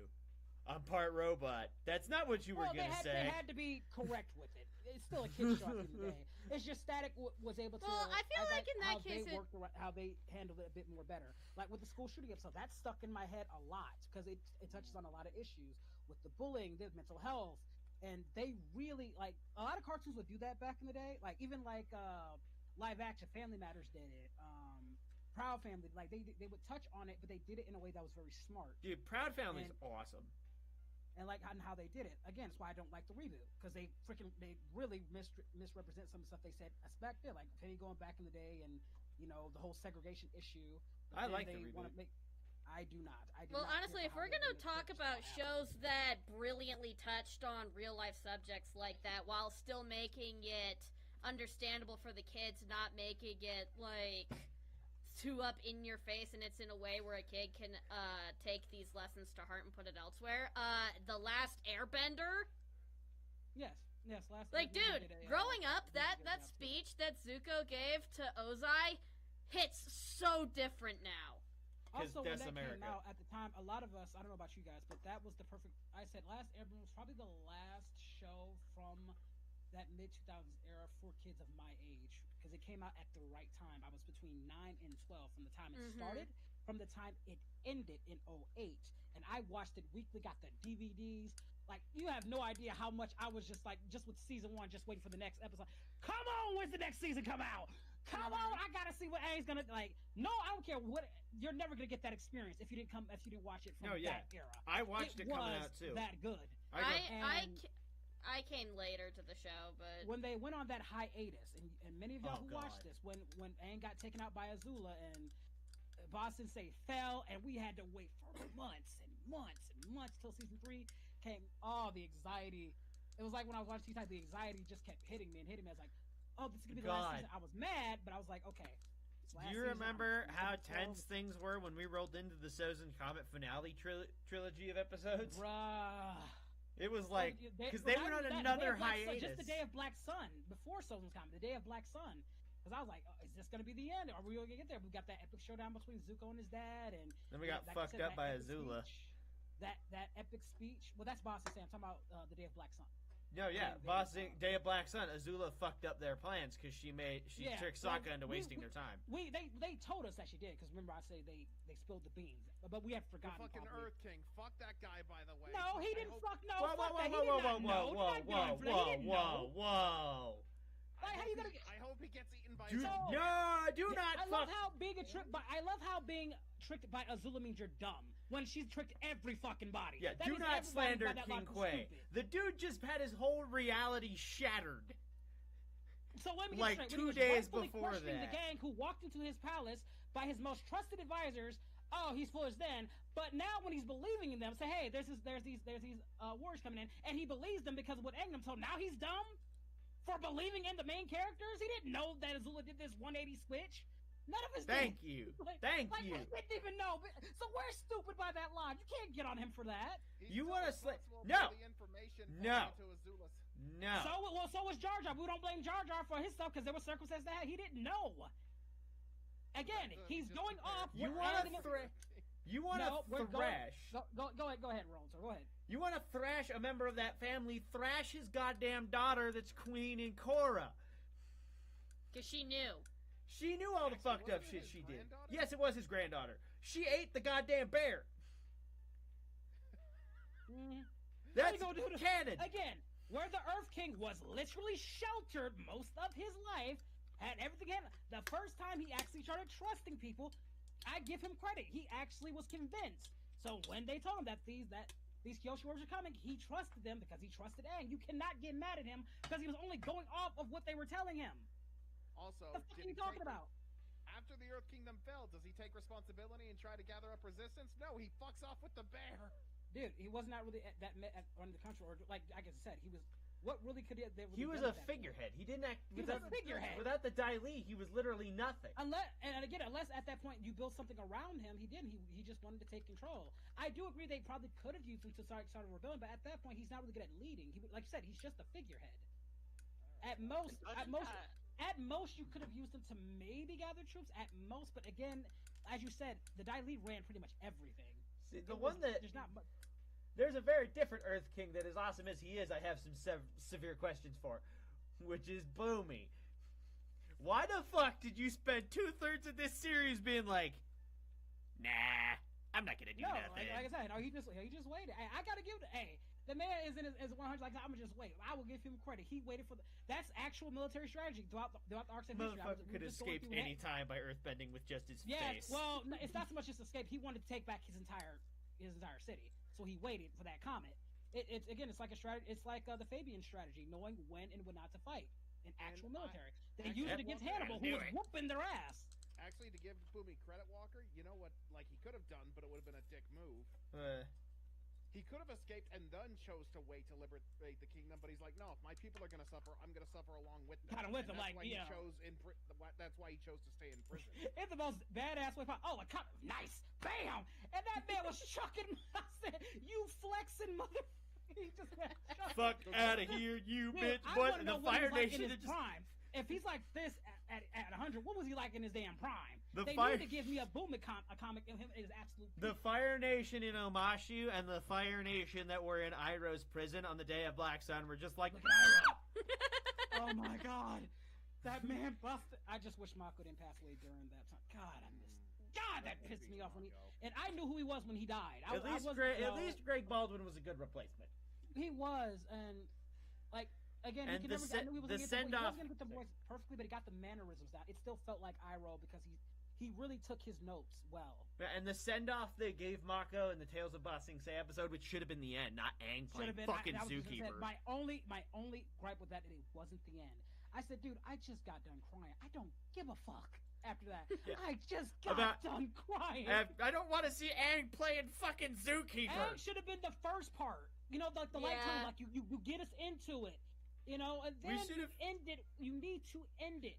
But no, Nickelodeon was like, "Hey, can we get our fingers in this and ruin a good thing?" I watched every reaction. Immediately followed it up with a really depressing episode. Because right after that, we got Tales of Appa.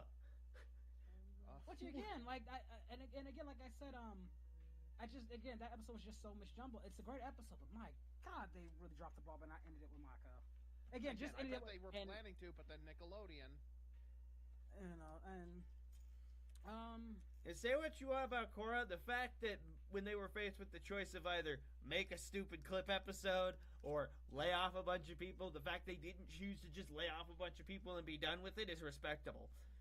And the fact that they were actually able to have some fun with the clip episode, like the parts where Varric is telling the story. Glad I caught you at home.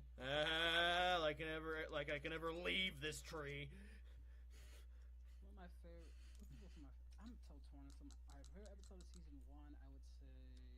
I will say Varric is probably one of the best additions they've ever Oh, had. yeah. And Again, if your name is the Varric, you're a way- good character. Axe Dragon Age 2. Axe.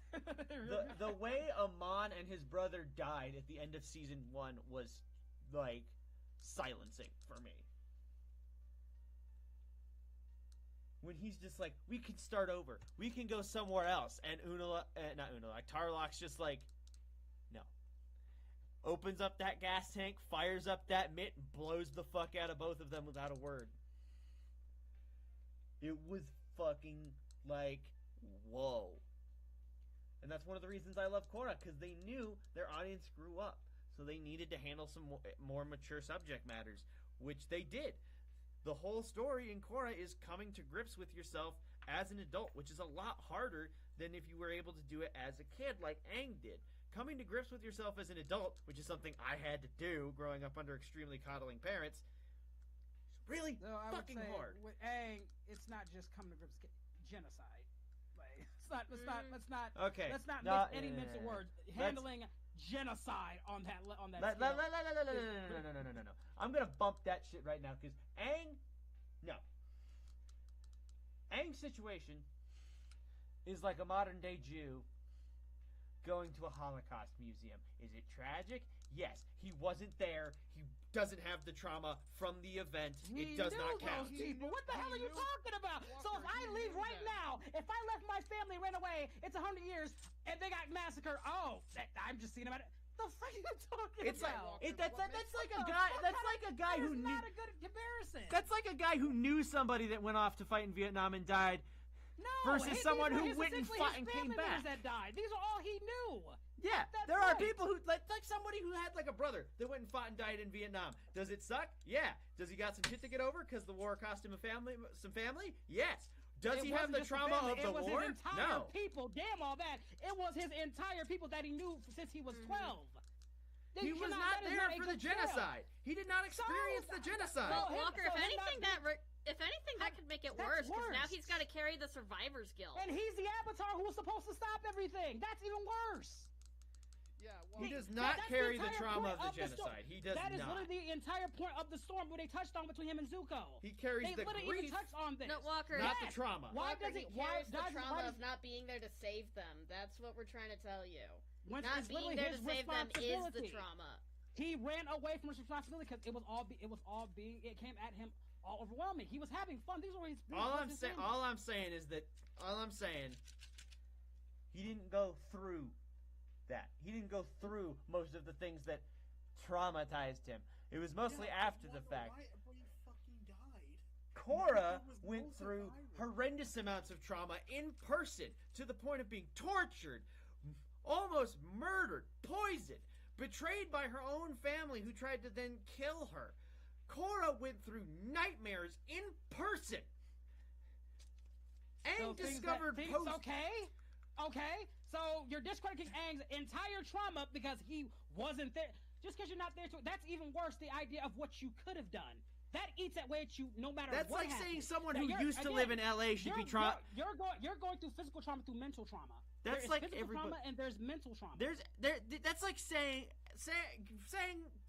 what you're saying about Aang is like saying that somebody who used to live in LA should have trauma from the current LA fires. That's not how it works. He's got guilt, not trauma. Wait, Guilt is trauma. Wait.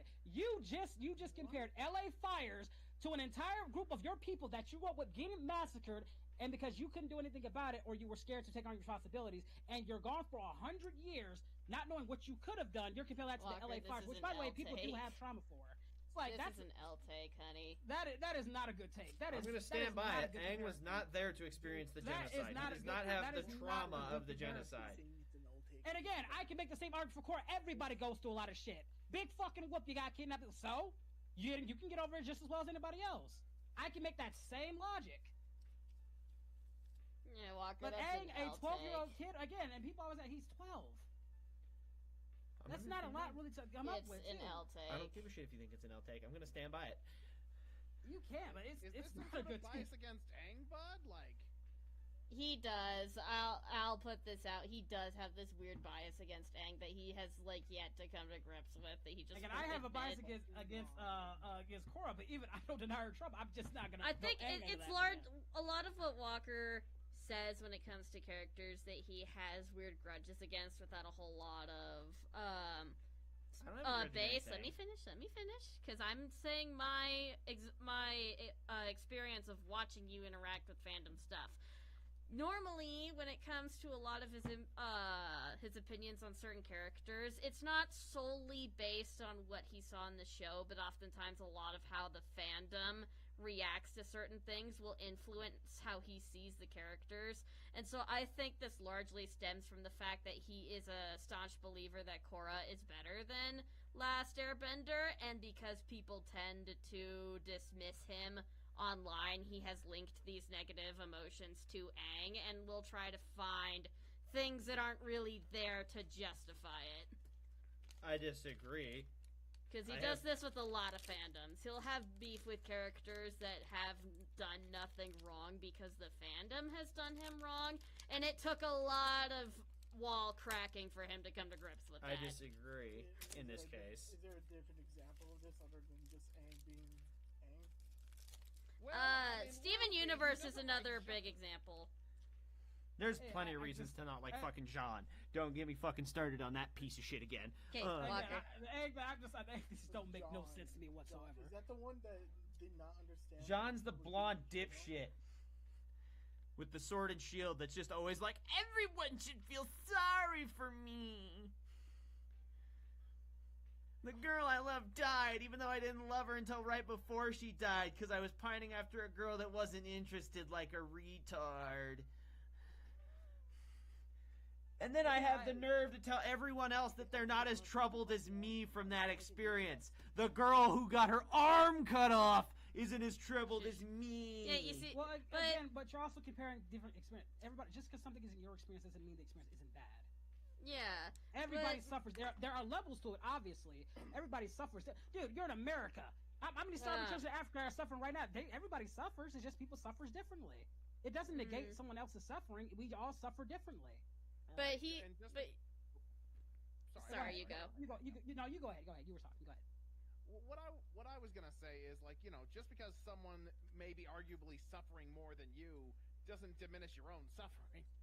Like, well, like I said, this definitely stems from, you know how I said that this likely stems from him having to defend Korra. So because of that, he tries to like measure up who has more trauma instead of just acknowledging they have different kinds of trauma. Because one has to win, but it's total bollocks. Well, see, he has to feel like one has to win because he's had to go into these fights with fandom. Are you defending Korra?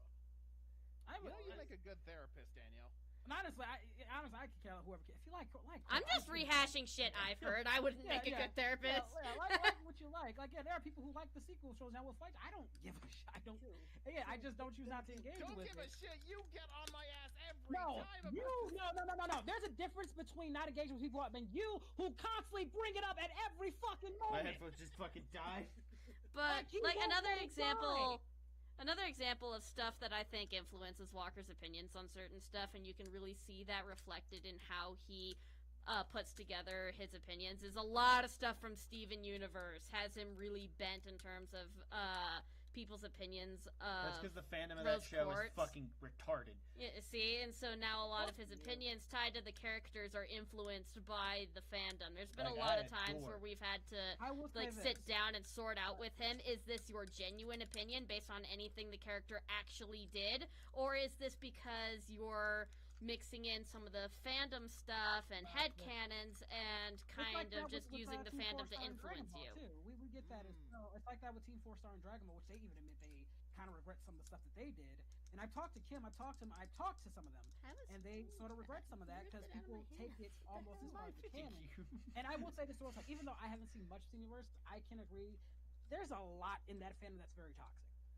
Steven Universe. Everything in the My Hero Academia and the Star Wars universe there has very toxicity and all that stuff. And I adore Steven Universe as like a show, not so much Future. Future's a little blah. But the original Steven Universe, I adore, and I like most of the characters. I just have several severe issues with Steven Universe, most of which That's fair, though. sprout That- from the that's fair, fandom. though. But there are some Yeah, issues that's I have in the fair. show. Because, like, my biggest issue with Steven Universe is when we got to the point where they revealed that Rose Quartz and Pink Diamond were the same person, it was like instantly everybody in the show and everybody in the fandom just fucking insta-swapped on this bitch and vilified the fuck out of her. Oh, she's such a monster for doing this and this and this. You know, Bismuth, she could have fucking killed you, but she didn't because you were her friend. Well, but that doesn't make her a good person. That comes down to how you interpret things. Everybody's gonna interpret things differently. We all know. I mean, we all look at our Star Wars things. We all have different Star Wars things. And again, like it's the idea what we can all watch an accident, but we all see things differently. But yeah, Walker, what Rose did was still awful. Like, just because she didn't do something worse doesn't mean what she did wasn't wrong. If it wasn't for Rose, we wouldn't have the fucking planet Earth. Because even if she didn't get the colony, it was still on the list, and it would have gotten a colony from one of the other diamonds eventually. If it wasn't for Rose Quartz, we wouldn't have a fucking show. Rose Quartz was a good person that made some shitty decisions. And the entire fucking show and fandom turned against her because of those shitty decisions. And Was that's it criticism bullshit. Or they just turned against her? Was it actual criticism, or was it them turning against her? It was them turning against her. They were just like, oh, she's a monster for doing this. Oh, she's a monster for doing that. This is in debate because he tends to take other people's opinions on characters extremely personally. Criticizing a character that's part of their character art and stuff like that, and actually just again, I love Darth Vader to a T, right? We wouldn't have him. There wouldn't be balance. Of course, he didn't, but he still killed children. Not gonna deny that. This is like take what Walker says with a bit of grain of They salt. add shit in like future. They added shit just to make her worse. There was no purpose for Pink Pearl. First of all, to be Pink Pearl and not be White Pearl. Secondly, there is no purpose for Pink Pearl's damage to come from Pink and not White, other than to make Pink look worse. No. Actually, no, Walker. I disagree with that. And then because at the end, sorry, I got one more tangent to go on, and then I'll let you No, talk. let him finish the thing quick. And then fucking Steven himself has the fucking balls Okay, stop spitting. to pin every problem in his entire existence on his mom, when half of his problem comes from the fact he won't leave people the fuck alone. Like, he's basically downright trying to force Jasper to join Little Homeschool, even though she doesn't want to. Steven Universe is literally his character in future when he becomes a young adult is like, I'm going to do the right thing for you, and you're going to let me. all right, Injustice Superman. That's Steven Universe future. Okay. Well, to be honest, I have not Sorry. watched fully Steven Universe, so I'm not equipped to know who has the right take or not. I'd have to watch some myself. All right, Coy, go ahead. What's your Walker? The thing with Pink Pearl wasn't to make Rose worse. If anything, it reiterated the fact that she's complicated. Like, the truth was somewhere in the middle. Regular Pearl wasn't all the way correct, and neither was Pink Pearl. They didn't realize the full truth until they fused and got the full story. You know, it wasn't trying to make Rose worse. If anything, it was trying to reinforce the fact that Rose was complicated. But see, this is what I'm saying when I say take a bit of what he says when it comes to the fandom's takes with a grain of salt, because he tends to take things that might not have gone the way he would have perceived it or written it as, like, weirdly personal sometimes. Because, like, dumb. The whole Rose Quartz situation was dumb. Because see, right there with the whole Pink Pearl thing, he like views it as a way for the writers to deliberately make Rose worse for no apparent reason, without maybe thinking there was another reason for it. Like his takes remind me of my Hell of a Boss take, though it's not so much coming from the fandom. It's more or less that where the writing is clearly just don't get started with the kid. Don't get started with the Hell of a Boss takes, I'm not going to, particularly but surrounding my thing is- Stella, because he will freak largely due to the fandom. I'm not going into. I'm not even going to go. I'm just not his. What I'm saying is his reasoning does mirror a lot of that when I see with the Hell of a Boss, and somehow where it's not so much where you think the story is going to go; it's what they establish that you think is going to go. And they're going to expand on that, but they take the most lightish and surface level explanations for everything, and don't really want to flesh anything out. And then you have to kind of wonder, are they ever going to get to it? And you keep wondering, and it kind of never happens, and that frustrates a lot of people. Again, and we'll talk. I'll read it. Just because you like a show does not exempt it from criticism. You don't have to kiss the show's ass every single thing. That's what makes the show. Like even if you have like even if I do not agree, and I do not agree with his take on Aang, I will still he's allowed to have that take. You know, it doesn't really, well, me, it's just really what I want on my points. He still can have that take. I just, like I said, there's more. That's something he tends to struggle with. If somebody doesn't agree with a take of his, he will go. It depends on the take. He will go into make. He'll do what he just kind of complained at Steven for doing, and like make sure they change their opinion. I will pitch Well, I think when it comes to all, we all have our like that take we have that we're just, this is our take, we're so passionate on it, and like it's very hard to change someone's mind on something.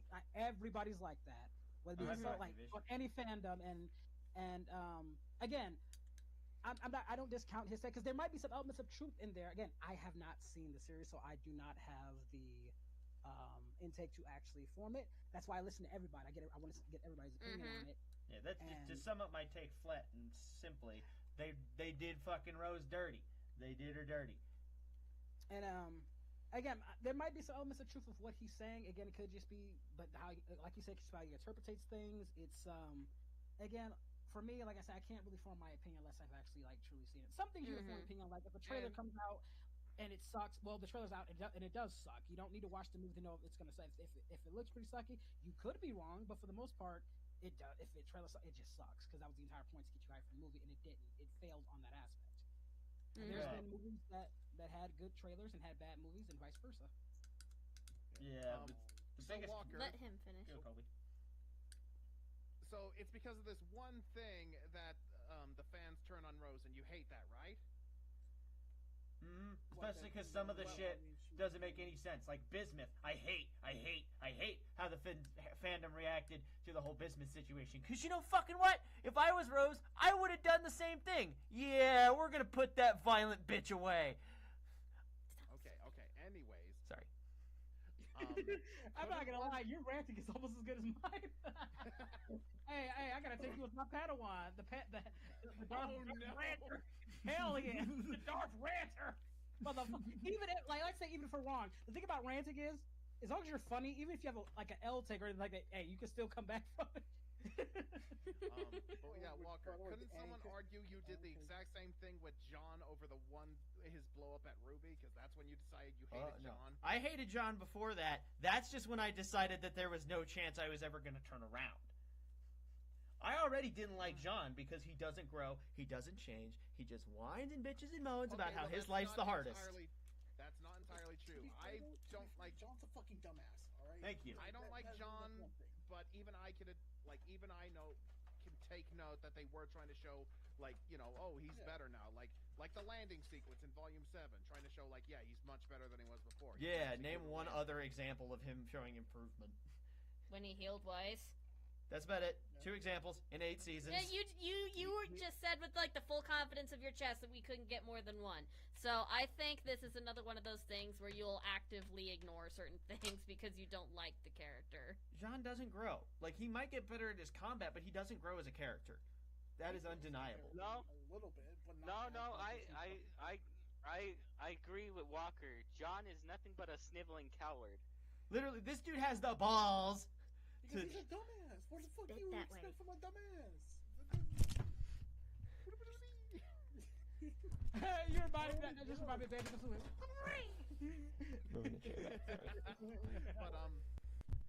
But he also did help in the fight against that one horseback riding Grim in Volume 4. The Knuckly, yeah, but that was a team effort. Everybody helped on that. Yes, he was Gold part Sticky of that, Star. though. He helped there, Walker. Yeah, he stabbed a thing, which we've seen him do before. Nothing about helping fight the Knuckly exempt any skill from him. In fact, the person who got the biggest skill display fighting that thing was Ren. So what I'm hearing is it's not so much he lacks character development, it's more limited character. Well, it's just like every time they give him a small bit of character development, like how, despite being one of the less aggressive towards Oscar, he was the first one to apologize for breaking out in anger towards Oscar with the whole Aspen situation. That was growth. No, they apologized as a group at the end of that episode. Anyways, Volume 9, we take this. Volume 8, 7 and 8, he kind of stagnates. He's just kind of the same little dweeb with a new haircut, and it's a shitty haircut. And then we get to Volume 9, the Hail Mary of shit that proved he did not actually grow because he had the balls to look Ruby of all people in the face.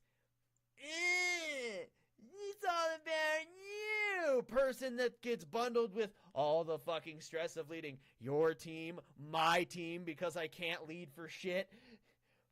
Basically lead the entire hero force, basically have to handle everything. You're not as stressed as me. Yeah, but everybody's as stressed as your fucking heroine. Sorry. What? John is Jamie just wanted to make it funny. Don't you ag hobbing at him. John is stupid. You challenge his point. Like, you don't have as much struggle as me, Ruby, as Ruby proceeds to literally kill herself in the next scene. Don't worry, Bridge. She gets better. No, I'm not. I'm just listening. Again, I don't watch the show, so I'm not. That's why I'm listening to everybody. I just trying to get the scope of things. You know, why do you think me and him argue so much over Kenobi? But at least we can challenge each other once we both seen the show. So, yeah. I can't challenge him on anything. I didn't watch the show, so I'm learning. Which is learning. fair. You want to sit down and watch the show sometime? So I tried, dude. There are movies Dude, I couldn't even finish Kingdom Hearts 3. That's how busy I've been. Just think about it. And when it comes to Kingdom Hearts for the 2002 day one, and the fact that I couldn't because Sony fucked me that one time. But remember, during that time, my channel blew up, so I focused all my time. It's just been like that ever since. My channel wasn't as big by the time KHP came out, and then it blew up, And then from there on, I just didn't have the time. And that's all that there is to it. That's why before Zenless, I kind of got away from Hoyo games because I had started getting into Genshin Impact, and then my Genshin Impact account got hacked, and somebody took all my shit, and I reached out to Hoyo about it, and they were like, well, we couldn't trace their IP, so tough shit. Yeah, I would say my media, one of my main criticisms of the current media is how they'll make Vader stronger than he's ever been in the Legends material, but then they'll hold him out or use him in a certain way to make other characters look good, and I don't like how they use Vader. I like when they use him sparingly. Again, the best example of them using him was, what was it? Was it Fallen Order? Was that the first name was? No. Survivor. Jedi Survivor. No, Jedi Survivor. What's the first one? No, you're right. I'm sorry. Fallen Order is the first one. Yeah. I like the cutscene in Fallen Order when the one Inquisitor charges him and Vader just goes, woo! And it was encompassed what Vader should be. But every time I see him, he's either getting his ass. Well, they'll make him look good to begin with. I don't like when they do that because I like when they use him sparingly because he's supposed. Which is fair. As one of the most, as one of the most iconic figures you use, he's supposed to be such an anomaly and a mystery as you unravel his stuff later on. But if you keep using him more and more, it becomes more and more diminished. Like when he had that fight with Karak and Fila, that made more sense because he was literally put in his suit right after. Remember when he first did, he fucking tries to force choke Palpatine, and it was so strong, was actually able to knock through his force wall. And I was like, okay, I'm gonna let you have that. Welcome back, Bitch, calm your ass down. And then, but it showed how angry he was and how much he could, but he still had a lot to learn. And again, this is just him early in the suit as he gets trained. He got his ass beat by Karak and Fila the first time because he didn't have a lightsaber. He was put through all these tests. By the time he got to him, he was still tired. And Karak said, "Man, you ain't shit," and then knocked him off. And Vader said, "Okay, all right, now I'm about to get it back in blood." And did one of the most disrespectful things you can do. He used his brain. He fought smarter, not harder. Literally used the entire city. All the pipes was able to fight him. His little robot alien was not doing shit. He literally just said, "Fuck it. I'm going to drown this entire city just to take your eyes off things." Caught your ass. Say, "No, please. Just, all right, kill me, but just don't let everybody know. I want you to watch what I'm going to do, bitch." And then snapped his neck and then took his lightsaber. I said, that's some Vader shit. And that was early Vader. That's not mellow Vader. I've gotten no, this is just early, in the suit Vader. So so when I see later versions of him getting hoed out by people who should not be hoeing him, yeah, I'm going to complain a bit. I'm sorry. I'm going to complain a bit. I can understand if it was an early version where he's who in Kenobi hoed him that didn't deserve to get the dub. Because I said, who in Kenobi beat him that didn't deserve it? Because the only person that beat him was Obi-Wan. And if anyone deserves to give Vader / Anakin an ass kicking, it's Obi-Wan. They've done that way too much with that. It was fine when they did on Mustafar. I was not fine by that point. Honestly, I think not to mention how they edit. It's not even just that. It's also how they edit it. God, the editing was not good. Disagree. When it came to their fight, like 2 men, y'all was just criticizing the old films. Like this motherfucker just slapping him with his own stick. Let me just chuck you out. It sounded like it looked like fan editing, and I've seen fan edit that was able to edit a fight scene better than that. Disagree. I will say and it was also revealed they changed some of the stuff by the ending. So whatever good stuff they added, that was not part of the original plan. They changed that. And also makes Kenobi look very dumb. If you're not going to kill this dude by now, sorry, I don't care how you try to justify it. That just makes you look dumb. Honestly, By my this favorite point. example of using Vader sparingly while still adding to the story without taking away from him is the only scene in which I remember from Rogue One, because this should tell you, I don't know if I'm the popular you remember it, opinion don't here. you? You remember it, don't you? Because that. Well, and my favorite part about it is because of that one scene of him going in on the rebels makes number 4's beginning hilarious when Leia's trying to tell him we're just a diplomatic mission.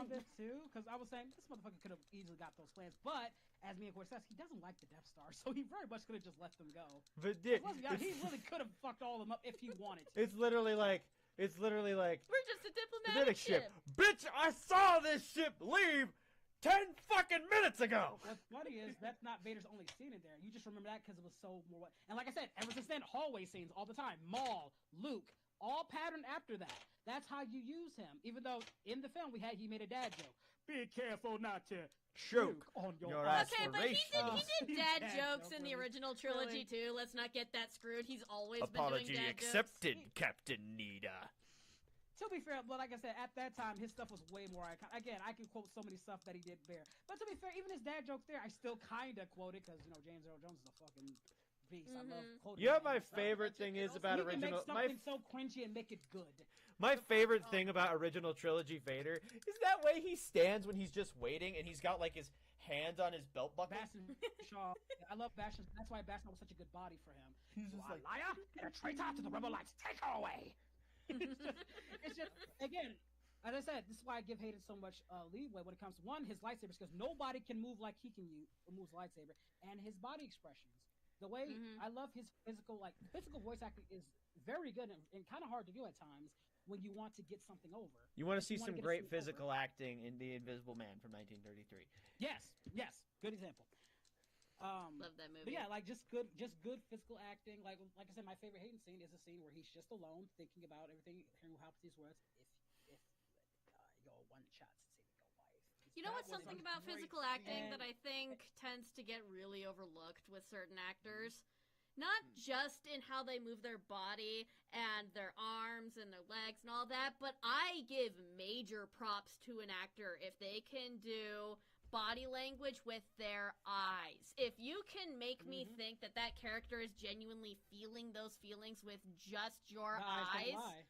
The eyes do Yeah, not you lie. are an excellent actor. Like, do you know how, I think Colby might remember this, but the first time I had ever actually seen the show Gotham, I didn't start watching it outright. I don't remember what was going on. I just remember I was at your guys' house, Walker and Colby, and I was helping your parents set something up. I think it was like the 4th of July or something, and I was helping them setting up the food or some of the lawn chairs and stuff while you guys were down in the basement and you two were watching Gotham.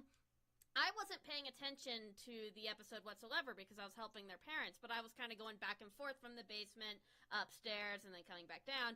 And this episode was a whodunit, who's murdering all these people, because, it's a cop drama.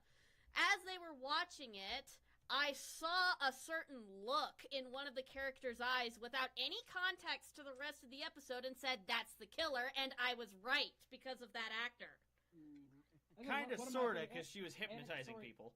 Like story animated to do is Let Me Explain to Studios, because she only draws her characters without mouths and just let the eyes tell the story, which I think that's clever. It's distinct. It's a distinct art style, and people will get it. Making expressions with the eyes. Little fun fact: David Prowse, the body of Vader, it's a pretty well-known fact that he was a bodybuilder, right, for a hobby. That's why Vader was so shouldered in the original trilogy. Do you know who his gym buddy was? Arnold? Christopher Reeves. Oh. And he gave Christopher Reeves advice to get in proper shape for Superman, because Christopher Reeves came in and was like, I think I'm getting there. And I watched Christopher Reeves tell this story in a documentary when he was still alive.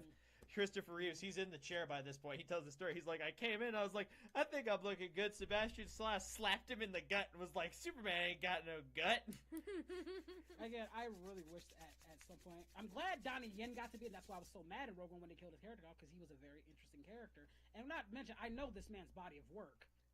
I really wish they would have kept this character around, because that's just a waste of his talent. I guess that's an opinion you and I will differ on, because while I found some ironic joy and fun in watching the sequel trilogy, I was so bored and just so not in it with Rogue One because it was so bad that the only thing I remember is the Vader scene. I don't remember nobody's names. I don't even remember very much what happened. I was so bored out of my mind that all I remember is Vader. I think people make that distinction, but my thing, it just wasn't offensive like the sequel trilogy was. Where the sequel trilogy was undoing things that the original trilogy established, Rogue One doesn't come off that offensive. Yeah, I think you can make that argument that's more boring in tone. Yeah, I'm not really going to miss words on that, but it doesn't do anything that's inherently offensive or contradictory to what was originally previously established. Sorry, never stop. And when you do stuff like that, yeah, it's one thing to change stuff, but when you're doing something that's from a actually established story from start to finish that wasn't yours to make, by the way, and you had no right in doing so, people are going to criticize. And the sequel trilogy has a more, in my opinion, a more egregious example of wasting a talented actor. Again, like Relator, or if any of you guys made something that this is what you established, you made this. If somebody takes your IP and changes it, no, I would be pissed too. Yeah, granted, some of the shit George said when he was upset. Yeah, but it was still his stuff. Distasteful. You can still criticize, but it's still his stuff. But again, it was his. Again, you're allowed to mess up your own stuff. You shouldn't. Other people should not be allowed to take what you made or your baby and do stuff like that to it. That's like, because ultimately Star Wars is the hero's journey. That's at its core, it's the hero's journey. And if you mess up that kind of storytelling, that's where the sequel trilogy messes up. There is no hero's tale. Like the sequel Luke's tale, you know Vader's tale, but when Rey's, it's all jumbled up. They had fucking Max von Sydow in fucking the first of the sequel trilogy, who's a phenomenal actor. Huge body of work. I first watched him in, if you've ever seen the movie Strange Brew. Mm-hmm. Oh, I hate when good actors like, and I don't Brewmeister know what Smith. Their decisions He's in that. Get into these things. He's in it for 2 minutes just to get murdered by Kylo Ren. I'm like, why would you cast such an amazing actor in that bit part? Well, I've seen that happen even in bigger films too. Maybe it could have been a thing. Maybe you wanted that way. Like, you have to look into like why. Because again, I don't know why certain actors that will be in certain things that are very prominent and they use them so sparingly. Maybe it was just they had other obligations. It could have been like a plethora of things. That's why it's kind of hard to speculate unless they actually say something. You know, like something was revealed. Like I said, I love what was her name? What's her fucking name? I love her in Matrix and Mass Effect. She's Arya, Mass Effect, and Trinity in Matrix. And they used her so stupidly in Acolyte. And then they wanted Keanu Reeves like, nah, bro, I'm sticking with Sonic. He made the right choice. He made an amazing Shadow. And they wanted it. They wanted to do some the Matrix shit on there. And again, I love her. I have nothing against her. Acolyte was like, meh. They did not. It wasn't. I hate that shit more than anything I've ever even experienced. I will fucking watch Kenobi over that shit. And you know I don't like Kenobi. You know I don't like Kenobi. Okay, sequels or the Acolyte? It's a tough one because I hate them both so much. I think he just cried. I think he just cried at that choice. I don't even like Kenobi, and I'll watch Kenobi because at least I got people I like in there, and they make some references that I like. I don't like the overall story and plot line, but I can still watch it. I just don't like it. I'll say this. At least Kenobi has eye candy. At least Kenobi has eye candy. Yeah, like, again, Ian McGregor, and I let's be honest, I didn't watch it for the story. I watched it for them. I watched it to see Hayden, and that's the only reason I even gave the show a chance, was those two motherfuckers. Because I know they put in the work. She's also talking about Vader. Hey! I said, I'm pretty sure she's also talking about Darth Vader. He said nothing. Oh, well, yeah. Well, to be fair, you know, everybody has their eye candy. Let's be honest. You know, enough women liked Vader that they wrote a character about it just to show how uninterested he'd be. No. She was stupid. Like, when that one chick from Acolyte wants to be fucking Storm. No, bitch. You can never be her. You don't have the look. She's beautiful. You're not. Just be real. People get casted. No, that's not even a bad thing. You have people who don't look or fit the role. I like Halle Berry, and she was mid as Storm, but she looked the role. She Yes, she looked did. the part. They're not my people biggest that problem can look with like her. my biggest problem with the original X-Men movies was that they like completely forgot to give anybody their local ethnicity. Like they casted a black woman to play Storm, but she wasn't African. Storm is crazy African. She should have had an accent. Well, she kind of did in the first one. Again, that's why I said when I bank on her. She didn't check all the boxes for her, but she still looked enough like the character where you can get that leeway, and she tried to improve over time. Well, but whereas it wasn't this one just chick her. does It not was a fit the problem in category at general. all. People will hire you based on certain aspects that you would fit for a role. If you need a big guy who looks big, chunky, hulky, you're going to go for that. And I agree, like I said, if they wanted to go for that, that kind of they could have. I'm not saying she was the best choice. I'm saying I understood why she was that choice. But you don't you don't downgrade from her. Okay, don't downgrade her. Well, Maybe go with someone better. I'm not nitpicking her specifically because I think it had to have been a directional issue because it wasn't just her that didn't have the right accent. Rogue barely was Southern, if you can count they it. Finally just got his accent right. Pyro wasn't Australian at all in the movie. Pyro wasn't Australian. They finally just got his accent right with Channing Tatum. I was like, and when I watch all these reactors saying, "What's wrong with this?" You don't. That's how he's supposed to fucking sound like. I know, right? I know. Like, I'm gonna make a name for myself. Shout out to my man Channing Tatum. You did your thing. Fuck these. Well, apparently he had been trying to be Gambit for as long as Ryan Reynolds had been trying to be Deadpool. Yeah. Well, and the other I thing will say, Henry Cavill looks good as Wolverine. He looks pretty good as Wolverine. Well, I have a hot take when it comes to casting. I'm like, this person's fit for this role. This person's the perfect cast for this role. Good. And it's related. I thought of it because you just brought up the same actor. Henry Cavill, not a good Superman. He looks the part. That's it. But again, sometimes even if you agree that that's all it takes for some of their decision making, is you're not like when it comes to going through all these actors, some of them they might not just get the role. Well, and let's remember Henry Cavill is actually a really good actor and will get super into it if you let his nerd side out. I guarantee you it was a director issue. Zack Snyder is just a douche. I watched The Witcher for him because I knew he was a fan and I knew he played the games and he was going. I love someone who does that. You know he's trying to produce a Warhammer cartoon. Again, I like when man, I just wish I would stop being dicks to Flash kids, but say no. Well, now I got Space King, so I guess it worked out because I want to be in Space King. I love. Why are you sending me shit?